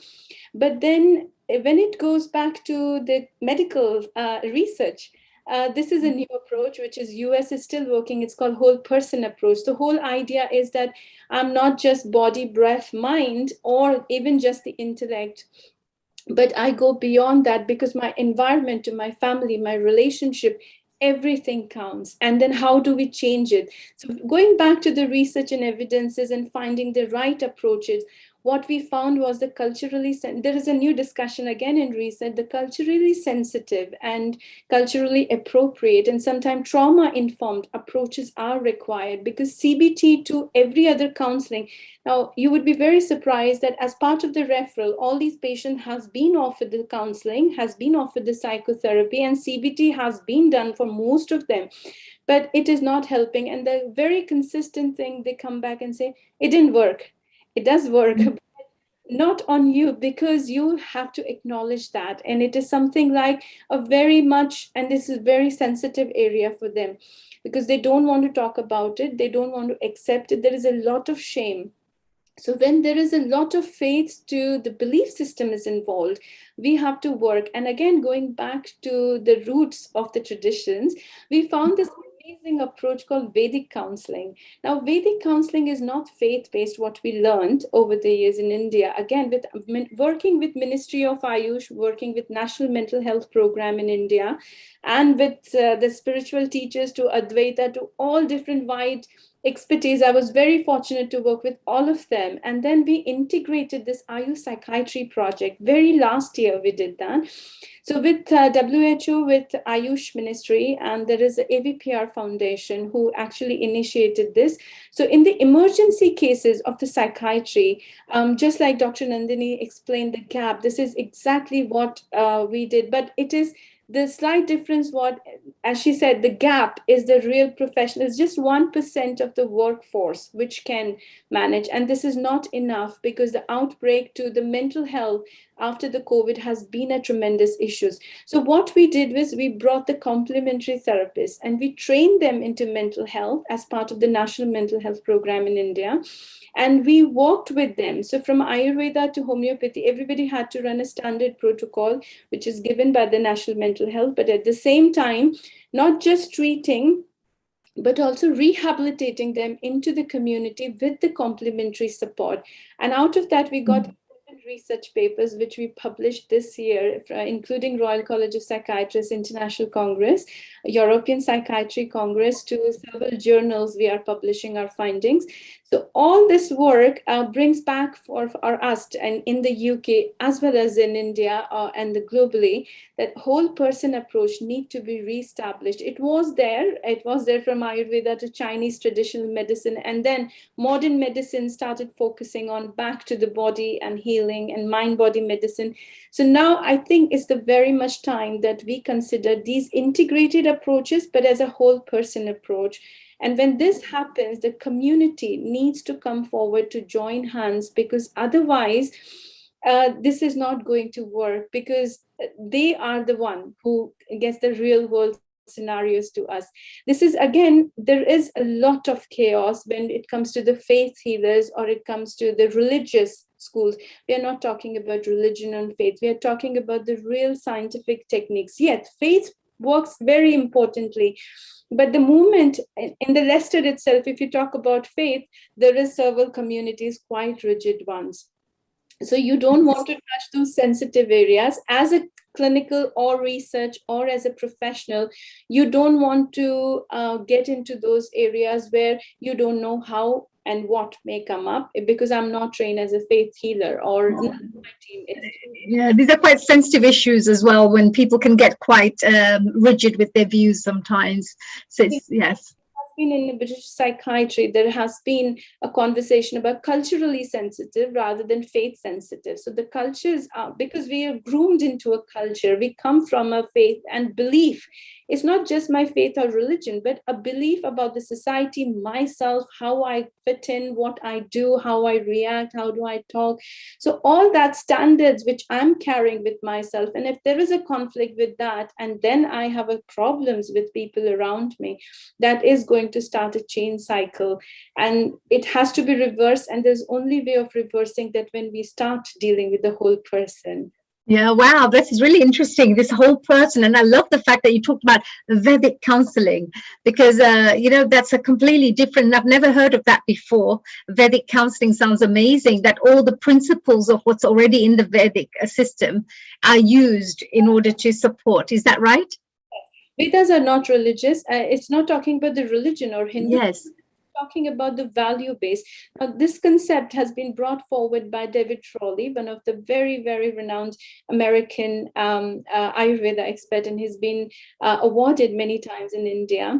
So that is the concept he brings forward as a Vedic counseling. But again, a Vedic counseling is a combination and blending of yoga, Ayurveda, and Advaita, another very fascinating philosophy of the Vedas, which is Advaita. What's the difference? So you have the three areas you just mentioned. So what are those three areas? Yoga is very much, we all know. So the yes.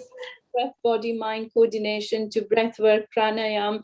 There is a concept of yogic counseling as well. So understanding the balancing between all myselves differently and then how I bring them together. So that coordination is yogic counseling. We bring that together as yoga. And there is an Ayurveda. So the concept of Ayurveda, again, it's a whole system approach. It is not just herbal. For it's not just bottled Ayurveda. We are talking about the lifestyle modification to the mind, to the Prakriti. And also there are different like marma. So as we say in Chinese, we have acupressures. Here we have marma. And like we have acupuncture, here it's marma puncture. So there is a very much similar system running, which has wide variety of tools, from the mantra therapy to yoga chikitsa to all different avenues. But then which one to use, it is very much personalized to pick and choose depending on the person, what he needs and how it may help. And then third component is Advaita. So Advaita is the non-duality. As long as I'm seeing you different, me different, and I have a conflict of understanding, but the moment I start saying you're the same and I'm the same, you're talking about health and so am I, we won't have a conflict. Right. So resolving this conflict from the philosophy of Advaita, I'm aware of the time, but I don't want to take it. Dr. Rajiv, thank you very much. Yeah. No, that was really very interesting. It's really fun. It's really important that our audiences get an understanding of this particular area that you're working in. And of course, with Dr. Rajiv ji as well, for him to also meet such interesting people, which he's very open to, I know. And the research base that you're talking about is very much about what we discussed right at the beginning with Dr. Rajiv ji as well, how important it is for us to bring together all the evidence of how non-orthodox medicine and things like that, or natural health methods can work. So I think what you're doing is great. What I found very interesting, what you just said, is you're doing that real life. You're not putting people on clinical things at the moment. You're literally looking at people's real life situations, studying those, and then developing your prescriptions or whatever it is, solutions from that, right? Yes, we pretty much work with social prescribing back and forth. We're not creating a separate system of healing in the communities, because I think community needs to work with health professionals. That's where the integration of the conventional system, the complementary and the self-care, because this will not work without the self-care until, so all of these systems needs to work on making patients self-dependent, making them working on their own care. Now, just a very quick example, in the trauma, in the DV survivors who come, they are the huge burden on the system, because their PTSD, let's say, precisely or vaguely, they're over the system over and over, and there is no relief for them. So when they come here, our aim is not, we won't be able to treat them in 6 to 8 weeks, but the whole idea of the 6 to 8 weeks working with them is they understand, they deal with it, they manage it. And when they have trouble, of course, they have still GPs, of course, they have us, and they have all the support system from the police to counselors. But using it, everything wisely and effectively, that is what they have to take responsibility. So the whole process of making them understand and making them work with the professionals, that is the whole idea behind. And when we did this with the police, had the referrals between culturally sensitive populations to us. And then, of course, we told them to report it to the GP. So the reporting increased, their the help seeking increased. And at the same time, when we were working with all of them, we had a significant, remarkable difference into the depression, shame, and stigma. The whole idea that we worked on this non-duality philosophy, regardless of their religion, we still talked about right and wrong and make them understand it's not your fault. Now, the counseling of 2 years does help, but then what they have got this understanding right there in first 3 weeks or 4 weeks time, recovery starts from there, and they know where to go. It's not that system is not there. Everything is there. They know how to use it wisely now.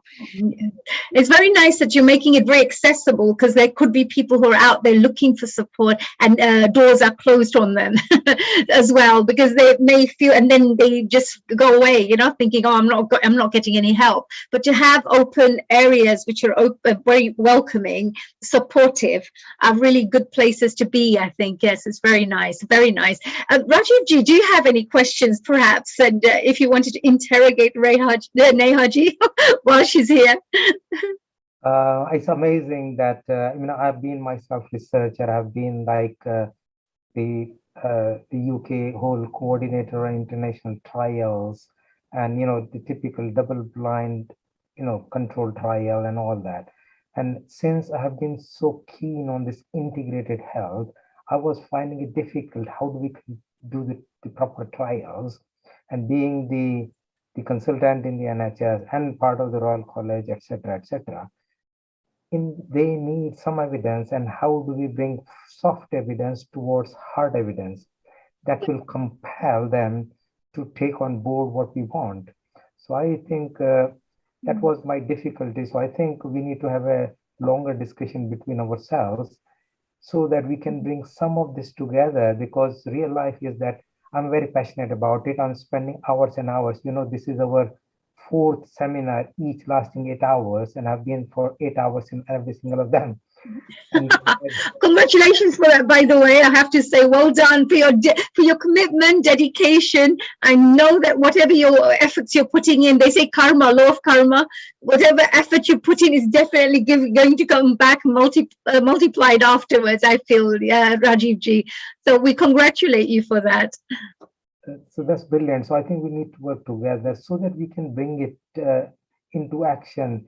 And we are not just talking, because we are doing it in some way, but also collecting the evidence. And once we collect the evidence, now with the whole change in commissioning and being part of the NHS, I know system is going to work, and we are going to show them how this is more cost effective and bringing different, as you mentioned, about the alternative therapy, complementary therapy with the traditional medical treatment or conventional therapy. If you put everything together, the good parts of everything together and cost saving, they probably wouldn't have any choice but to accept us. Yes. And also to have that powerful change in the patient too. So somebody who is suffering, for example, they have a choice, and it's not like they've tried something for 6 months, 1 year, 2 years, nothing has worked. You have choice to say, okay, maybe if that hasn't worked for you as like a unique person that you are, maybe this would be more integrative for you, and like an integrated approach may be more useful for you. So I think that was great. Professor Nandini ji, what about you? Like, you've been listening to Neha ji share her wonderful information. Any points from your side with what Rajiv ji has said or Neha ji has said? It was fascinating to listen to Neha, and I will put my hands up and say that, I work in a very niche area, and, first episode of psychosis, and but we've got to be aware not just about the illness, but about the psychological impact of it as well. And that's where our whole person approach and the whole family approach comes in. You cannot treat a person in isolation. If they are in a household where people are negative, feeling hopeless, if they are worried about their loved ones, high expressed emotions has almost unambiguous evidence out there about the impact on the recovery rates and relapse rates of schizophrenia. So I love that holistic approach. And in trying to acknowledge both sections of serious mental illness and emotional distress. I forget who made the comment, probably Honey yourself, that it's wonderful about disciplines coming together to work instead of competing with each other. And this is not the debate about whether we should use antidepressants or replace it by something else. This is about use antidepressants where it's appropriate, but use other therapies where it's appropriate. Don't prescribe inappropriately. Every therapy has its place, and it's got to come together in one integrated whole for the best benefit of our patients. Very nice. I like that. But for the best benefit of the patient, because focus should always be on getting them back to health. And if we can all think that way, I think that's fantastic. Well, it's been a really, really wonderful discussion. I just wanted to again, share and say a very big thank you to Dr. Neha ji, as well as, of course, everyone who has contributed, Nandini ji as well, Professor Nandini ji. And we are moving now on to our next set of guests who will be joining very shortly. So for that, dear Nehaji, good luck with all the work that you're doing. I look forward to Dr. Rajivji contacting all of you, getting you part of the whole gang, as we would say, ready to change the world, and make them all healthier. And with that, of course, we're going to be moving on to my next host who's going to be joining us, dear Sharon. Hello, and a global namaste to you, dear Sharon. Global namaste to you, Honey G. It's always such a joy to see you. Oh, it's such a joy to see you. You look so lovely and bright. I have to, yes. Let me do a little introduction about you, of course, with all our new friends who are joining us and new audience members who are joining us. But you look so bright and so lovely as always, dear Sharon, all fresh. So let me give a little introduction about my dear Sharon. Sharon Rose is one of our Healing Our Earth members here, family members I should call her. She is our USA coordinator, and she brings in and invites many, many fantastic guests who are really, really specialists in their own field.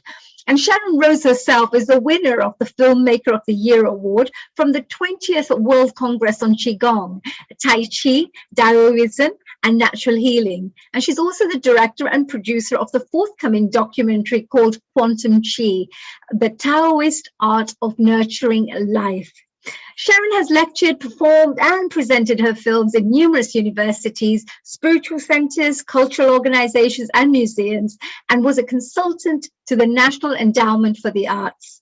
She's the author of The Path of the Priestess. It's a guidebook for awakening the divine feminine, and is currently completing a CD called The Nectars of Bliss, dedicated to the healing power of the divine feminine in cultures throughout the world, because I know she loves different cultures.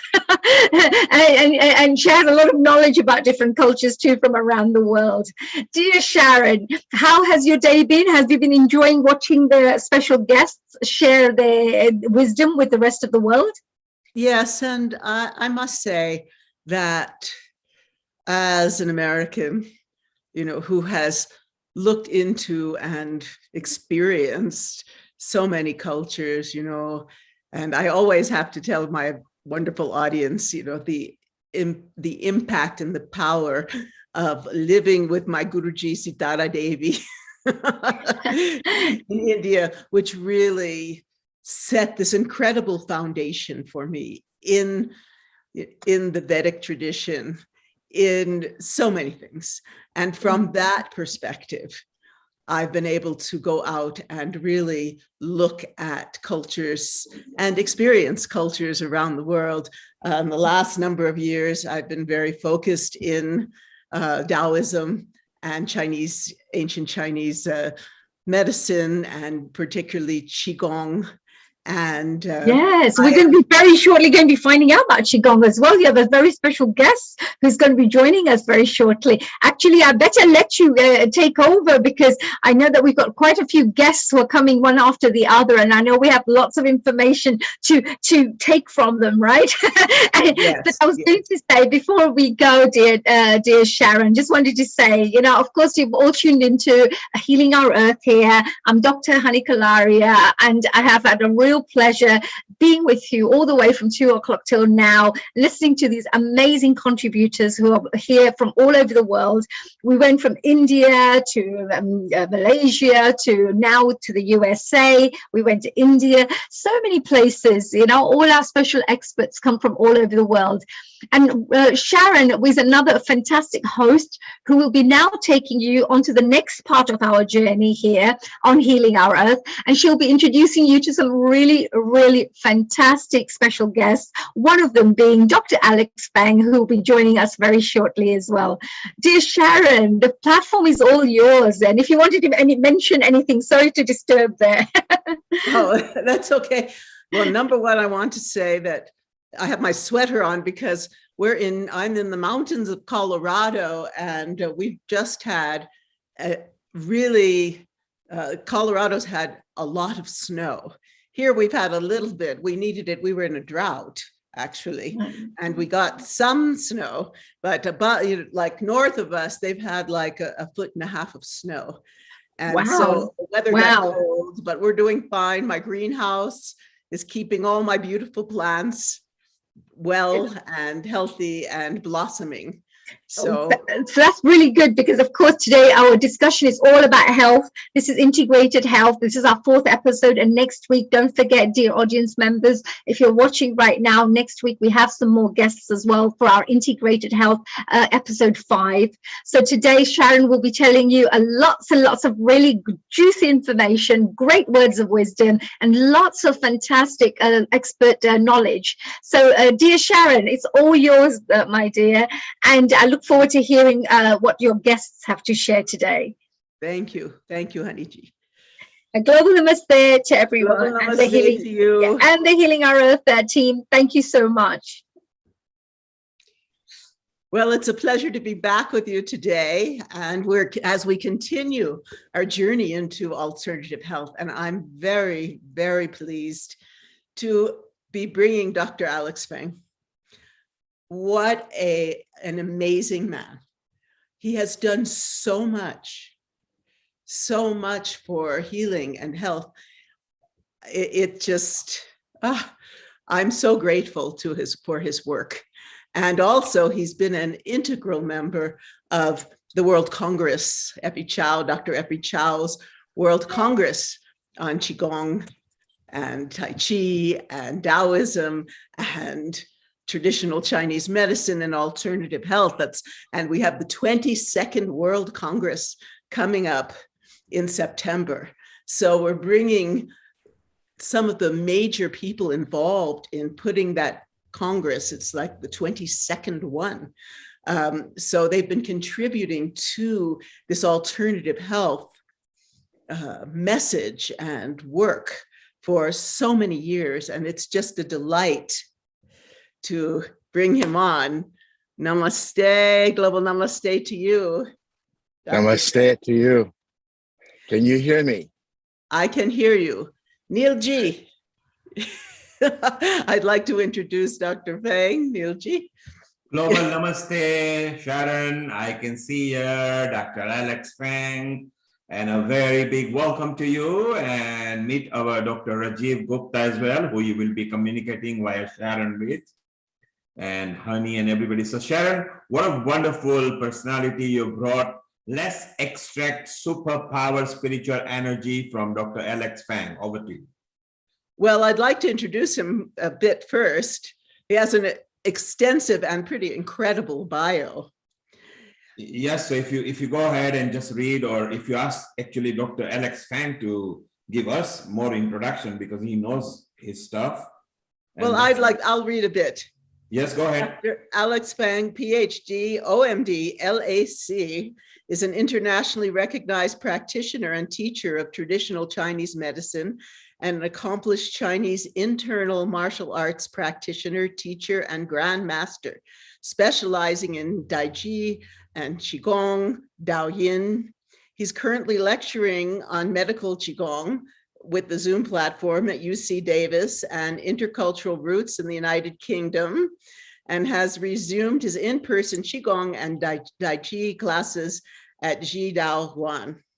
Dr. Feng holds his PhD and OMD from Summer University in Los Angeles, California, and was of the first licensed acupuncturist in the state of California, with acupuncture legalization in 1976.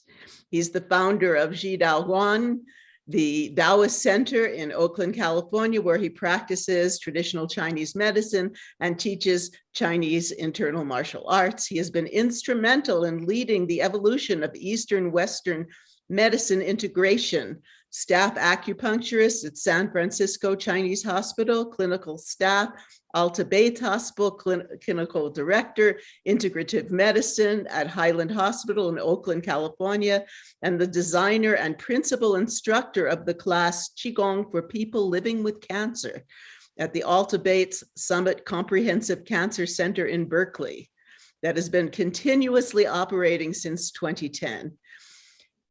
There's so much. He's the founder of I Am a Seaweed Qigong, a method for teaching healing Qigong to practitioners and to patients. Dr. Feng was introduced to the Martial Arts Hall of Fame in 1999 and received the Lifetime Achievement in the Martial Arts from the International World Family Soakship Council in Orlando, Florida in August 2019. He has produced national champions in Tai Chi forms, push hands, and judo. There's so much more, but I'd like to bring you on. Also, what I must tell you all, because this community loves music. So Dr. Feng is also a player of what is called the erhu, this extraordinarily beautiful, all of you out there, if you haven't heard the erhu, it is such a beautiful instrument that just tears at your heartstrings. And he plays that too. So welcome, Global Namaste to you. Thank you, thank you. Happy to be here. Yes, well, let's begin by speaking a little about the World Congress and your involvement with the World Congress and what it has to bring to people throughout the world. Well, first I'd like to say all that effort really is the vanguard effort of Dr. Effie Chow. She's the one that started this whole movement of recognition of Qigong practice for health way, way long ago when nobody was paying much attention. So I've known Effie for a long time in the medical community, in acupuncture and in Qigong. So from the beginning, I was very excited to assist with her on the Qigong Congress. And through all these years, I've been participating off and on for the Congress as co-chair and so on, and teacher. It is a format in which Effie created to bring, I would say, a supermarket of experts to the public view, so that all of us have choices. There are so many different styles of approach to health, and some are, very traditional, some are a little more avant-garde, but she brings it all to the same place, to the Congress, and then you can see then which one resonates with you, which one helps you the most. So it's a great job on her part and all the people that participate at the Congress. It's a very exciting event for everyone. So it's a great place to be, to meet people who are the same page, who are interested in health, primarily spiritual health, emotional health, physical health, mental health, and financial health. So she does a wonderful job in doing this, and everybody knows she's not the healthiest right now and strongest right now, but she still persists in doing this Congress. I have so much admiration. I call her my bigger sister, and ever since I've known her, she's been my sister, my bigger sister, older sister, and she laughs at that sometimes, but I admire her and respect her and love her greatly to create this environment. The same way.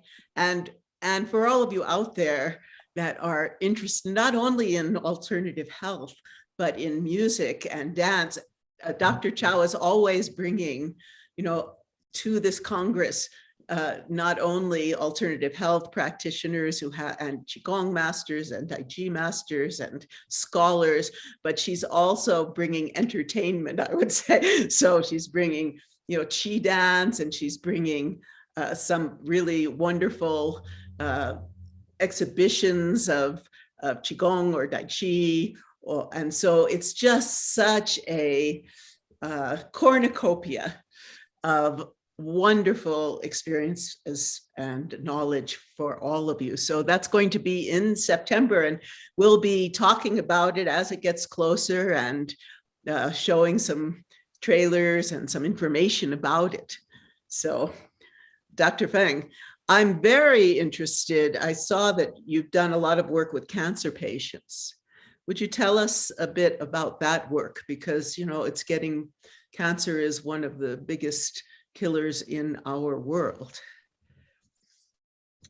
Well, I was very fortunate through various circumstances to meet Dr. Amy Matecki.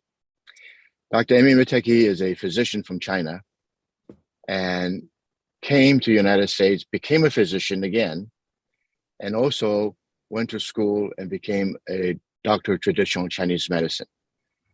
And her goal is to bring traditional Chinese medicine in the view of Western medicine. And she worked very closely with Dr. Gary Checki, who is head of oncology at Alta Bates Hospital. And she worked at the comprehensive care for cancer patient at Herrick campus, Alta Bates Hospital. And she invited me to come and participate, teaching Qigong to the patients over 10 years now, and also doing acupuncture to maintain health for a cancer patient. So it is an integrative approach with Western medicine and traditional Chinese medicine, aspect of herbal medicine, nutrition, Qigong, exercises. So I have to give thanks and credit to Dr. Amy Mateki, who started this program both in Alta Bates Hospital, but also at Highland Hospital. She created one of the first integrative medicine program, I think, at public hospital in the United States. And also the Qigong practice in the hospital setting. It was through her doing that made it happen. So I've been involved with the program, acupuncture, herbal medicine, Qigong, Tai Chi, so on, for the last over 10 years in the hospital setting. So we work with all sorts of patients, not just cancer patients, but in a hospital setting, really.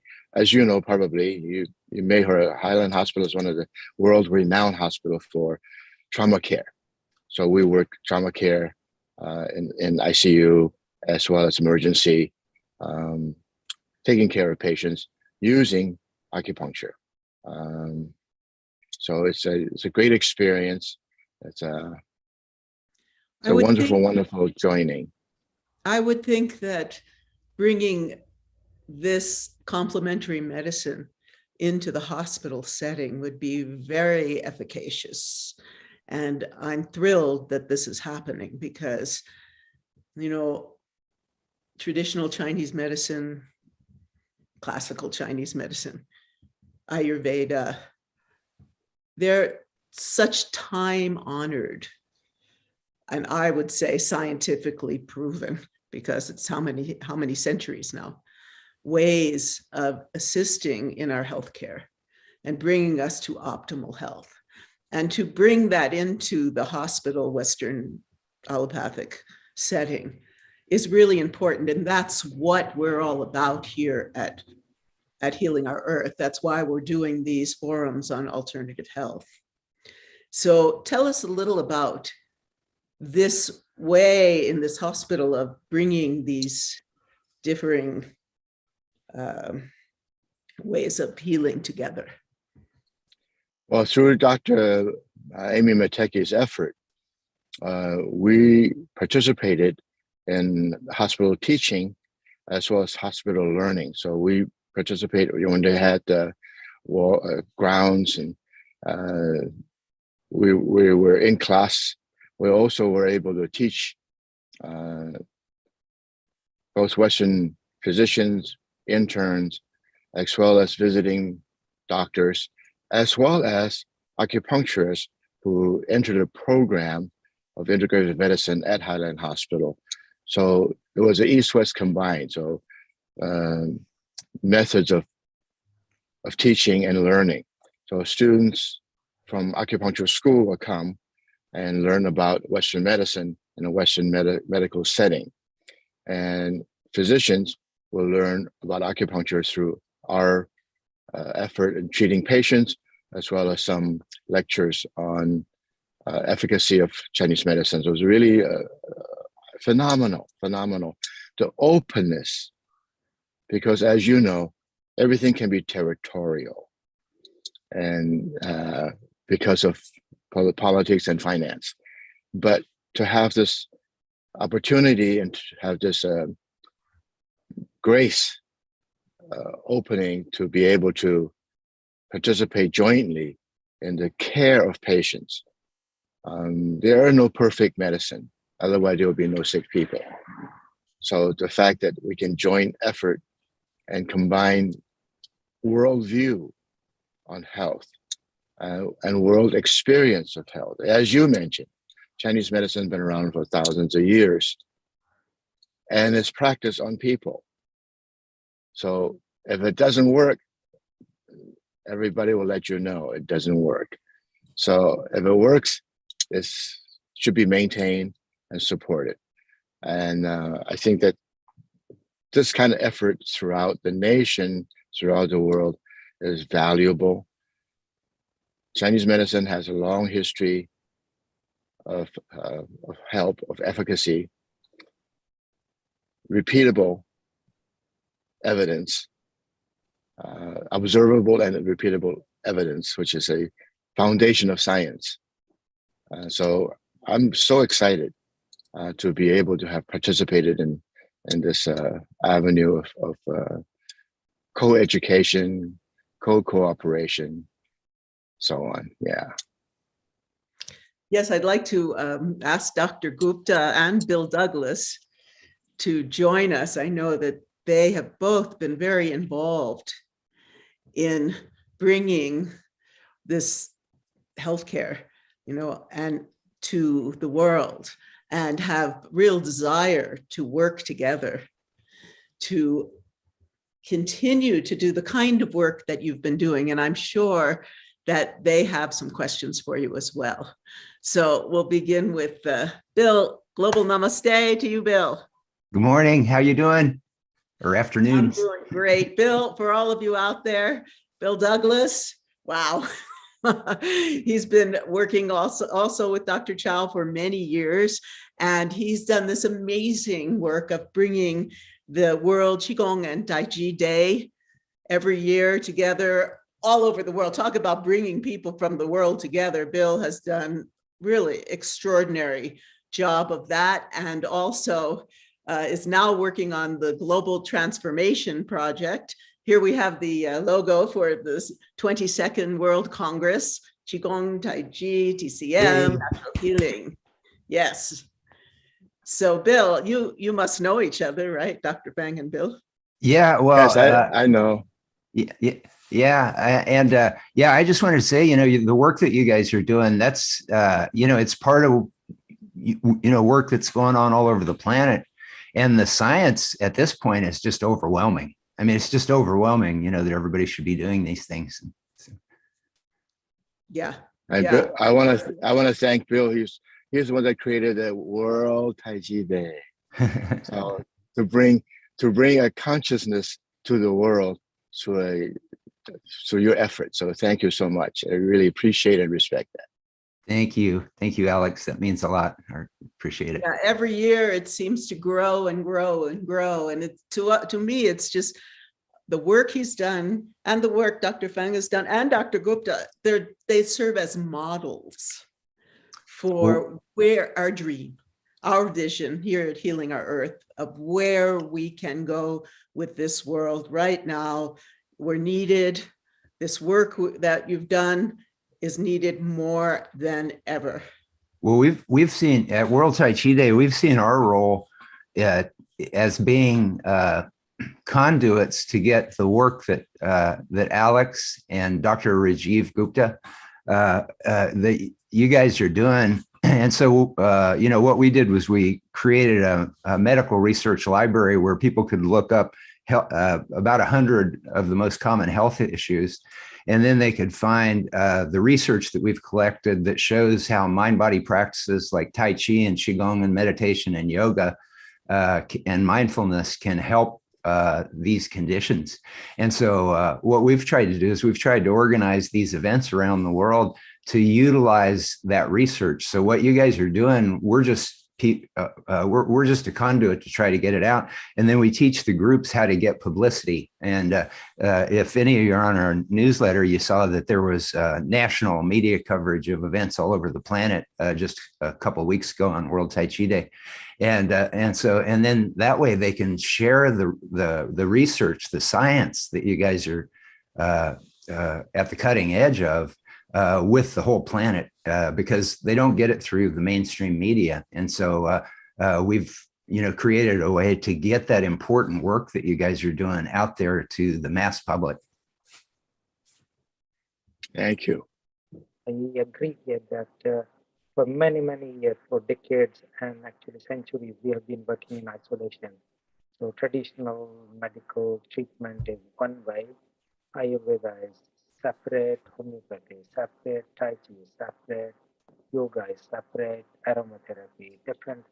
And the whole idea is that being a medical doctor for like 3 decades, there is no cure for every condition.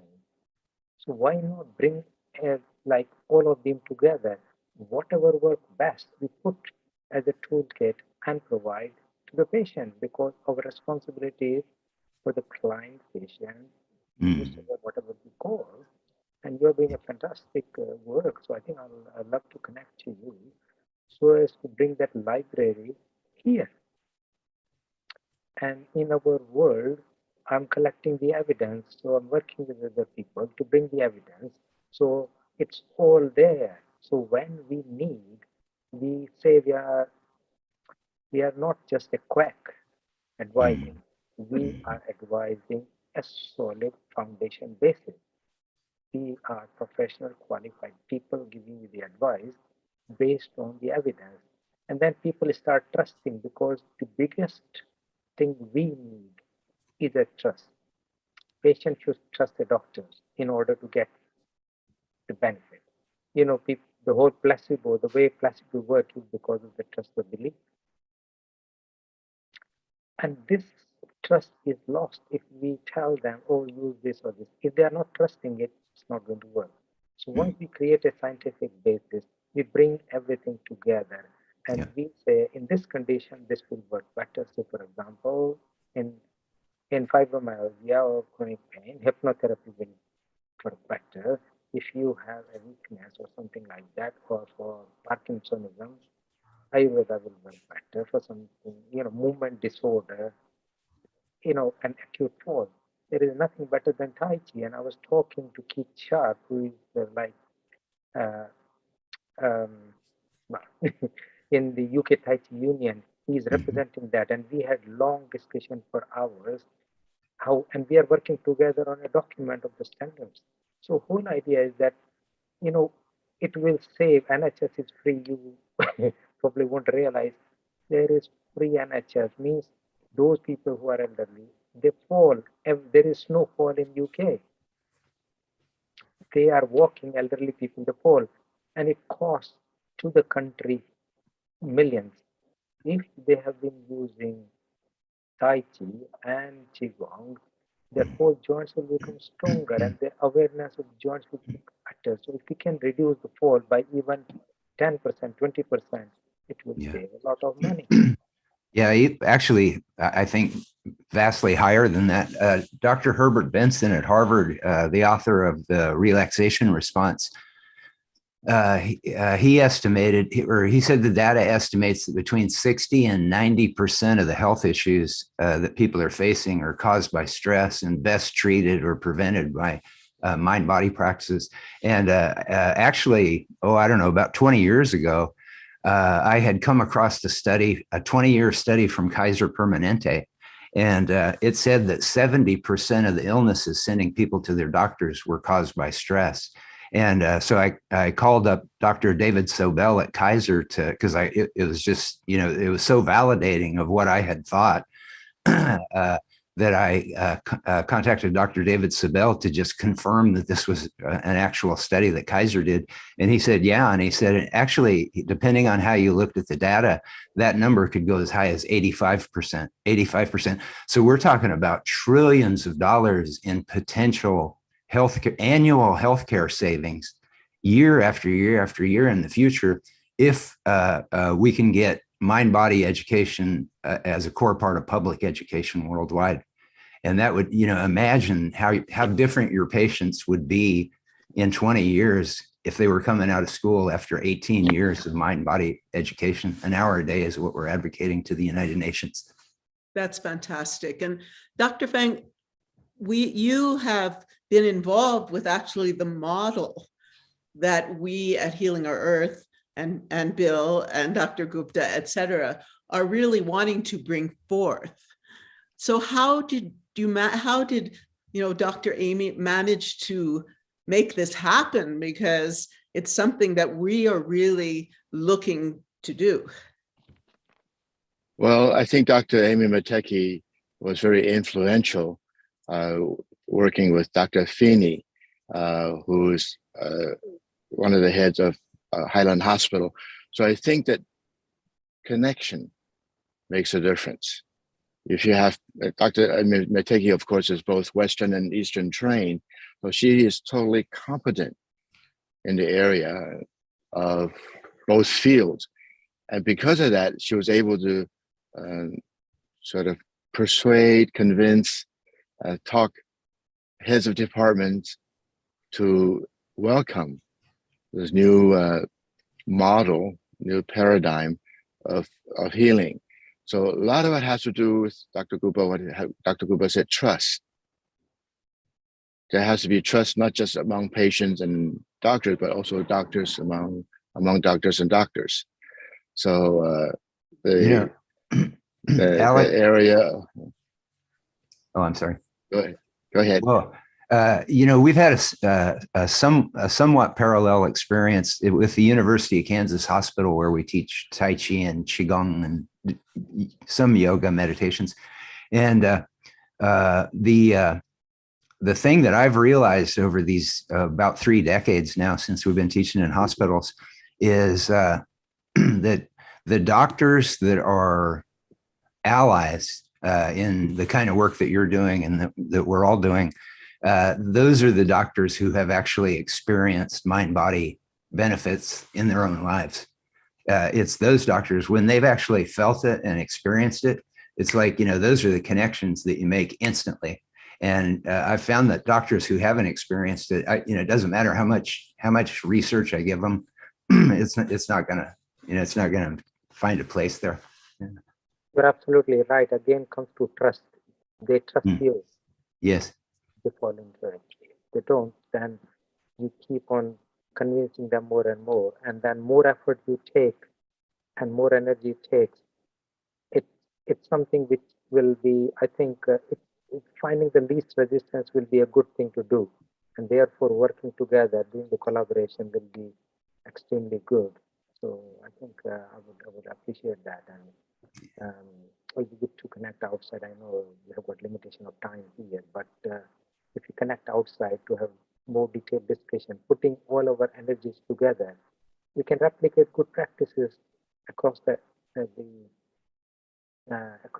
It's not a problem. Thank you so much, Sharon, for bringing all of us together. You're very welcome. The efficacy of these alternative methods is very powerful. I'll give you an example. My son, he was at that point living in LA, and he had some stomach issues, and he ended up going, I think, to the emergency room, and they just did a bunch of tests and gave him some Gatorade.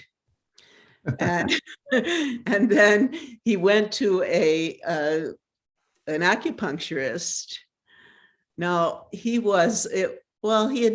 grew up with me, so he had gone to alternative, but it had been a while since he had gone. And he was, first of all, the acupuncturist spent real time with him, really exploring the many aspects of his being, what could have caused that. And then he gave him, treatment of acupuncture and then herbal medicine, and boom. So it helped him tremendously. And he's going, in fact, he just took his 2.5-year-old daughter to a child acupuncturist. So it's that experience of it. Personally, 6 months ago, I had a bad head injury. So what did I do? First thing was some aconitum, some homeopathic. I went to my acupuncturist naturopath. I went to craniosacral. And I went to Rolfing, all of that. And here I am. You know, yes, I did get these black eyes for a while. Some of you saw it on Healing Our Earth because I love you and I come on regardless.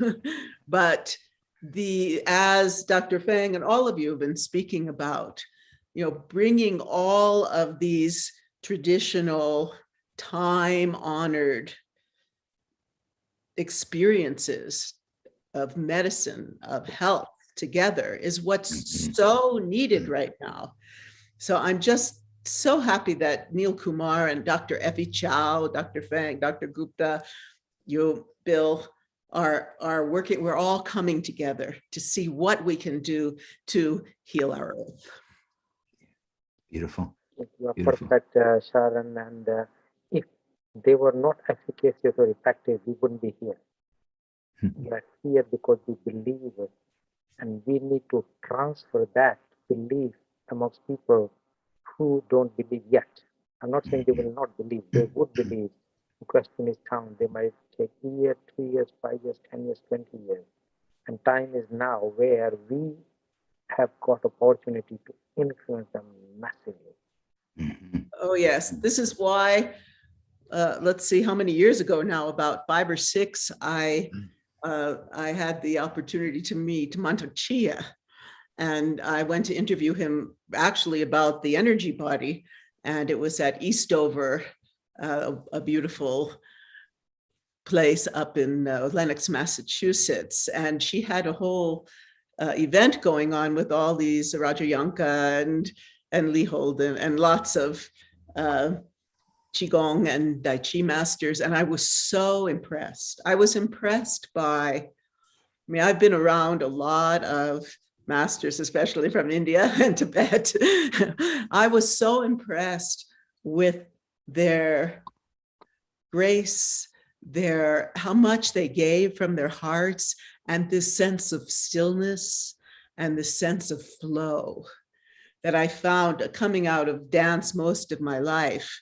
Qigong for me, it was just, I think not only, you know, every human being, every dancer for sure should be doing Qigong. Because for me, it felt like here was a way not only to have grace in your movement, but to actually understand your energy body and how to use this life force, this chi, to help to understand your own self and to heal yourself. I am a complete advocate. I've spent years now working, interviewing people, and around the time of the World Congress, I'm going to bring out the first 2 episodes, and hopefully that will inspire people so I can raise money to do the 8 episodes that I had planned, so we can go deep into all these aspects. My dream from the beginning, from the time I encountered these arts, I mean, I encountered acupuncture when I was in my 20s. As a dancer, I had I had hurt myself, and the acupuncture was like, wow. So I just want to find a way, and this quantum chi, the 2 episodes I have, are really meant to be an introduction for the world. Every time I've shown it, immediately the audience, whatever age, they're like, where do we learn? Can we do this? So that's my mission and your mission. And to me, if we can all work together, we can achieve wonderful things. True. There is a saying, whatever the mind of a man or woman can conceive and believe, he or she can achieve. Now we are not one, we are all. So it's going to happen. And the other thing that's so beautiful about the Taoist tradition is this total connection and understanding of nature, which is so important, especially now. Well, and understanding that we're nature. Yes. Yeah, it's like we experience nature when we're experiencing ourselves. And it's beautiful. Yeah. Yes. And I know, Dr. Fang, would you tell us a little about internal martial arts? I'd love for our audience to hear a little more about that. Well, let me share with you what my teacher, Professor Wang Pei-kun, who is considered one of the 10 best teachers of China, said to me. He says, a bunch of people got together and called us internal. A bunch of people got together and called us external. So it is a matter of perspective. And the general concept, internal has to do with cultivation of qi. External has to do with cultivation of strength, speed, endurance. But they work together. In order to have qi, you need to have a body. And you have a body, you have to have strength. Where does strength come from? Comes from qi, comes from energy that you accumulate for food, accumulate from hereditary, jing, and your breathing, your exercise. So for me, in my mind, external, internal is a very vague veil to cover exercise. If you concentrate on the flow of qi and blood, which is a primary concept and idea and practice of qigong, all it does is just circulation of qi and blood, cultivating qi and blood. But you can do this in any exercise, playing ping pong, dancing salsa, whatever. If you have the mindset that you're cultivating your energy, you have the mindset of cultivating your spirit, you're doing qigong, and you're doing exercise at the same time. So in my mind, internal, external is a very thin veil of understanding of separation. And Bill, what's your perspective on this?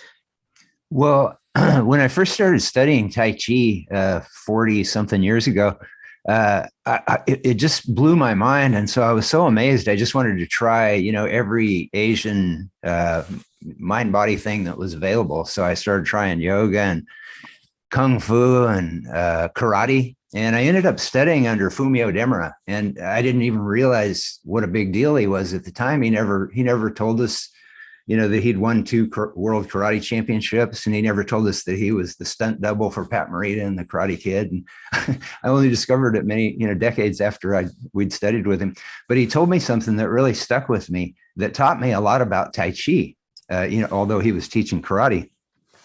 And he said, the power of your punch. He said, it's not about your brawn or your physical strength or, any of the things that we normally think of. He said, what determines the power of the punch is how relaxed you are between here and here. If you're completely relaxed between here and here, then that punch is going to have, the force behind it. Of course, the way your body's aligned, all those things you have to practice.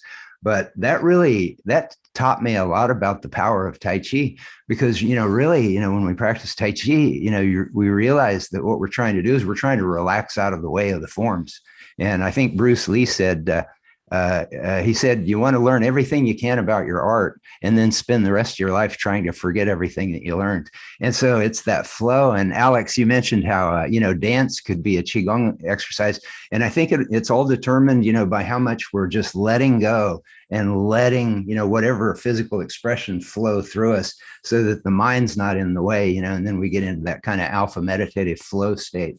And, one of the things that I found, Sharon, that I was going to mention earlier is, I've had several ballet dancers, that aren't necessarily professional anymore, but they were trained in ballet. And a big challenge that they had was letting go of holding positions. And I realized, it's because, when you're trained in ballet, you're looking at the mirror. And I remember reading a Tai Chi master, and he said, the mirror is your enemy. And I realized, as I was teaching with mirrors and without mirrors, when we have mirrors in the room, people are looking with their minds from outside of themselves and then back at themselves. But with Tai Chi and Qigong, it's like you're feeling your alignment. When you're aligned, and when you're flowing well, because the way that's the internal. You know how it feels. You know how it feels to be relaxed And so it's like that, that internal external is just such a really extraordinary weave that I think both Qigong and yoga, can apply that. It all depends on how they're taught. But yeah, I think they're just beautiful cultivations of that internal, external, the union, the yoga. Yeah. I completely agree with that. I was trained from 3 as a ballet dancer, then modern dance in New York. And then I found Indian classical dance, Kathak, North Indian dance. And my Guruji, who I lived with, Sitara Devi, she took the mirror away. I was used to making sure all my lines were perfect. Right. Right. And she took the mirror away. She said, this is about you embodying these deity, embodying the goddesses and the gods and all the different beings in the myths and stories, incredible ones of Hindu mythology. And that changed me completely. And it changed the way I teach. I mean, I'm still, as a teacher, I still like to make sure that people are doing things in alignment and understand the mechanics of the body. When I first encountered yoga, and that was like in the 60s, actually, Iyengar, what I found so interesting coming from dance, it was such an internal focus, a focus on feeling, instead of that, what you're talking about, just looking at yourself and trying to be perfect on an external. So it was this, and an internal sense of alignment. Yeah, one of the things that you just mentioned, you were talking about, all the mythology and everything that was flowing through you. And, I've talked about, since I've learned about Rupert Sheldrake, the biologist, and his concept of morphic resonance. And what helped me understand it the best, for anybody that hasn't been exposed to it, but you can find him on YouTube. But he talks about the monarch butterflies, how they migrate from the same place in Mexico to the same place in Canada every year. But none of those monarchs live long enough to make that trek. So there's some, he talks about kind of a warp that is created from repetitive consciousness that actually creates something in the universe that those butterflies are following. And there's other examples of this. But that's what, after I learned about that, I started to, realize that, when we're doing Tai Chi, we're practicing forms that have been practiced for hundreds of years by many, many people. And so that feeling of like a morphic resonance, it's like you feel that real power flowing through you when you relax out of the way. And, and that's where the internal, the alpha state, consciousness, where you let go and just feel that flow coming through. And it's an extraordinary thing. The BBC was here in Crestone, and I got to dance as Lakshmi in the Lakshmi temple here. And what happened? It was like, my Guruji's energy of so many beings, and Lakshmi herself. I really went into some other kind of state. They were like, and they said, we've never seen anyone express so much joy. Oh my. And it was just, Lakshmi's beauty and grace just flowed through me. It was, but, I had serious training too. So there are a lot of people these days that say, oh, I'm embodying, I'm channeling, I'm this, but there is something really to be said. Well, and I think that's that magical mix of the yin and the yang, that both yoga and Qigong are so refined at enabling us to produce, where we actually, we have the physical awareness from doing it over and over and over and over again. But then while that's happening, the mind is learning how to relax out of the way. But just one thing I just wanted to share, you reminded me of a really beautiful story that they brought a bunch of hula dancers in from Hawaii to Washington, D.C. when they were there was like a big monument that they were commemorating to Hawaii. And so they brought the hula dancers in, and some media person was interviewing one of the hula dancers, and she said, wow, she goes, you must be kind of, a little bit nervous, right? Performing in front of the president and senators and, all this stuff. And she said, I wasn't nervous at all. She said, I don't dance for them. She said, I dance for the unseen. the unseen. Yes, and so we call in. The first thing, one of the first things that Sitara told me was, you take your bells, which are your sacred instrument, and you call in all the gurus, all the masters, everyone who has been a part of this tradition going back. Uh-huh. You ask them to be present, not only to witness, but also to help you. And so that understanding also has been part of my Qigong practice. I've been graced to take some teachings with Master Li Jianfeng, and I brought his incredible daughter, Jing Li, recently onto Healing Our Earth. She's such a delight, and I'm hoping she'll be part of the Congress because what she's doing is just gorgeous. And I'd like to bring Dr. Keith Sharp on, because I know he's going to want to join the discussion. Hi, Keith. Global Namaste. Namaste, and lovely seeing you folks from across the pond. All right, Bill, I did a little bit of review shortly, and I have been in contact with you since 2003. Did you know that? Time flies, doesn't it? Well, I was quite young at that stage. We were the young Turks of Tai Chi. Yes, very much so. Dr. Alex Feng, I've not had the pleasure of meeting, so hello to you, Alex. All right, pleasure to know you. I have to correct Sharon on one point. I am not a doctor. Oh, okay. Some people get that impression, but I think that I offer a little bit of administration, and I've been in touch with my original teacher, and I was a expat in Saudi Arabia, and the gentleman there was called Rick Actex, and Rick introduced me to Tai Chi in 1994, 95, and one of the things he said is, "What's wrong with your left heel and your left ankle?" And I said, I had a soccer injury, and I had to have some of the bone taken out. He said, I thought so, because when you do repulse monkey, you drift over to one side and over the other side. It's like a rolling monkey as opposed to in a straight line. What I'd like to share with you, if I may, is that I am not a Tai Chi or Qigong specialist. I ran classes, I ran them for over 50s for quite some time, and I'm an administrator and hopefully initiator.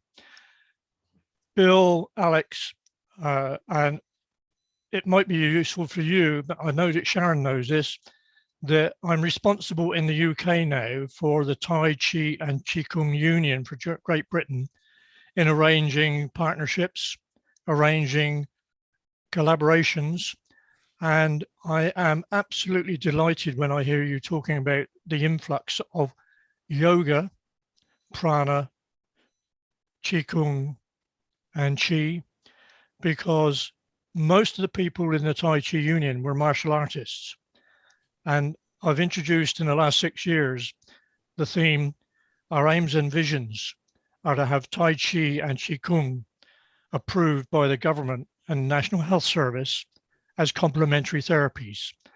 And what a wonderful challenge that is. But my goodness, it does take a lot of toll on my persistence. But as a former project manager, I am determined, if I last long enough, to see this happen. And I see Rajiv is smiling because he has the unpopular problem of representing the Healing Our Earth and myself, sorting out a memorandum of understanding and a partnership between the Tai Chi Union and Healing Our Earth.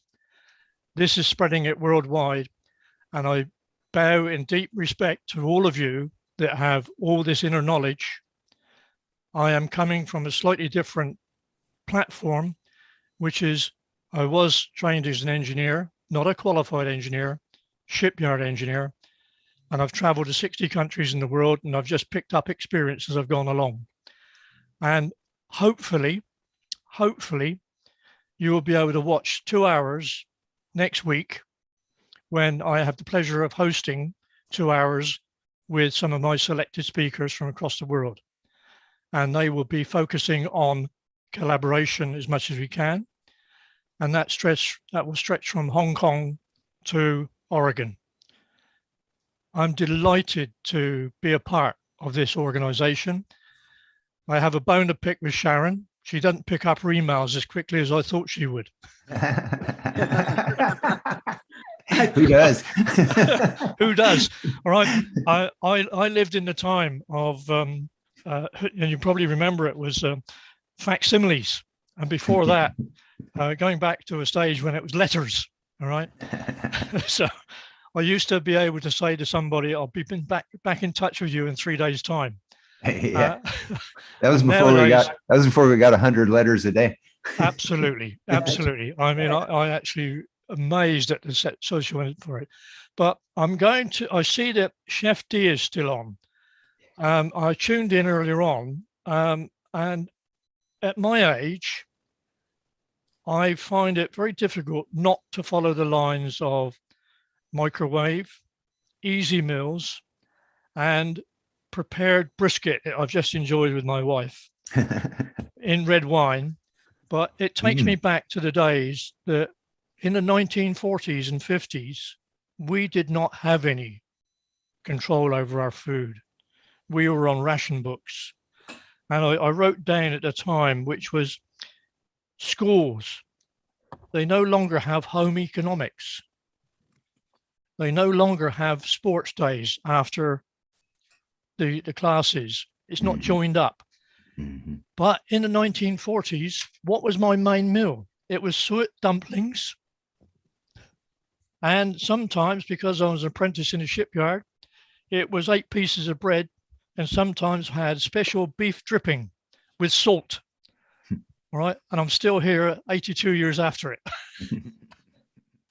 Ladies, gentlemen, I'm delighted that we're able to converse. And people ask me, why are you involved? I said, I have no idea. I've followed an inverted triangle, which is starting off with a little bit of knowledge, listening and learning to lots of people, but only taking out the information I think can actually have an effect on the world. Bill, you know James McRitchie? Yes. Yes. James is one of my primary speakers next week. Great. All right, because he is backing me, although he is only coming on to support me, which is a really, really nice tribute, because he wants to follow his own Tao procedures and learning. All right. So from the UK, I'm delighted to see you. I'm delighted to be participating in this. And I look forward to you listening to my colleagues next week from across the world. And Rajiv, I think it's going to be time after that event to actually say, where do we go from here? Yes, where do we go? And to have all of you together, it's really important. I mean, I really believe the work that Dr. Fang has been doing is, it should be part, that knowledge of it, that experience of it, that understanding of it should be part of your mission, Bill, and all of us, you know, with the Global Transformation Project, with all of our ideas and dreams of creating a healthier world. And Bill, please tell us a little about the Global Transformation Project. Well, the Global Transformation Project came about because I spent 40 years collecting the science on mind, body. And what I began to realize was the big science is behind the big 5, and that is Tai Chi, Qigong, yoga, meditation, and mindfulness. And as I was putting this book together, it's the new 2nd edition of the Gospel of Science that just came out 1st of January this year.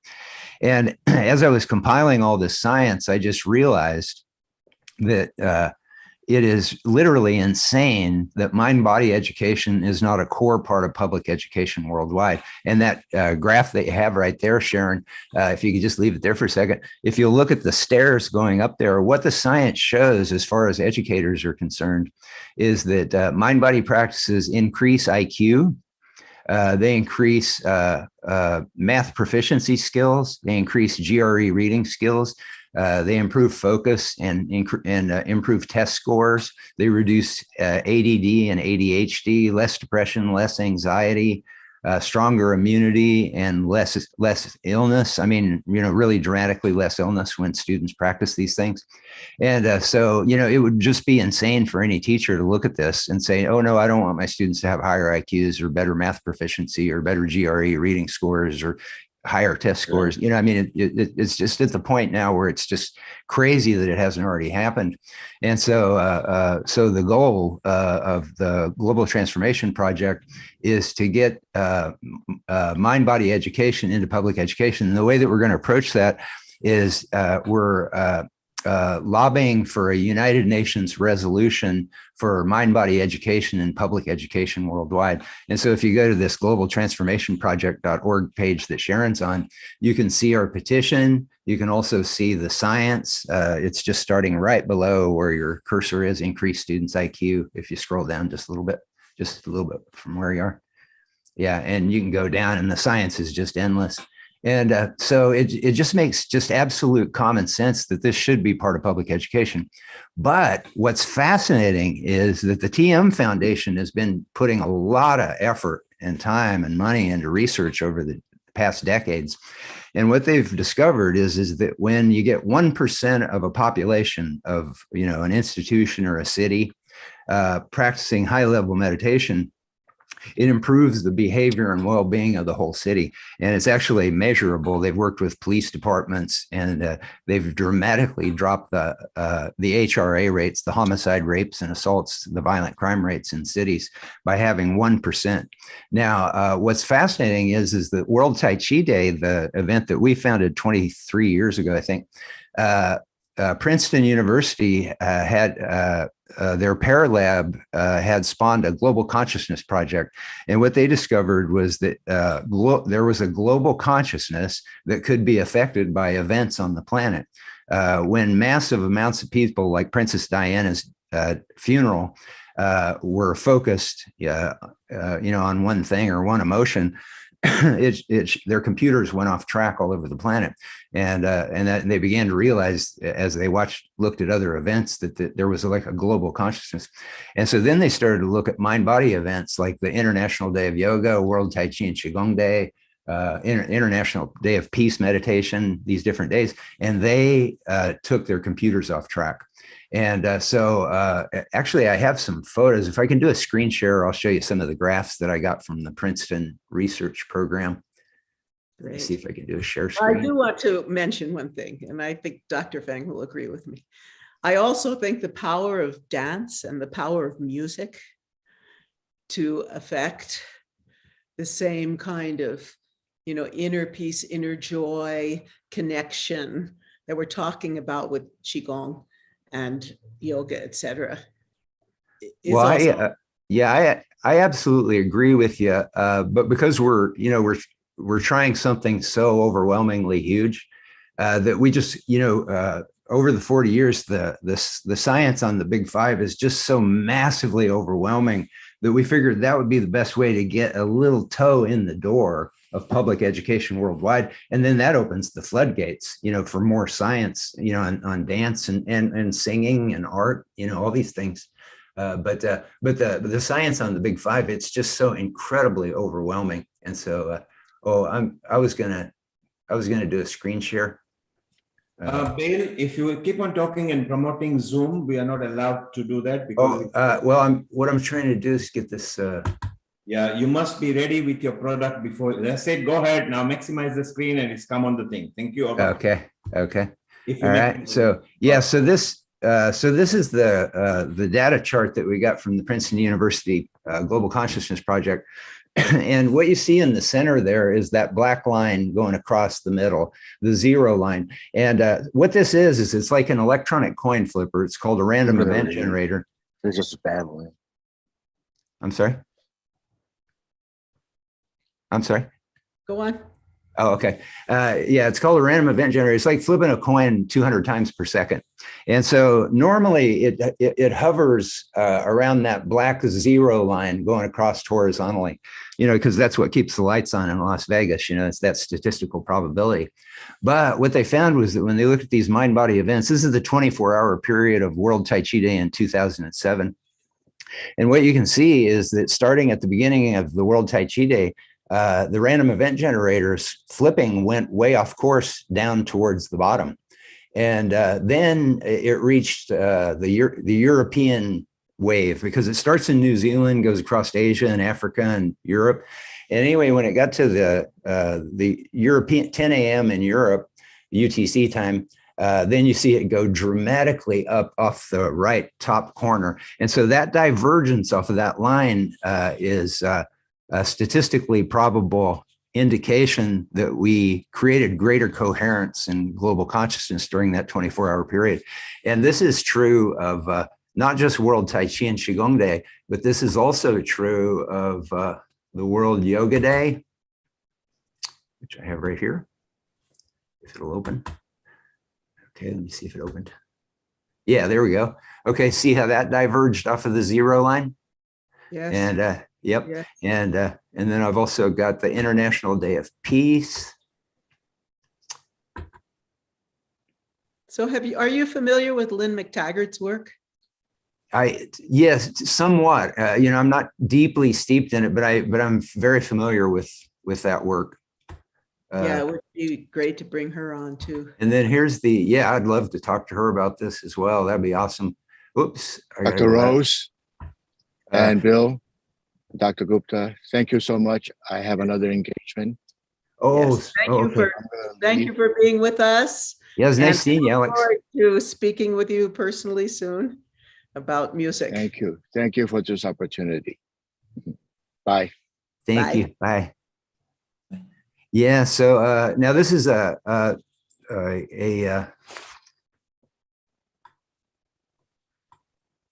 this is a composite of these global, they call them healing and global harmony events. That's World Yoga Day, World Tai Chi Day, World Peace Day.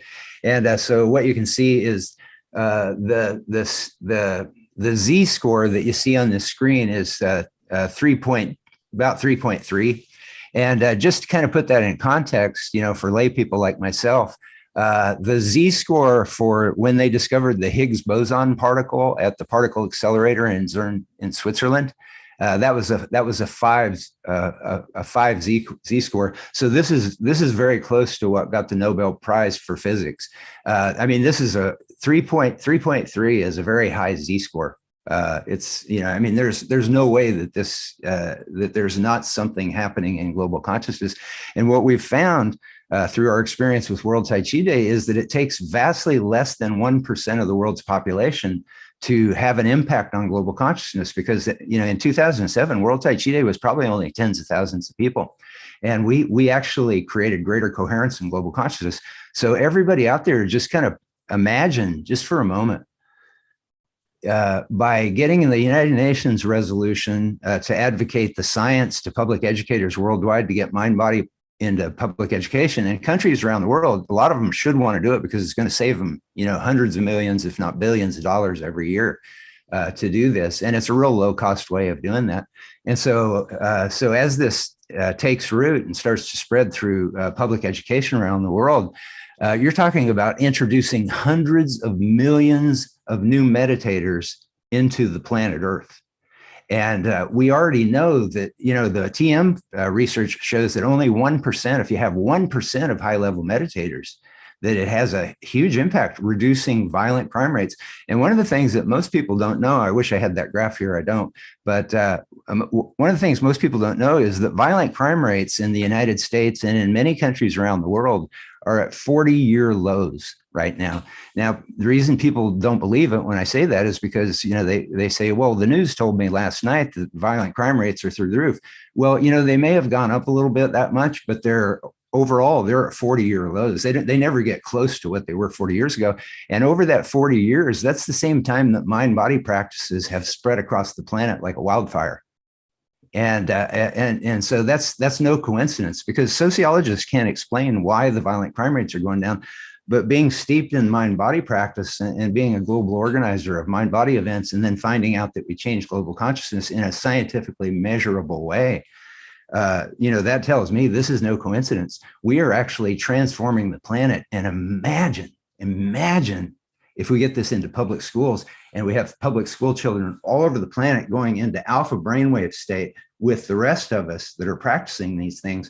We're talking about global transformation on a massive scale that would change the planet for the rest of history. It's like our great grandchildren would be looking back at our generation going, wow, those guys were awesome. Look what they did. I agree.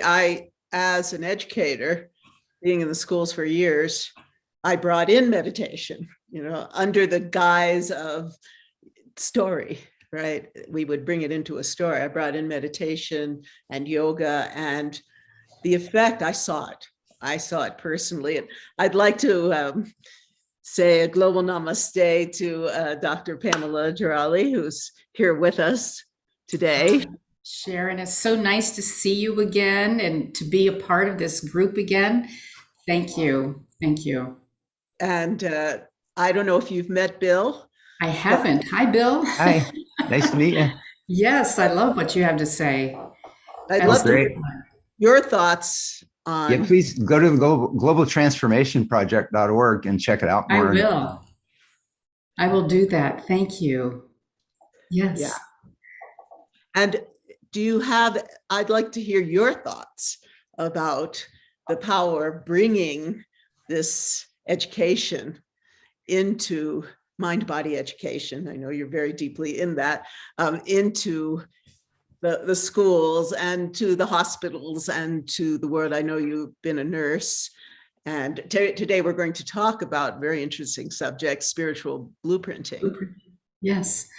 Yes, well, I think it is certainly the way to go. We need our children to be exposed to this so early on so that it becomes a part of their lives. It becomes ingrained in their way of being. For us, we started in a different place and kind of made our way. And certainly my life, reflects a huge transition, because I was in the healthcare system, traditional healthcare. And I worked primarily with health organizations. I worked at the Fox Chase Cancer Center, where back in the late 70s started the first multidisciplinary cancer care teams, which was amazing. And then I worked for the American Cancer Society and Prevent Blindness America. So I worked with a lot of health organizations, but back when I worked for the American Cancer Society, if I had been doing what I do now, I would be one of their unproven methods. But I know that our lives bring us forward in many ways that are just inspiring. And so when we discover more about who we are, and I talk about how we discover our divine blueprint, so that we can be authentic and in alignment with the truth of our being, that we can discover our higher purpose and fulfill that and bring forth amazing things to the universe. I just know that opportunities like this make such a huge difference. So I know you wanted to hear about spiritual blueprinting. And before, do you mind if I mention a little bit about my blueprint for the human spirit first? Because that is why I'm here and how this spiritual blueprinting came to be. So well, you know that I'm a big fan of all your work. Yes, And of course. before you do that, tell us a little about your book. She wrote an intro for my wonderful book, The Dance of Ego and Essence, Confessions of a Divine Diva. And so for that, I am eternally grateful because that truly was a transforming experience. That was my private journal, which I was told to share with the universe. But my life took a huge turn. I was raised in a very fundamental Christian home and church. When I went to college, left that behind, became a driven career person and had many expanding leadership opportunities, which were phenomenal, until I was the program director for Prevent Blindness America for the whole country. They gave me an opportunity to go to the Center for Creative Leadership in Greensboro, North Carolina. And if you haven't heard of that, and I'm not even sure what they're still doing these days, but it was a transforming experience. It was when I went down a different path. And shortly after attending that program, I had a vision while I was there and realized that my job, which was really important part of me, was no longer compatible with my new vision. So I quit, walked away from the whole healthcare system and became a seeker, and eventually received some amazing information that, in a series of divine downloads, like dreams, so to speak. And in the process, everything came together into this beautiful whole. And so I was given the gift of what I call the blueprint for the human spirit. And as it came to me one step at a time, one concept at a time, with sacred geometry and in kind of this beautiful matrix format, I realized how powerful that was. And at the same time, I received another divine download where I realized that I was highly intuitive. And coming from a traditional healthcare background where I was so rational and logical and science-based and skeptical, it was quite a shift for me to be able to embrace that. So if any of you have been through that process of where you leave traditional ideas and beliefs behind and shift over to a new way of being, you understand how challenging that can be. Well, what happened with regard to the spiritual blueprinting process is I would be awakened, and in the mornings, of course, information would flow in. I'd get up and share it. But I started thinking also about family members and friends who had issues. And I found myself moving energy around. And then I discovered that I could talk about what I experienced. And I spoke in first person, which cued me into the concept that we truly are one, and that my healing is your healing, is the healing of the world. And so I was able then to share this gift with people on a one-to-one basis. And it's very unusual because it is a way that, my body goes into motion. I become like a mirror and do spiritual mirroring, so to speak. And every motion and every position represents something different. And it's always different for every person. So issues will come up and we'll gain clarity on that. And then guidance is received on how to shift from a negative into a higher way of understanding and being. And what I've discovered in most cases is that it only requires a shift in perception for healing to occur.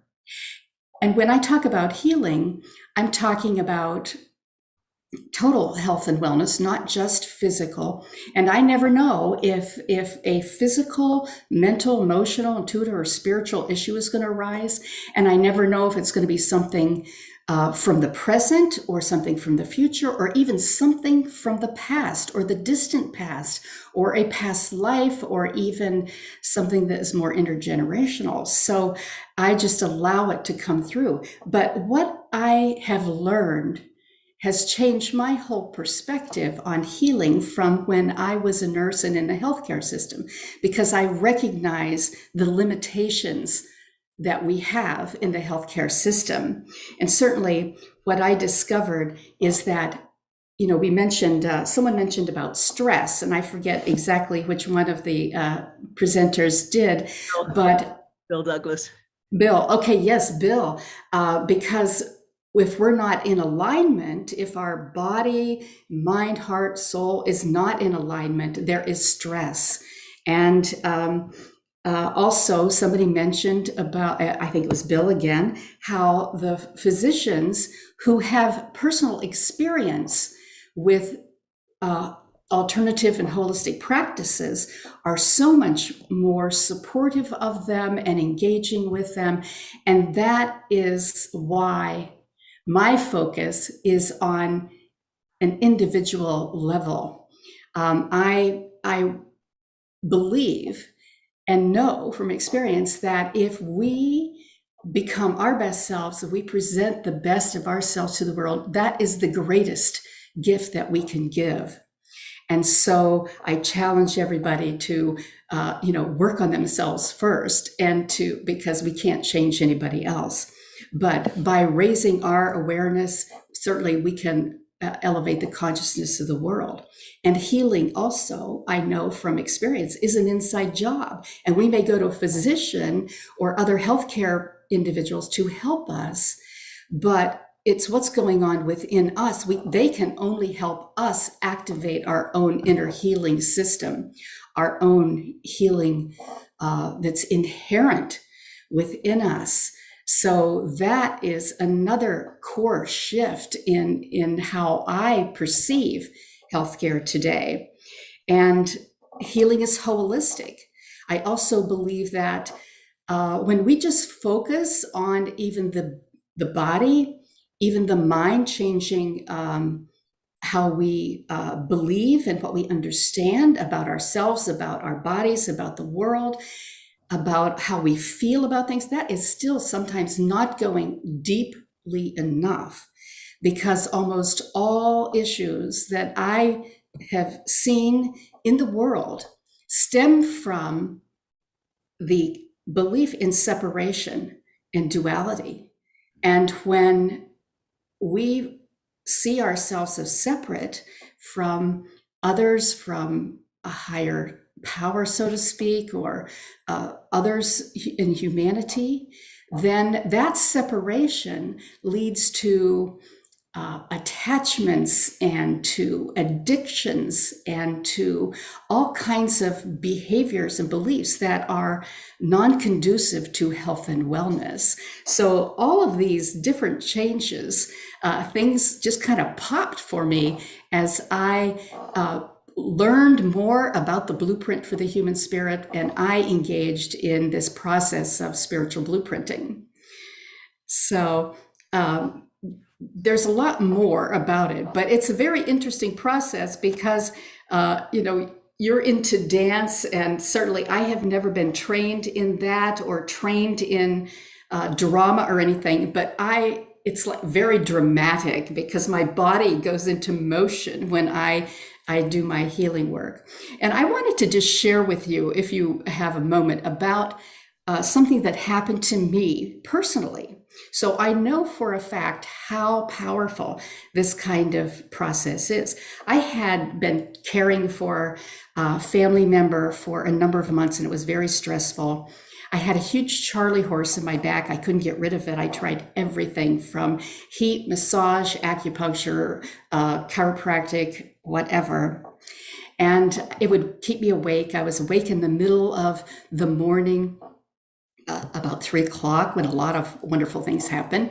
And I was just like, I was just in agony. And the night before, I'd tried a glass of wine and that didn't help, So this night I'm sitting there and I says, and I just said, help me. And this voice said, well, you do healings, don't you? And I'm like, yes, I do.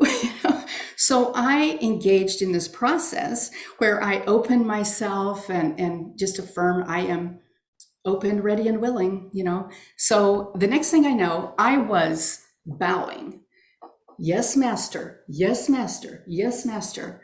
And there was this amazing idea that I was a slave and that I had to say yes to everyone. And then something said, no, you don't have to do that. And I said, okay, no, and then I got up out of my chair. I mean, I'm in this altered state, and I went to the doorway of my office and my room, and I knew exactly what to do and how to move and how to turn and what to do.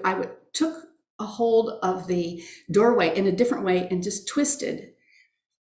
And it was like, well, that was easy. This was a whole different way. Then I went into my kitchen where I have an island, and I was running around the island. This is in the middle of the night. I had company, and I'm running around the island. And every time I came to a corner, I would grab a hold of it and pull, kind of stretch out a little more and say, yes, yes, yes, all the way around. So I went from saying, yes, master, to saying no, to saying yes to something else. And then after I did that, I was whirling like a dervish, and I was so free, and everything just kind of flew away, and I was so free.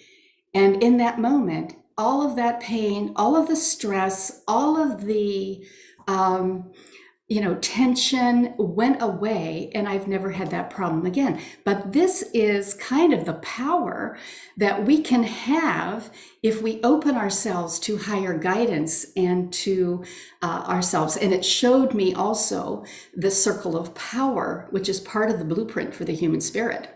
Because we're slaves and victimized in slavehood, then we become, we say no so that we can say yes to something better and something higher until we are free to be all that we are.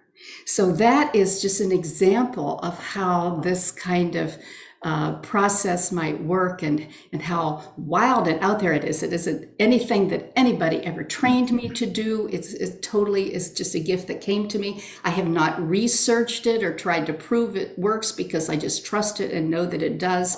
And certainly I've worked with a number of clients that have had life-changing, instantaneous healings as a result.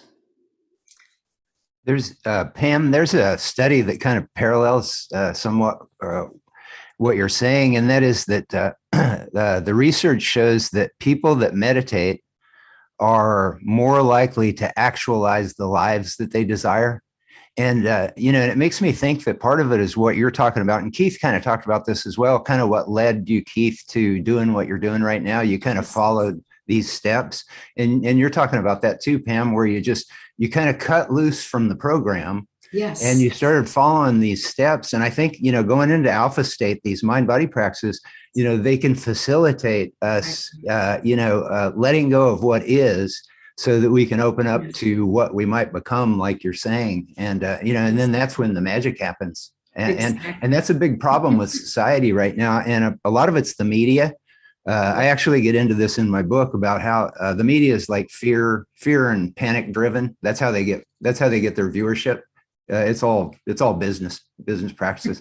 But teaching in hospitals, I see how it stresses people out, because a lot of the patients in my classes, they watch news all day long.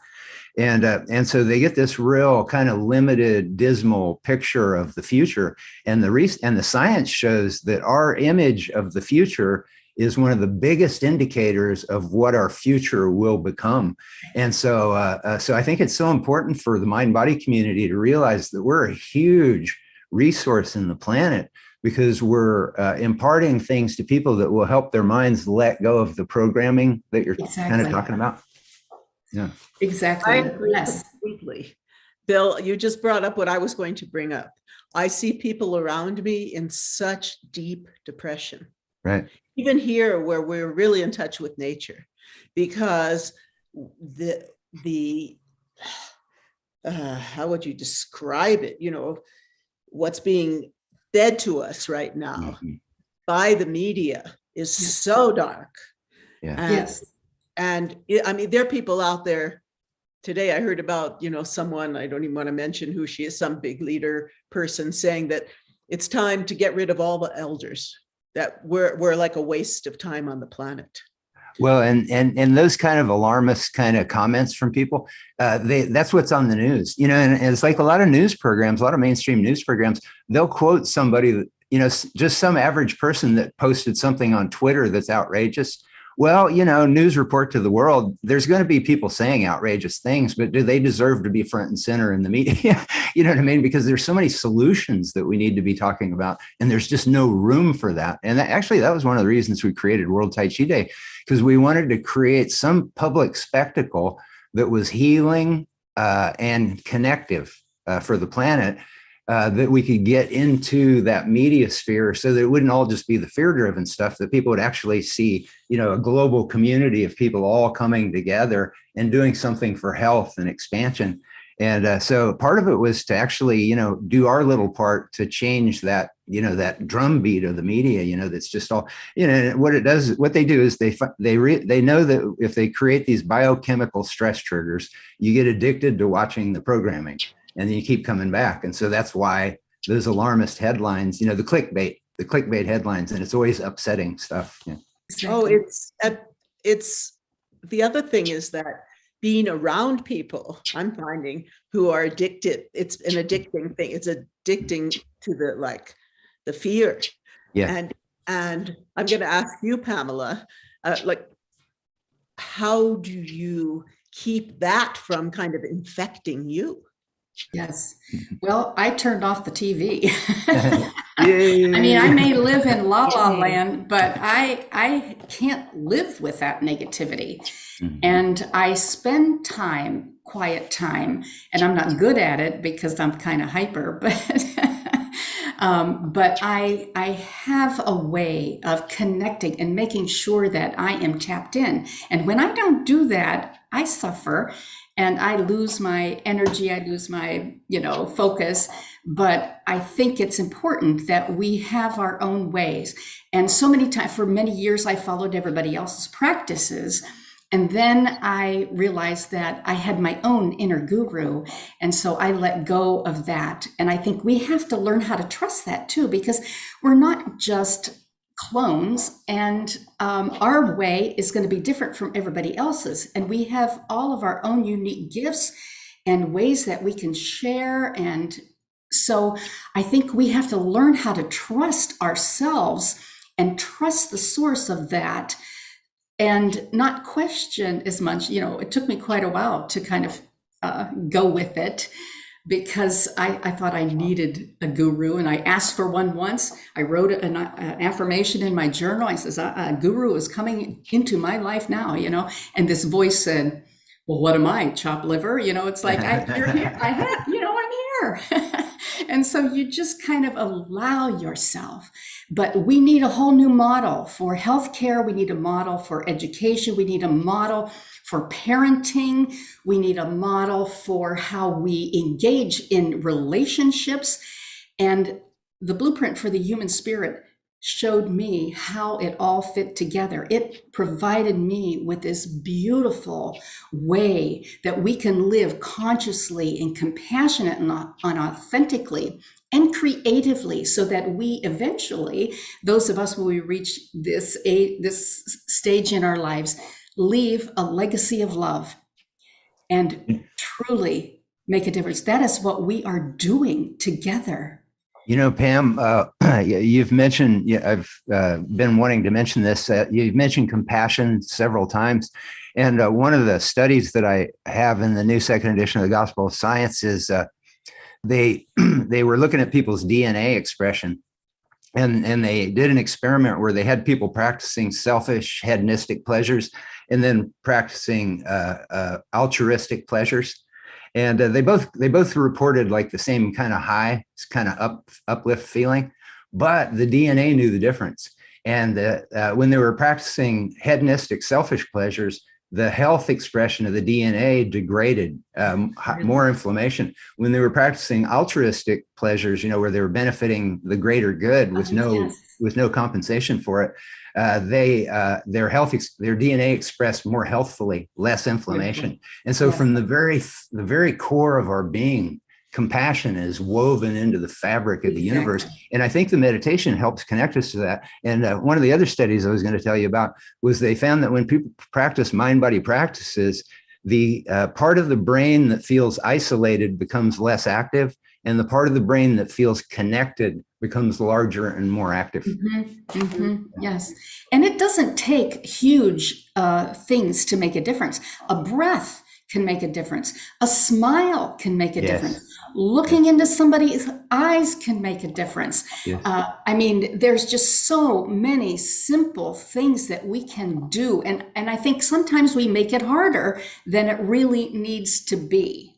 And so I think when we pause in the moment, come to this still point, instead of reacting and bring everything into alignment, I think that can make a difference. And I know that meditation, yoga, all these practices do make a difference. So we find our own, we find our way, we do that. And one person at a time with passion, like our host, Sharon, and with, love, we make a difference. We make a difference. Alan Watts, I think that, anytime we go into the alpha state, and when we meditate, we're not there all the time, our mind wanders and stuff, but we'll have those moments, where the mind will just kind of get in the flow and the drift. We go into that alpha state. And I think that's, that's a form of extraordinary consciousness experience. Now there's many levels of it. And I think you were talking about your own personal extraordinary consciousness experience that got you on your path. But anyway, Alan Watts said something that really stuck with me. And I didn't realize it when I was reading and studying his stuff decades ago. But then just when I was watching on YouTube, I was watching an Alan Watts interview, and I found out that he had had extraordinary consciousness experiences, several of them. And he said that one of the things that's very common for people when they come back from an extraordinary consciousness experience is to see the divine in everybody's eyes. Yes. Exactly. And that's what we need to do. We need to look in the mirror until we can see it in ourselves, and then look into the eyes of the others until we see it in them as well. See beyond the behaviors that we may not appreciate, and see that including our own. Exactly. Yeah. And it's hard to do, it's like, yes. But certainly we are, and I like to think we're all divine divas, devos, whatever, and that as we discover our divine blueprint, then we can realize the truth of our being, that we walk between these worlds, part human, part divine. We're on the world, but not of the world, so there are so many things that I think we can do to just uplift humanity. And when we honor who we are and our sacred gifts and develop them and share them in a compassionate way, then that's why we're here. And so I'm blessed to be a part of this and to hear what everybody else is doing. Bless you all for the gifts that you bring and for every moment that you are committed to making a difference. Thank you. Thank you, Pamela. And how do people find out about your work?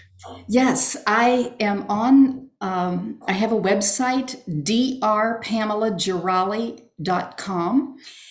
There is a free booklet that you can download and get some information, a little bit more about the blueprint. And then I just wrote a blog yesterday about spiritual blueprinting, another blog, and I put a book on there too, a free ebook. It's about 20 some pages with more information about spiritual blueprinting and what it is and how it occurs. You can also reach me and set up sessions because I do work with individuals, usually with Zoom. So it's a blessing to be of service. And And for all of you out there, especially if you're in the Colorado area, Pamela and I are speaking about putting together a workshop with the two of us. Yes. August. Sometime in late August. Yes, which is going to sounds be inviting. Yes. So thank you, and stay on, because thank you. We've been talking for weeks now about what my dear friend Jill Bittinger is about to speak about, which is transformed education. So welcome, Jill. Thank you so much. And Pamela, I hope you don't zoom off, because you said some compelling statements and I'd like to bridge into those. Yes, I'm here. I want to just turn off my mic so I don't interfere. Well, if I could actually bridge from what you were saying, thank you for that warm welcome, Sharon, by the way. Thank you. Well, for before that. you say that, I want to introduce you. Oh, okay. All right. I was just wanting to talk about education and her blueprint work for a moment. Oh, well, so yes, go please. ahead.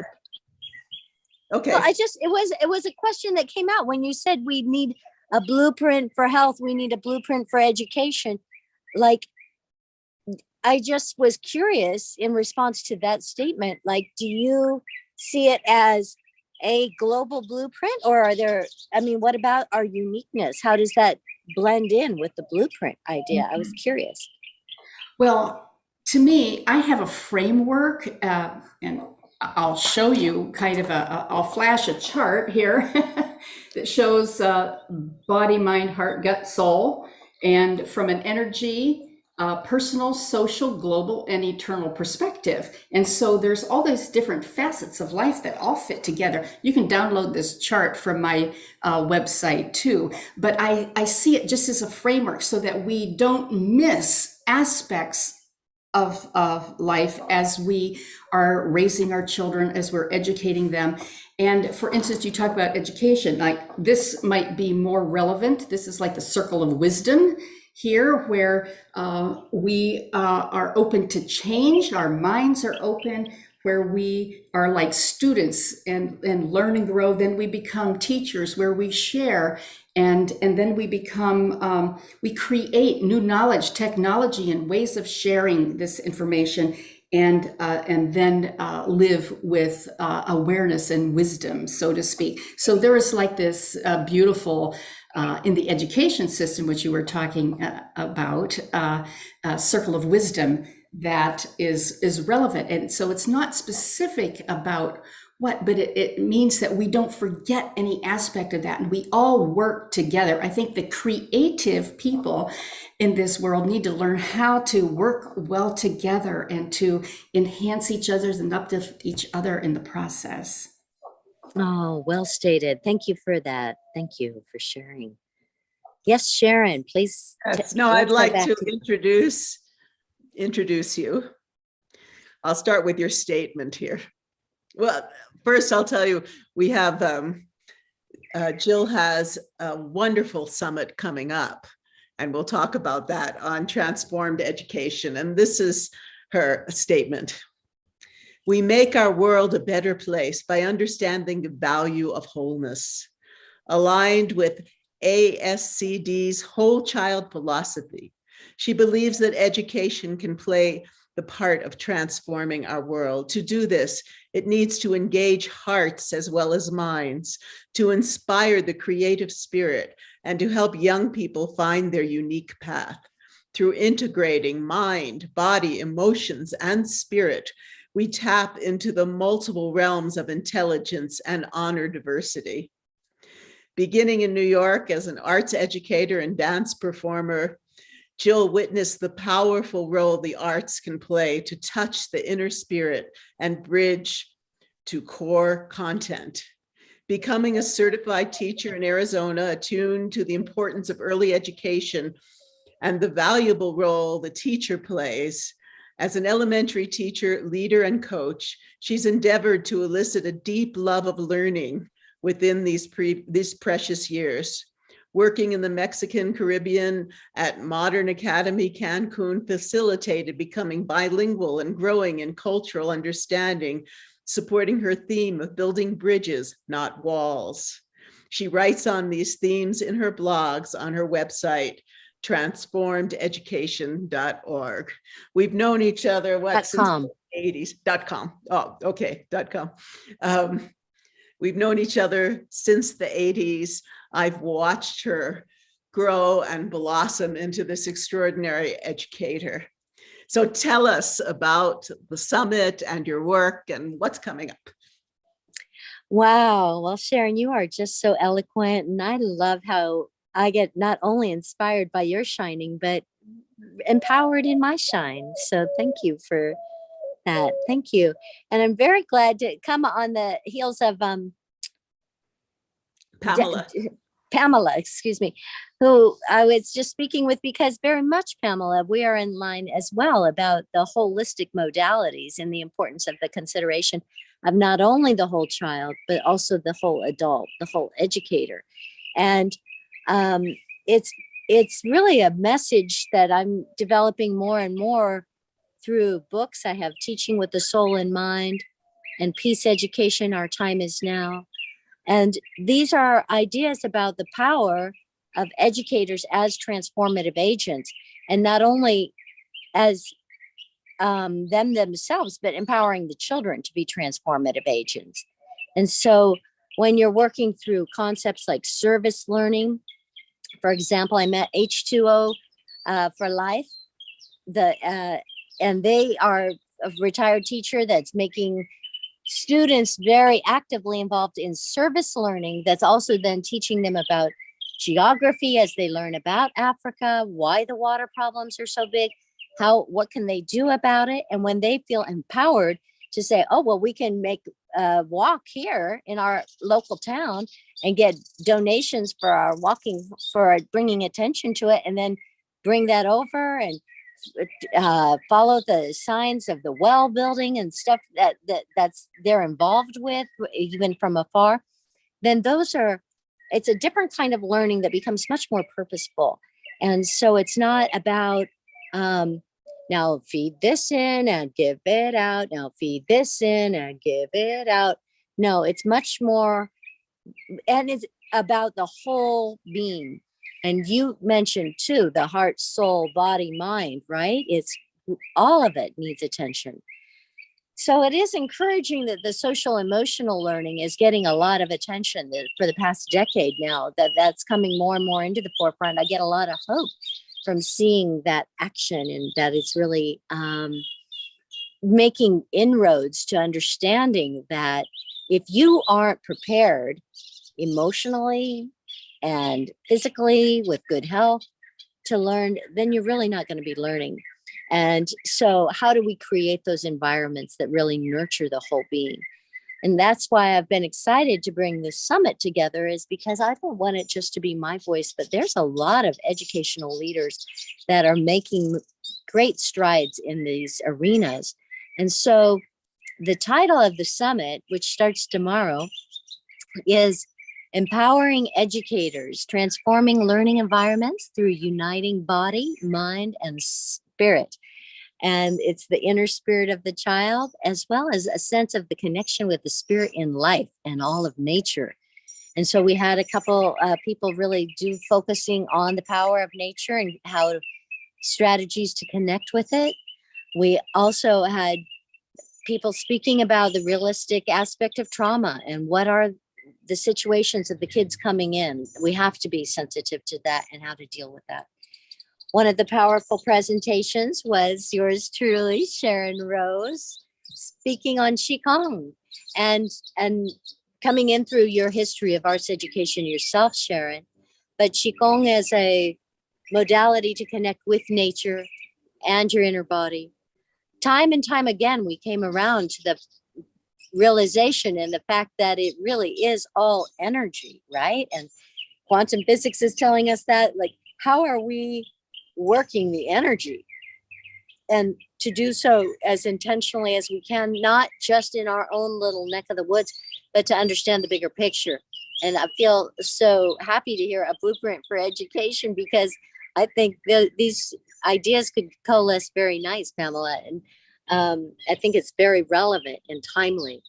So one of the ideas was the power of the heart, which you mentioned. And the Heart Math Institute was another presenter. They talked about just touching your heart and putting attention towards your heart and connecting in that way helps to shift, because in reality, we give more messages from our hearts to our brains than from our brains to our hearts. And even in that spaciousness, you can see that it is a quieting that happens, and it's a receptivity. Thank you for sharing this, Neil. This is Empowered Educators. Close that one. Empowered Educators. And even though the website is empowering, the summit is Empowering Educators, the website is empowerededucators.info. And so that's where you could come and sign up. It's free. It's 21 days of pre-recorded interviews released each day, sharing about how to transform learning environments. And that includes a definite recognition of my path, Montessori, which is dear and near to my heart, and is also homeschooling. It also includes homeschooling, and just such a wealth of information about all ages, pre-K up to 12.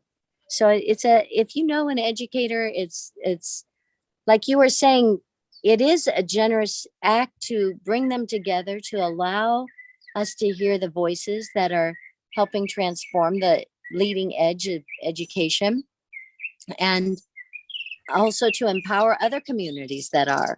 For example, a childhood potential had just came through. That's specifically Montessori. I definitely recommend that conference as well. It's still accessible. Childhood potential.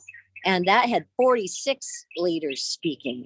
So they were, Montessori all, but one of them is a world leader that's now stepping out from his principalship to become an activated global leader, Gavin McCormick. He talks about the COVID influence. And so we're cross-connecting communities by him just sharing that video as a bonus to my summit, and being able to say, like, look how we can support each other. It doesn't have to be competitive. It doesn't have to be, no, it's just me, my thing. And that kind of idea. It's about how are we getting this message as a movement to empower holistic education throughout the world. And even if you don't know about Montessori, because she's already so much holistic education and empowerment of the child, even if you don't know about that path, you can still get principles involved from it, or you can understand about how could I integrate just basic concepts so that there is more child independence or teen, and that you can empower the gifts from within, just rather than overlay from without, and do this teacher-centered teaching versus the child-centered teaching, which is very different because there's much more choice, there's much more independence, there's learning from each other. And, they say if you really want to learn something, you have to teach it. Well, you could, even in the ages 3 to 6, those 6-year-olders are teaching the 3-year-olders. Here's how you wash your table. Here's how you sweep up something if you break it, and so that we can empower the teacher within, the one that has answers and gifts that came into this world with the spirit alive and wanting to offer those gifts, that if we empower those feelings and that awareness and that consciousness in education, it's making such great better use of all those hours that we spend there anyway. So many hours are spent towards education. Why not make it up an uplifting and transformative agent in our world? That's why when I went on to Jill's summit, I felt it was very important to give the teachers, not only talk about what I've done and the power of arts in education, but to give them a little Qigong practice that they can do themselves and then they can bring to their children. Just think, as Bill well knows, if you could have these teachers starting the day with a little Qigong practice, and Qigong is for children, it's so connected with nature. So we did one, I'm a big bird, I fly in the sky, just to bring their Qi, together into their different dantians, and bringing Qi from the sky and pushing out all the old, as I say, yucky energy, and just being renewed. And I think it's really important if we could get these basic Qigong principles into the schools for the teachers to use. There's a study and it's cited at globaltransformationproject.org, but there's a study that found that teachers that meditate, it dramatically reduces teacher burnout for when teachers meditate in the classroom, or is separate? Well, meditate on their own, I think was how the study was done, just that they were practicing their own meditation. But yeah, I mean, the resolution that we have, the UN resolution that we have at the website and people can sign the petition, and it'd be great if you could inform the educators that you come in contact with about our petition, and especially, if they're educators, that would add even more to the petition. And you had mentioned HeartMath earlier, and I'm so glad HeartMath is part of your program. The founder of HeartMath, Dr. Roland McCratty, is one of the scientific supporters of the Global Transformation Project's United Nations resolution for mind-body education and public education. Wow, I need to be aware of that. Yeah, globaltransformationproject.org, and everybody can sign the petition there. Globaltransformationproject.org. Okay, Yeah. that's important. I need to make sure to have that as a thing to share. Yeah, except they are pre-recorded, so it would be best. info@transformededucation.com is my email, and if you could just send me that link and as how you'd like me to feature it, then I could include it in the promo. Yeah, what was that email again? info@transformededucation.com. Transformed Education is my site more about my background and my work, and that's .com. And then empowerededucators.info is the summit. But Transformed Education also has access to the summit, so you could just go there. Oh, okay, great. Thank you. I wanted to just mention something, Sharon, as you were talking about being the bird and pushing out the yucky energy and stuff like that. I think sometimes it is helpful to couch what we do and say in common language, in words that are not necessarily linked with one particular form of practice or whatever. Because sometimes I think it can be a negative if we, use language and words that other people are not familiar. That's not part of mainstream, but there's a way to bring in the playfulness for children, a way to use. I mean, they're universal concepts, and so I think we need universal language that would be helpful, so that it isn't like, oh, that's I don't believe that way. It's not about that, if you know what I'm saying. Yeah, it's like hospitals call external Qigong therapeutic touch. Oh, really?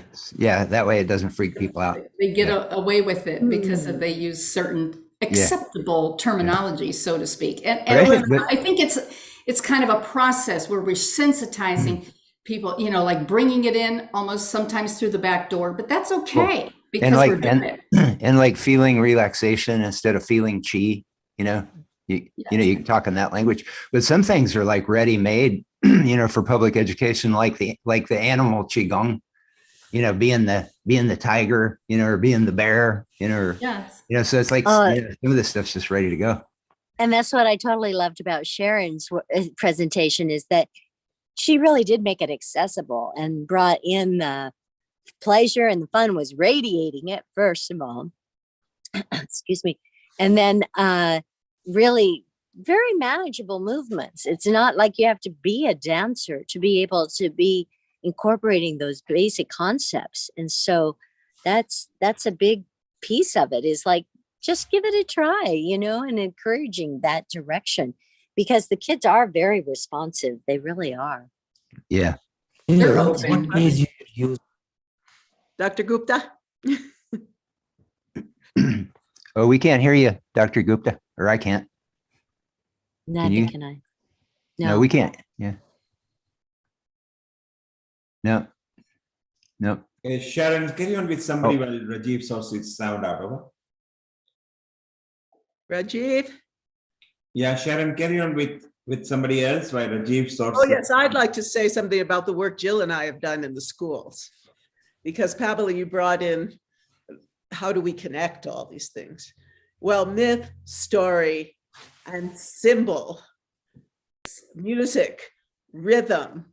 Universal. It's universal. I saw we discussed this in our interview. I saw such transformation in kids through these stories, and through embodying these stories and playing out these characters and drawing what they saw in the different. I led them through guided meditations in different cultures and stories, and I had them draw, and I had them always something they could take home with them and show their parents. I even got the parents involved, the superintendent of school. It's like, these things are possible, but the schools have to know that they're there. I mean, this was in the 90s. There was a big move in arts and education. There was money for it. But these days, I don't know, we need to revisit that and revive that, because as we all know, it's so important. Well, the way we come at the Global Transformation Project, one of our focuses in pitching this is society could be saving trillions of dollars every year on healthcare and social costs. And that's provable. I mean, we're beyond, where that's just some flighty idea. That's scientific fact. And so if you talk in dollars and cents, and, about how you can save, trillions of dollars every year, we've really got the facts on our side, economically, as well as, spiritually and, that. Wow, that's a powerful statement. I mean, trillions, that's a big deal. Yeah, I have a 710-page book that lays out all the science, all the data, so that when you get to the end of the book, that what I just said is absolutely factually accurate. Wow, you've really done a lot of work on that. That's a devotion of heart and soul for sure. About 40 years. Yeah. Right? That's the key, is like when we are tapped in to what's really purposeful, and each person is going to have their own unique, thing that lights them up. But by tapping into that, then we become so much more enlivened. And I think it does take turning off the news. I like what Pam said that way about, like, because I felt a personal huge shift when I was like, bad news, bad news, bad news, bad news, versus like, here's something I care about. I'm invigorated with this. And, it's pushing me into new courage zone. I have to have the courage to move into a new zone, but by willing to be able to grow into new territory, it's so enlivening. And that's when we really do collectively make a difference on that global scale. So I'm excited to learn more about your project. Another thing that's so exciting in the science is what they show is that when we practice mind-body practices regularly, we have a much higher incidence of gamma brainwave consciousness. And gamma brainwave is multidimensional thinking. That's where those aha moments come from. And it's different parts of the brain and the mind working in conjunction in different multidimensional ways. And so this is, scientifically provable. If we teach kids how to meditate, practice mind-body practices, that they become more adept at gamma wave thinking, which is multidimensional, finding more elegant, simple solutions to complex problems. And, we're at a time in history where that is just so incredibly important, to have a generation that is able to think in gamma wave consciousness. Yes. And I have a little story to tell you all, because some of you met my grandnephew, Finn, 8 years old, genius kid, who I've been encouraging in planting. And now their whole backyard is filled with food. And he had a tooth fall out. And so my brother was saying to him, like, well, what do you want from the tooth fairy? He goes, I want seeds. Wow, that's encouraging. Yeah. That's a big shift right there. Something's going right in his And he's world. just started studying karate as well. Yeah. But I want to also say thank you to you, Sharon, for acknowledging the power of the arts in the process, because the arts embrace that right brain part of ourselves. So whereas traditional school is pretty much almost all left, is, you know, in analytical, logical, classifying. It's when you go into the right brain and begin to invite wonder and imagination and creativity and curiosity, then it becomes so much more holistic, yes, but balanced between, like, okay, I need to be able to, you know, do the books for my business, but I also need to have the creative, inspired ideas. It empowers them into many more possibilities as adults. And so it's very much a piece that we have to be conscious about. How are we helping that right brain development? You know, and arts are a passageway. You know, another thing too is I can't remember which country it is. It's a European country, and they have like the #1 best educational system on the planet, you know, as far as student performance, and they have zero homework. Netherlands, homework. I think I've seen Oh, a Netherlands. special on this. Yeah. So that's and that a lot right, of time to play. right brain. Yeah, they get a chance to, you know, use their right brain when they get out of school, like you're talking about. Yes, and so much of that is coming through the social interactions when they're at play. It's a side-by-side thing rather than just being taught to. And I always thought it was interesting, you know, when I started studying Tai Chi and Qigong, that Chinese people, they never say, I'm going to go work out or anything like that. They say, I'm going to go play. I'm going to go play Qigong. I'm going to go play Tai Chi. Oh, that's fascinating. Yeah. Interesting. One of the things I used in the schools that they loved, even I do it with adults, is if you're from India, you know of the jatis. So it's the different rhythms. So we sit in a circle and we start with tak, tak, tak, tak, ta, ka, ta, ka, ta, ka, ta, ka, ta, ki, ta, and go on like that. Nice. And what I find is that it harmonizes immediately everyone, adult, child, everyone. But as you go, the beauty of Indian classical dance, all the different forms, is this way of using the eyes are doing one thing, the hands are doing one thing, the feet are doing one thing. And so it really brings this, you know, connection between right and left, and just empowers. I know it helps build telomeres even, you know, this whole, it's what also Moshe Feldenkrais in that technique uses, where, you know, you are really one part of your body's doing something, another part is doing something else. And it just helps you on your brain on so many levels. Well, it's it's kind of a mantra meditation too. You know, it's that repetitive. But it was, I think it's particularly Sharon has a talent for being able to integrate rhythm and movement. And I have felt like some of the most alive through her classes and through the experiences, because it's so accessible. You know, what she just demonstrated right there, ta-ki-da, ta-ki-da. It's not this super complicated, it's repetitive, and then you moving your body with it in some way with your hands or feet. But that rhythm is a connection with the earth, and it's a connection to one another as you share that experience.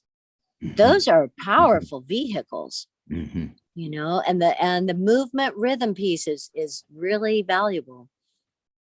Yeah, it Yes, seems to well, harmonize in a great way. Pamela?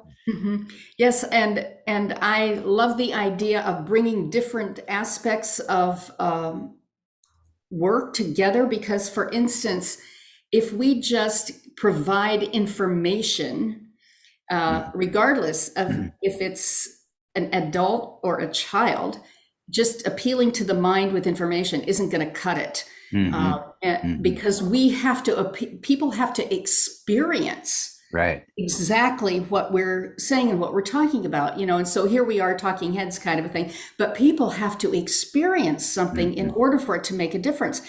And you know, I mentioned about Sharon wrote the foreword for my book, The Dance of Ego and Essence, and I did a companion journal called Embrace Your Divine Inner Diva, and it includes the opportunity for people to kind of read, then to allow their own life experiences to come forth, to read or hear a meditation, and to engage in a dance play activity that brings it home. Because if we don't do all those things as part of, you know, even adult learning, for instance, you know, with children, we do it more, I think, because it's a playful way to learn. But adults need the same thing. We need to experience and to participate and to bring it into not only our minds, but our entire bodies and our hearts and our spirit, or else we're not going to make a difference. You know, one thing that's very exciting right now, and, you know, we're the first generation in history that has this, but I don't know, some of you may be familiar with the Muse headband. You can get a Muse headband, and then it syncs with your telephone, and then you go through short meditations, and it tracks your brain waves. It syncs with your brain waves, and so it'll tell you while you're meditating when you're in alpha state and when you're in busy beta brainwave state, and even when you go into theta, you know, deeper meditative alpha theta state.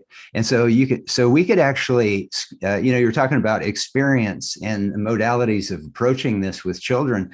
It's actually affordable to have these headbands in public schools, and then when you're teaching them these things, to actually be able to track what techniques take their brainwaves into alpha state more effectively, and then that technique could be shared with other teachers in other countries around the world. I mean, we could bring mind-body practices up to a high level where people are doing these experimental, multi-dimensional things like you're doing, Sharon, with music, and you know what I mean, where you like you were talking about, Pam, it's like we have to pick the locks of the human mind and find the easiest path in there. And being able to track students' brainwaves while we're exposing them to different modalities like Sharon's approach and different approaches around the planet, we'd actually be able to get feedback and see which ones take them into alpha state, and then spread those techniques around the planet. I mean, the potential of this is really extraordinary. Very cool. Yeah. Oh, nice visioning. Powerful. That's Bill. Dr. Big Gupta, thinker. you're back with us? Are you here? Yes. Speak with us. Let's try. Can you hear me? Yes. Yes, we can hear you now. Oh, brilliant. Sorry. So a couple of things. I think it's a fantastic session, Sharon. Just again, you are a miracle bringing all these nice people together. And there's a mission for all of us to really have that unity of universal power to our power, and then connecting all different disciplines, the traditional medicine, alternative medicine, complementary medicine, so that we have the end user in mind and provide the best benefit. So I'm very pleased that we are all together in it. Second, I also wanted to ask, particularly Jill, you mentioned about the school. So we have this project, I don't know how much you know, we had a full 2-hour session today on Eat Smart, Think Smart, and Be Smart.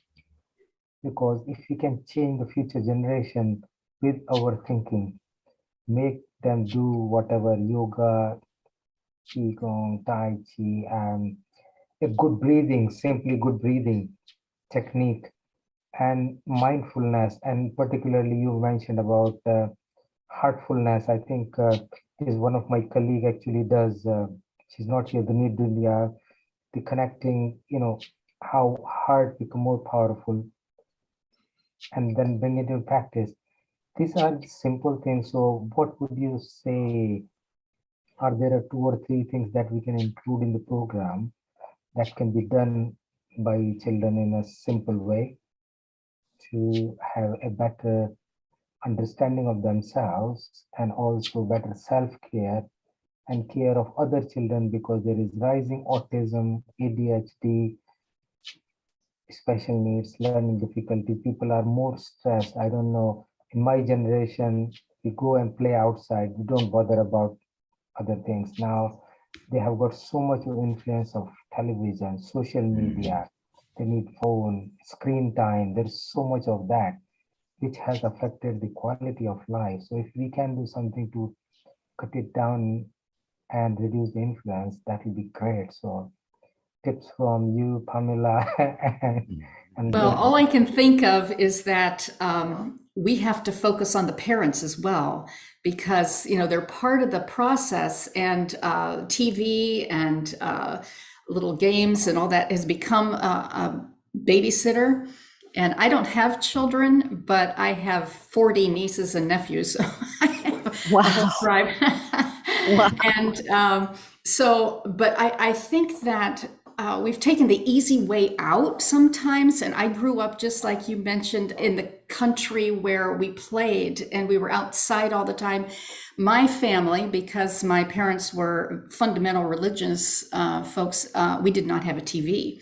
So we entertained ourselves. So we had music, and that was a lot of fun, of course. But it was so simple. And we ate at home. We had an acre garden, and we grew all of our own food. It was very healthy, and we all participated in the process. So something's missing. And not just in the healthcare system and in the education system, it's in the home.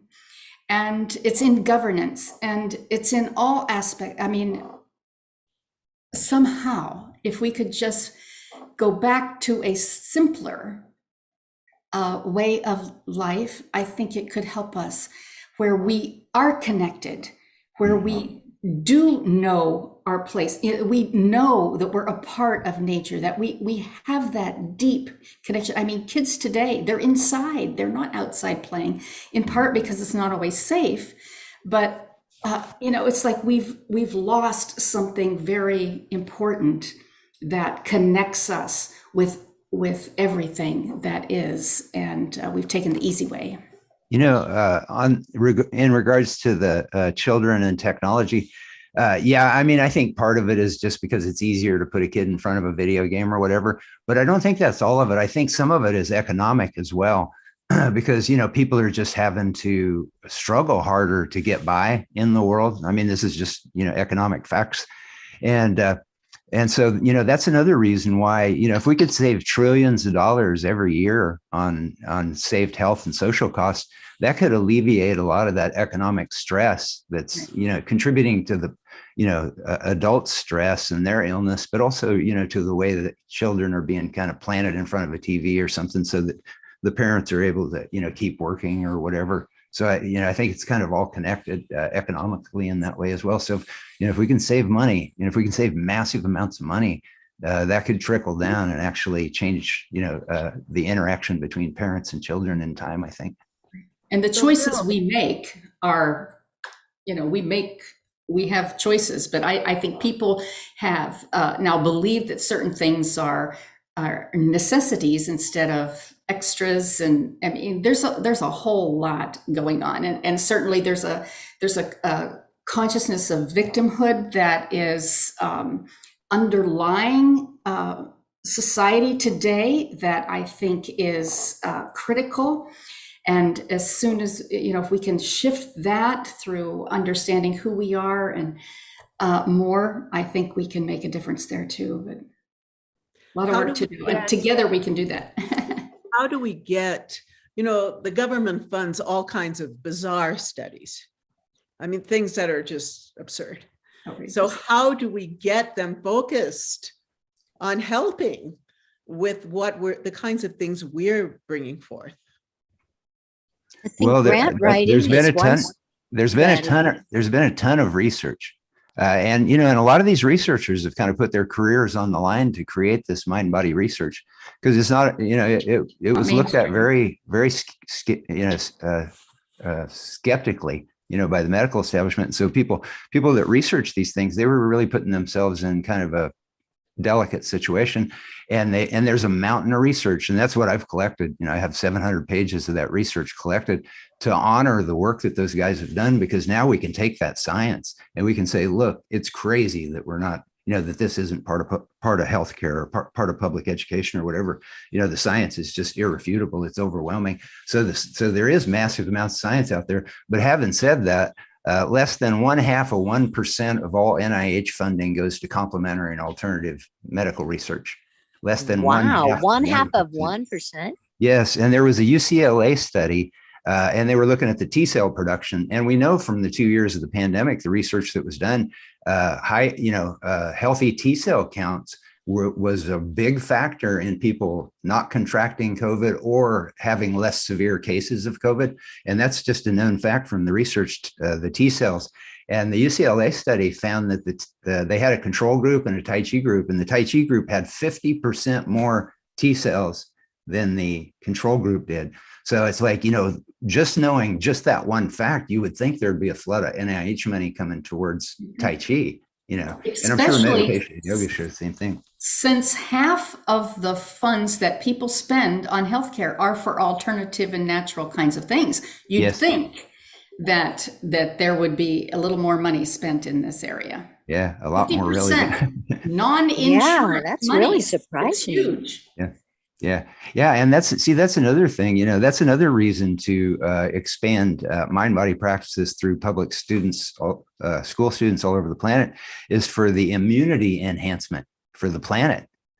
You know what I mean? Because we're getting all this news about, oh, we're going to have, you know, Bill Gates is saying, oh, we're going to have more and more and more of these COVIDs. And you know, and human history shows, of course, that's going to be the case. You know, you get new viruses. But if we can maximize or optimize global immunity through public education, God knows how much money that's going to save in the future. And you know, and it's all scientifically proven. You know, the UCLA study, just for an example, 50% more T cells production from mind-body practices. That's massive. That's massive. If there was a drug that could do that, you'd be seeing it on television 24 hours a day. You know. But you don't hear about it. The problem is it's not a drug. It's a mindset. And it's free. That's the difference. It is easier or more difficult to change someone's mind and introduce new ideas than it is to give them a pill. And well, it's what they get exposed to 24 hours a day on TV. You know, it's like the only thing they see is the drugs they can afford to advertise constantly, even though the mind-body practices are, you know, more effective in many cases than pharmaceuticals. I know with depression, the research shows meditation, it provides the same chemical benefits as antidepressants, but you don't have any of the negative side effects. But people don't know that. You know, they don't know that because they don't see it on TV. What they do see on TV is the antidepressants. You can't patent it and you can't make money on it. Exactly. Yeah. Right. And it's now multi-generational. My sister's daughter at 12 broke up with her first boyfriend and was so depressed. My sister took her to the doctor. They put her on who knows what, some kind of SSRI. Now her granddaughter is doing the same thing. It's like they really mind control. Well, the popular media promotes this. You know, if you watch sitcoms or TV series, you know, they just talk very casually about, you know, psychotropic drugs that they get from their doctor as if that's a way of life. You know, it's like it's permeated the popular culture, which is another reason to turn off the television. Yeah. Well, in the granddaughter's school now, if you're not on one of these drugs, then you're not cool. Wow. Yeah, I think popular culture portrays it that way, you know. Wow. It's almost like the weirder you are, you know, the most victim you are, then the cooler you are. It's really becoming. Well, it's an ethos, you know, of no self-awareness. Yes. Because you can always run to the doctor and get a prescription to take care of whatever that unself-awareness leads to, you know. Yeah, it's a lack of personal responsibility and accountability because, we're not taking, we turn over ourselves to someone else who we think can fix us instead of taking responsibility for finding our own way, for discovering who we are and for living authentically. It's, it's the easy way. You're right, Pamela. It's the profitable way. I don't know if it's the easy way. A lot more effort to discover yourself and try and fix yourself than taking a pill.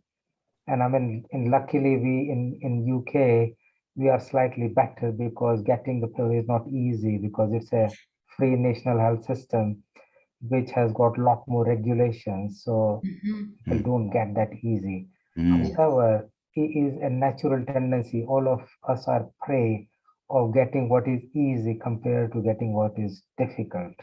Take antidepressant, that helps.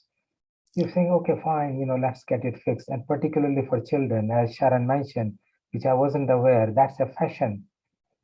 You need to be on it to be seen cool.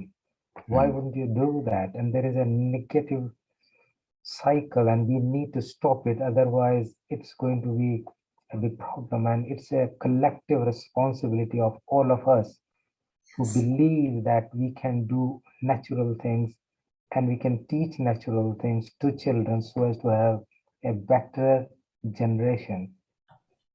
They will know it 10 years, 15 years later, it's too late. So now is the time. Let's make it happen. Thank you so much.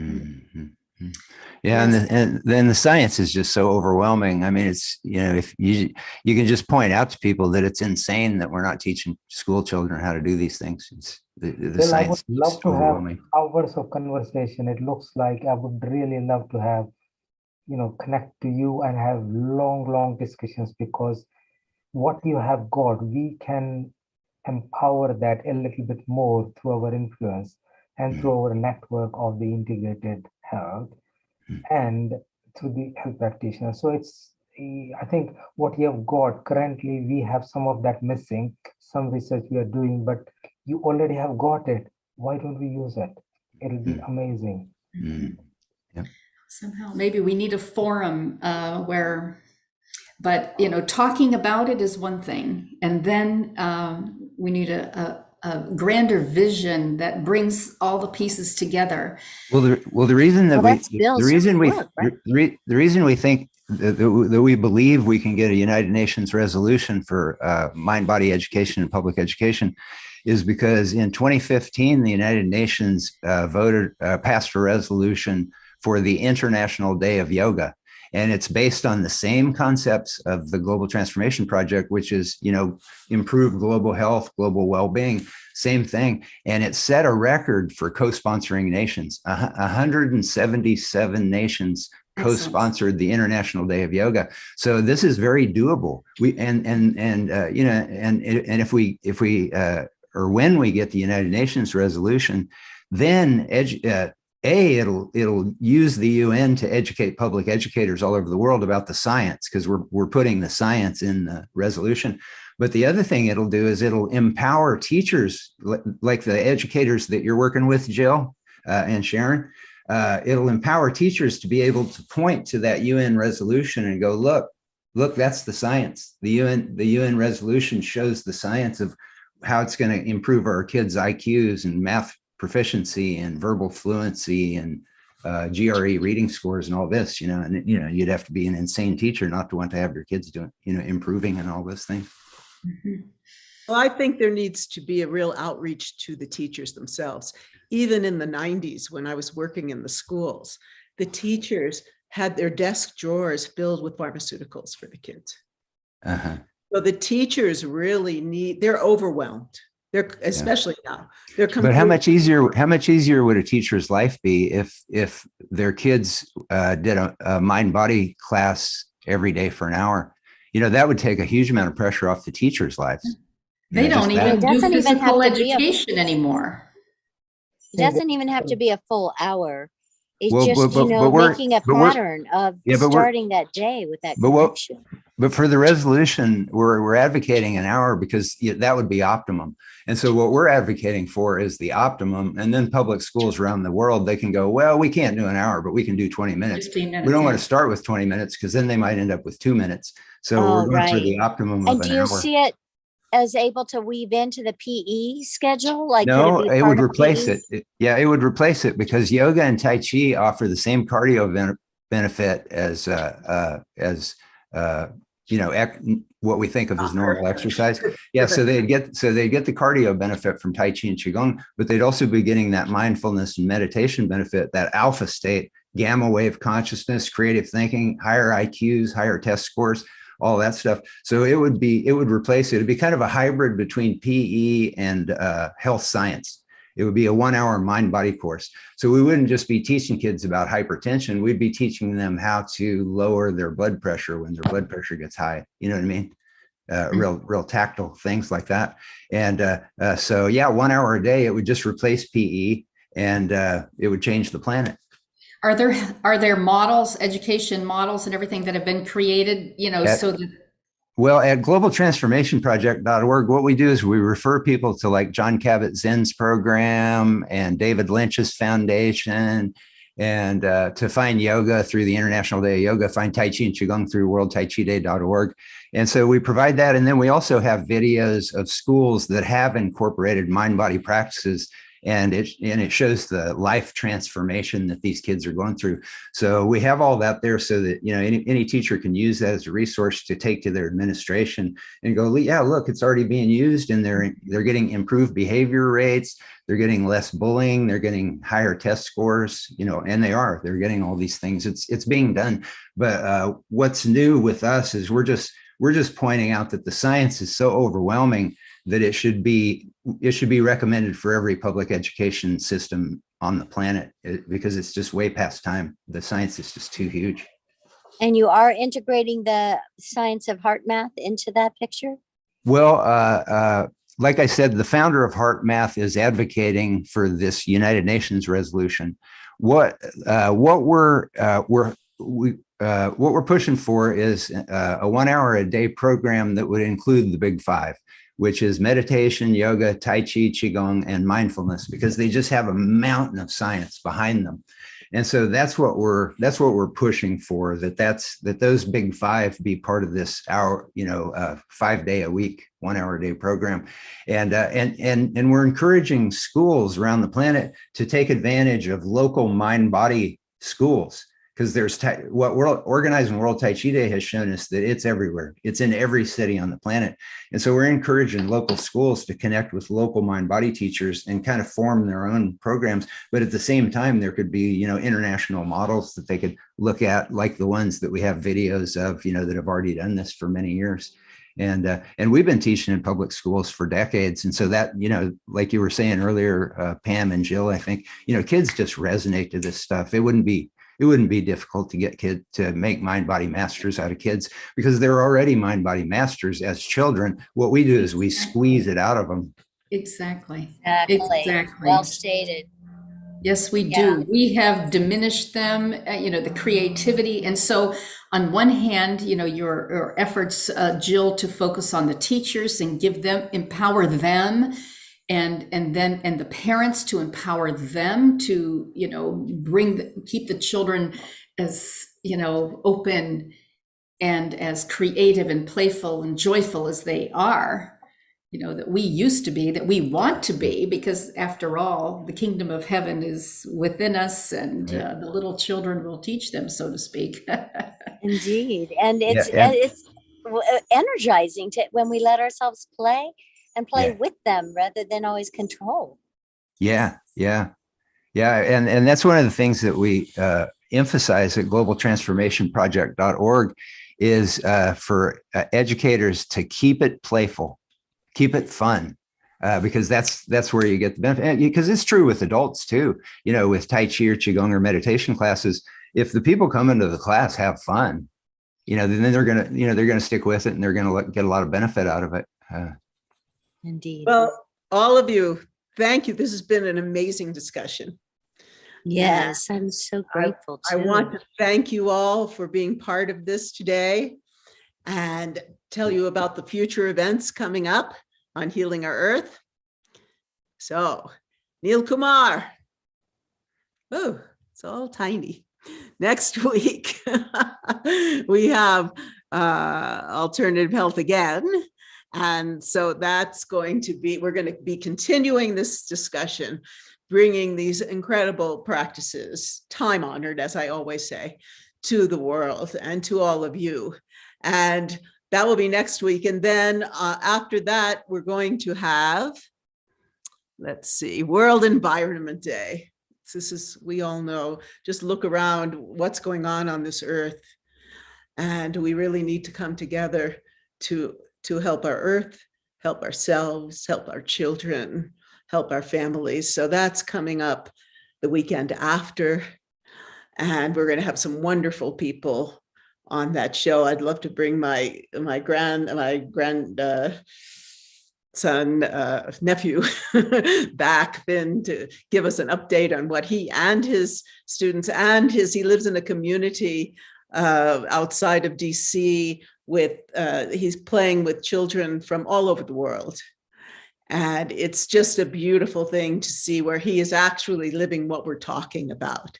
So maybe he and some of his friends can come and give us their perspective on what it's like to still be in touch with nature and to be outdoors playing with each other. Sharon, what Yes. a wonderful hosting you did yet again, and the wonderful array of the people you brought from the other side of the hemisphere. So what we will do now, if you can kindly close up with a nice prayer and everything, I request everybody, please stay on. We are going to go private and then some guidance will be provided so you know how to go forward. Remember, to the global audience who are watching us on the YouTube, Periscope, Facebook, website, we are live streaming right now. And next week, we're going to bring the 5th episode of Integrated Health. Sharon, over to you. Do the closing and we go private and we chat. Over. Well, I think instead of a prayer, I'm going to want to have you all put your feet on the ground, feel the earth under your feet, wiggle your toes. Yeah, feel this. Now feel all the way down to the center of the earth, the base of your spine, like a line of light going all the way down to the center of the earth. And then connect there and then feel this light, this energy, this chi, this Shakti coming up through the earth, like in waves into your feet, into your ankles, into your calves, your knees, your thighs, into your pelvis. Feel yourself sitting there on your seat. Feel it coming up through the central channel of your body, through your organs and into your heart. Feel the light coming up. Take a deep breath in. Bring it into your lungs, this life force, this Shakti, this chi. And feel it coming from your heart, down your arms, into your hands. And then feel like in the center of your hands, so the lagong point, you're going to feel like these flashlights of chi, of energy. And you're going to bring them up, all the way up, and feel the light from the sky now coming down into the top of your head, down into your pineal center, the place that sees in visions and dreams, connecting you with many dimensions. Feel that light from the stars coming in. And then down into your throat. And into your heart, and bring that light. Take those hands with the little flashlights, and then look into your head. My mind is clear. Bring that light there. Breathe in into your eyes. My vision is wide and open. Into your nose, take a breath in. Feel that life force from all around you. Breathe out any troubles and worries, let them go. Then into your mouth, take a deep breath in.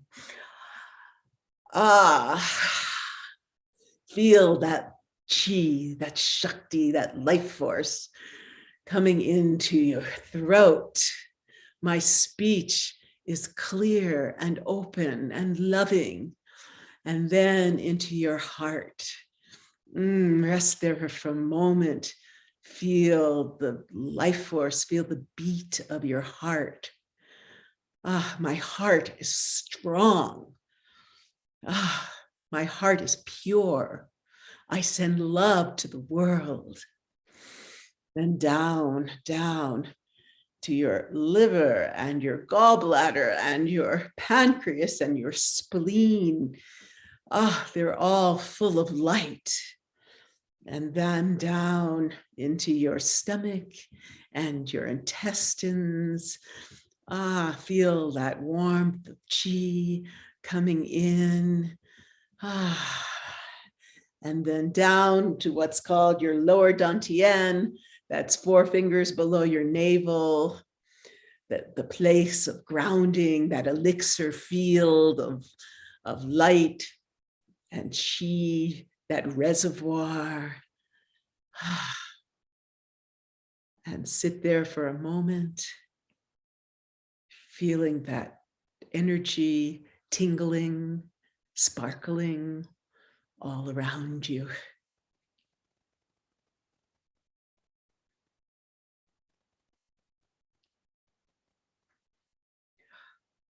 And then from my heart to yours, to all of our members of Healing Our Earth, of all of our great community around the world, we send love, we send joy, we send positive energy, and let's work together to bring this love and this light and this chi and all of these wonderful, what we call alternative health practices to ourselves, to our parents, to our families, to our children. And we say, global namaste to you all. We'll see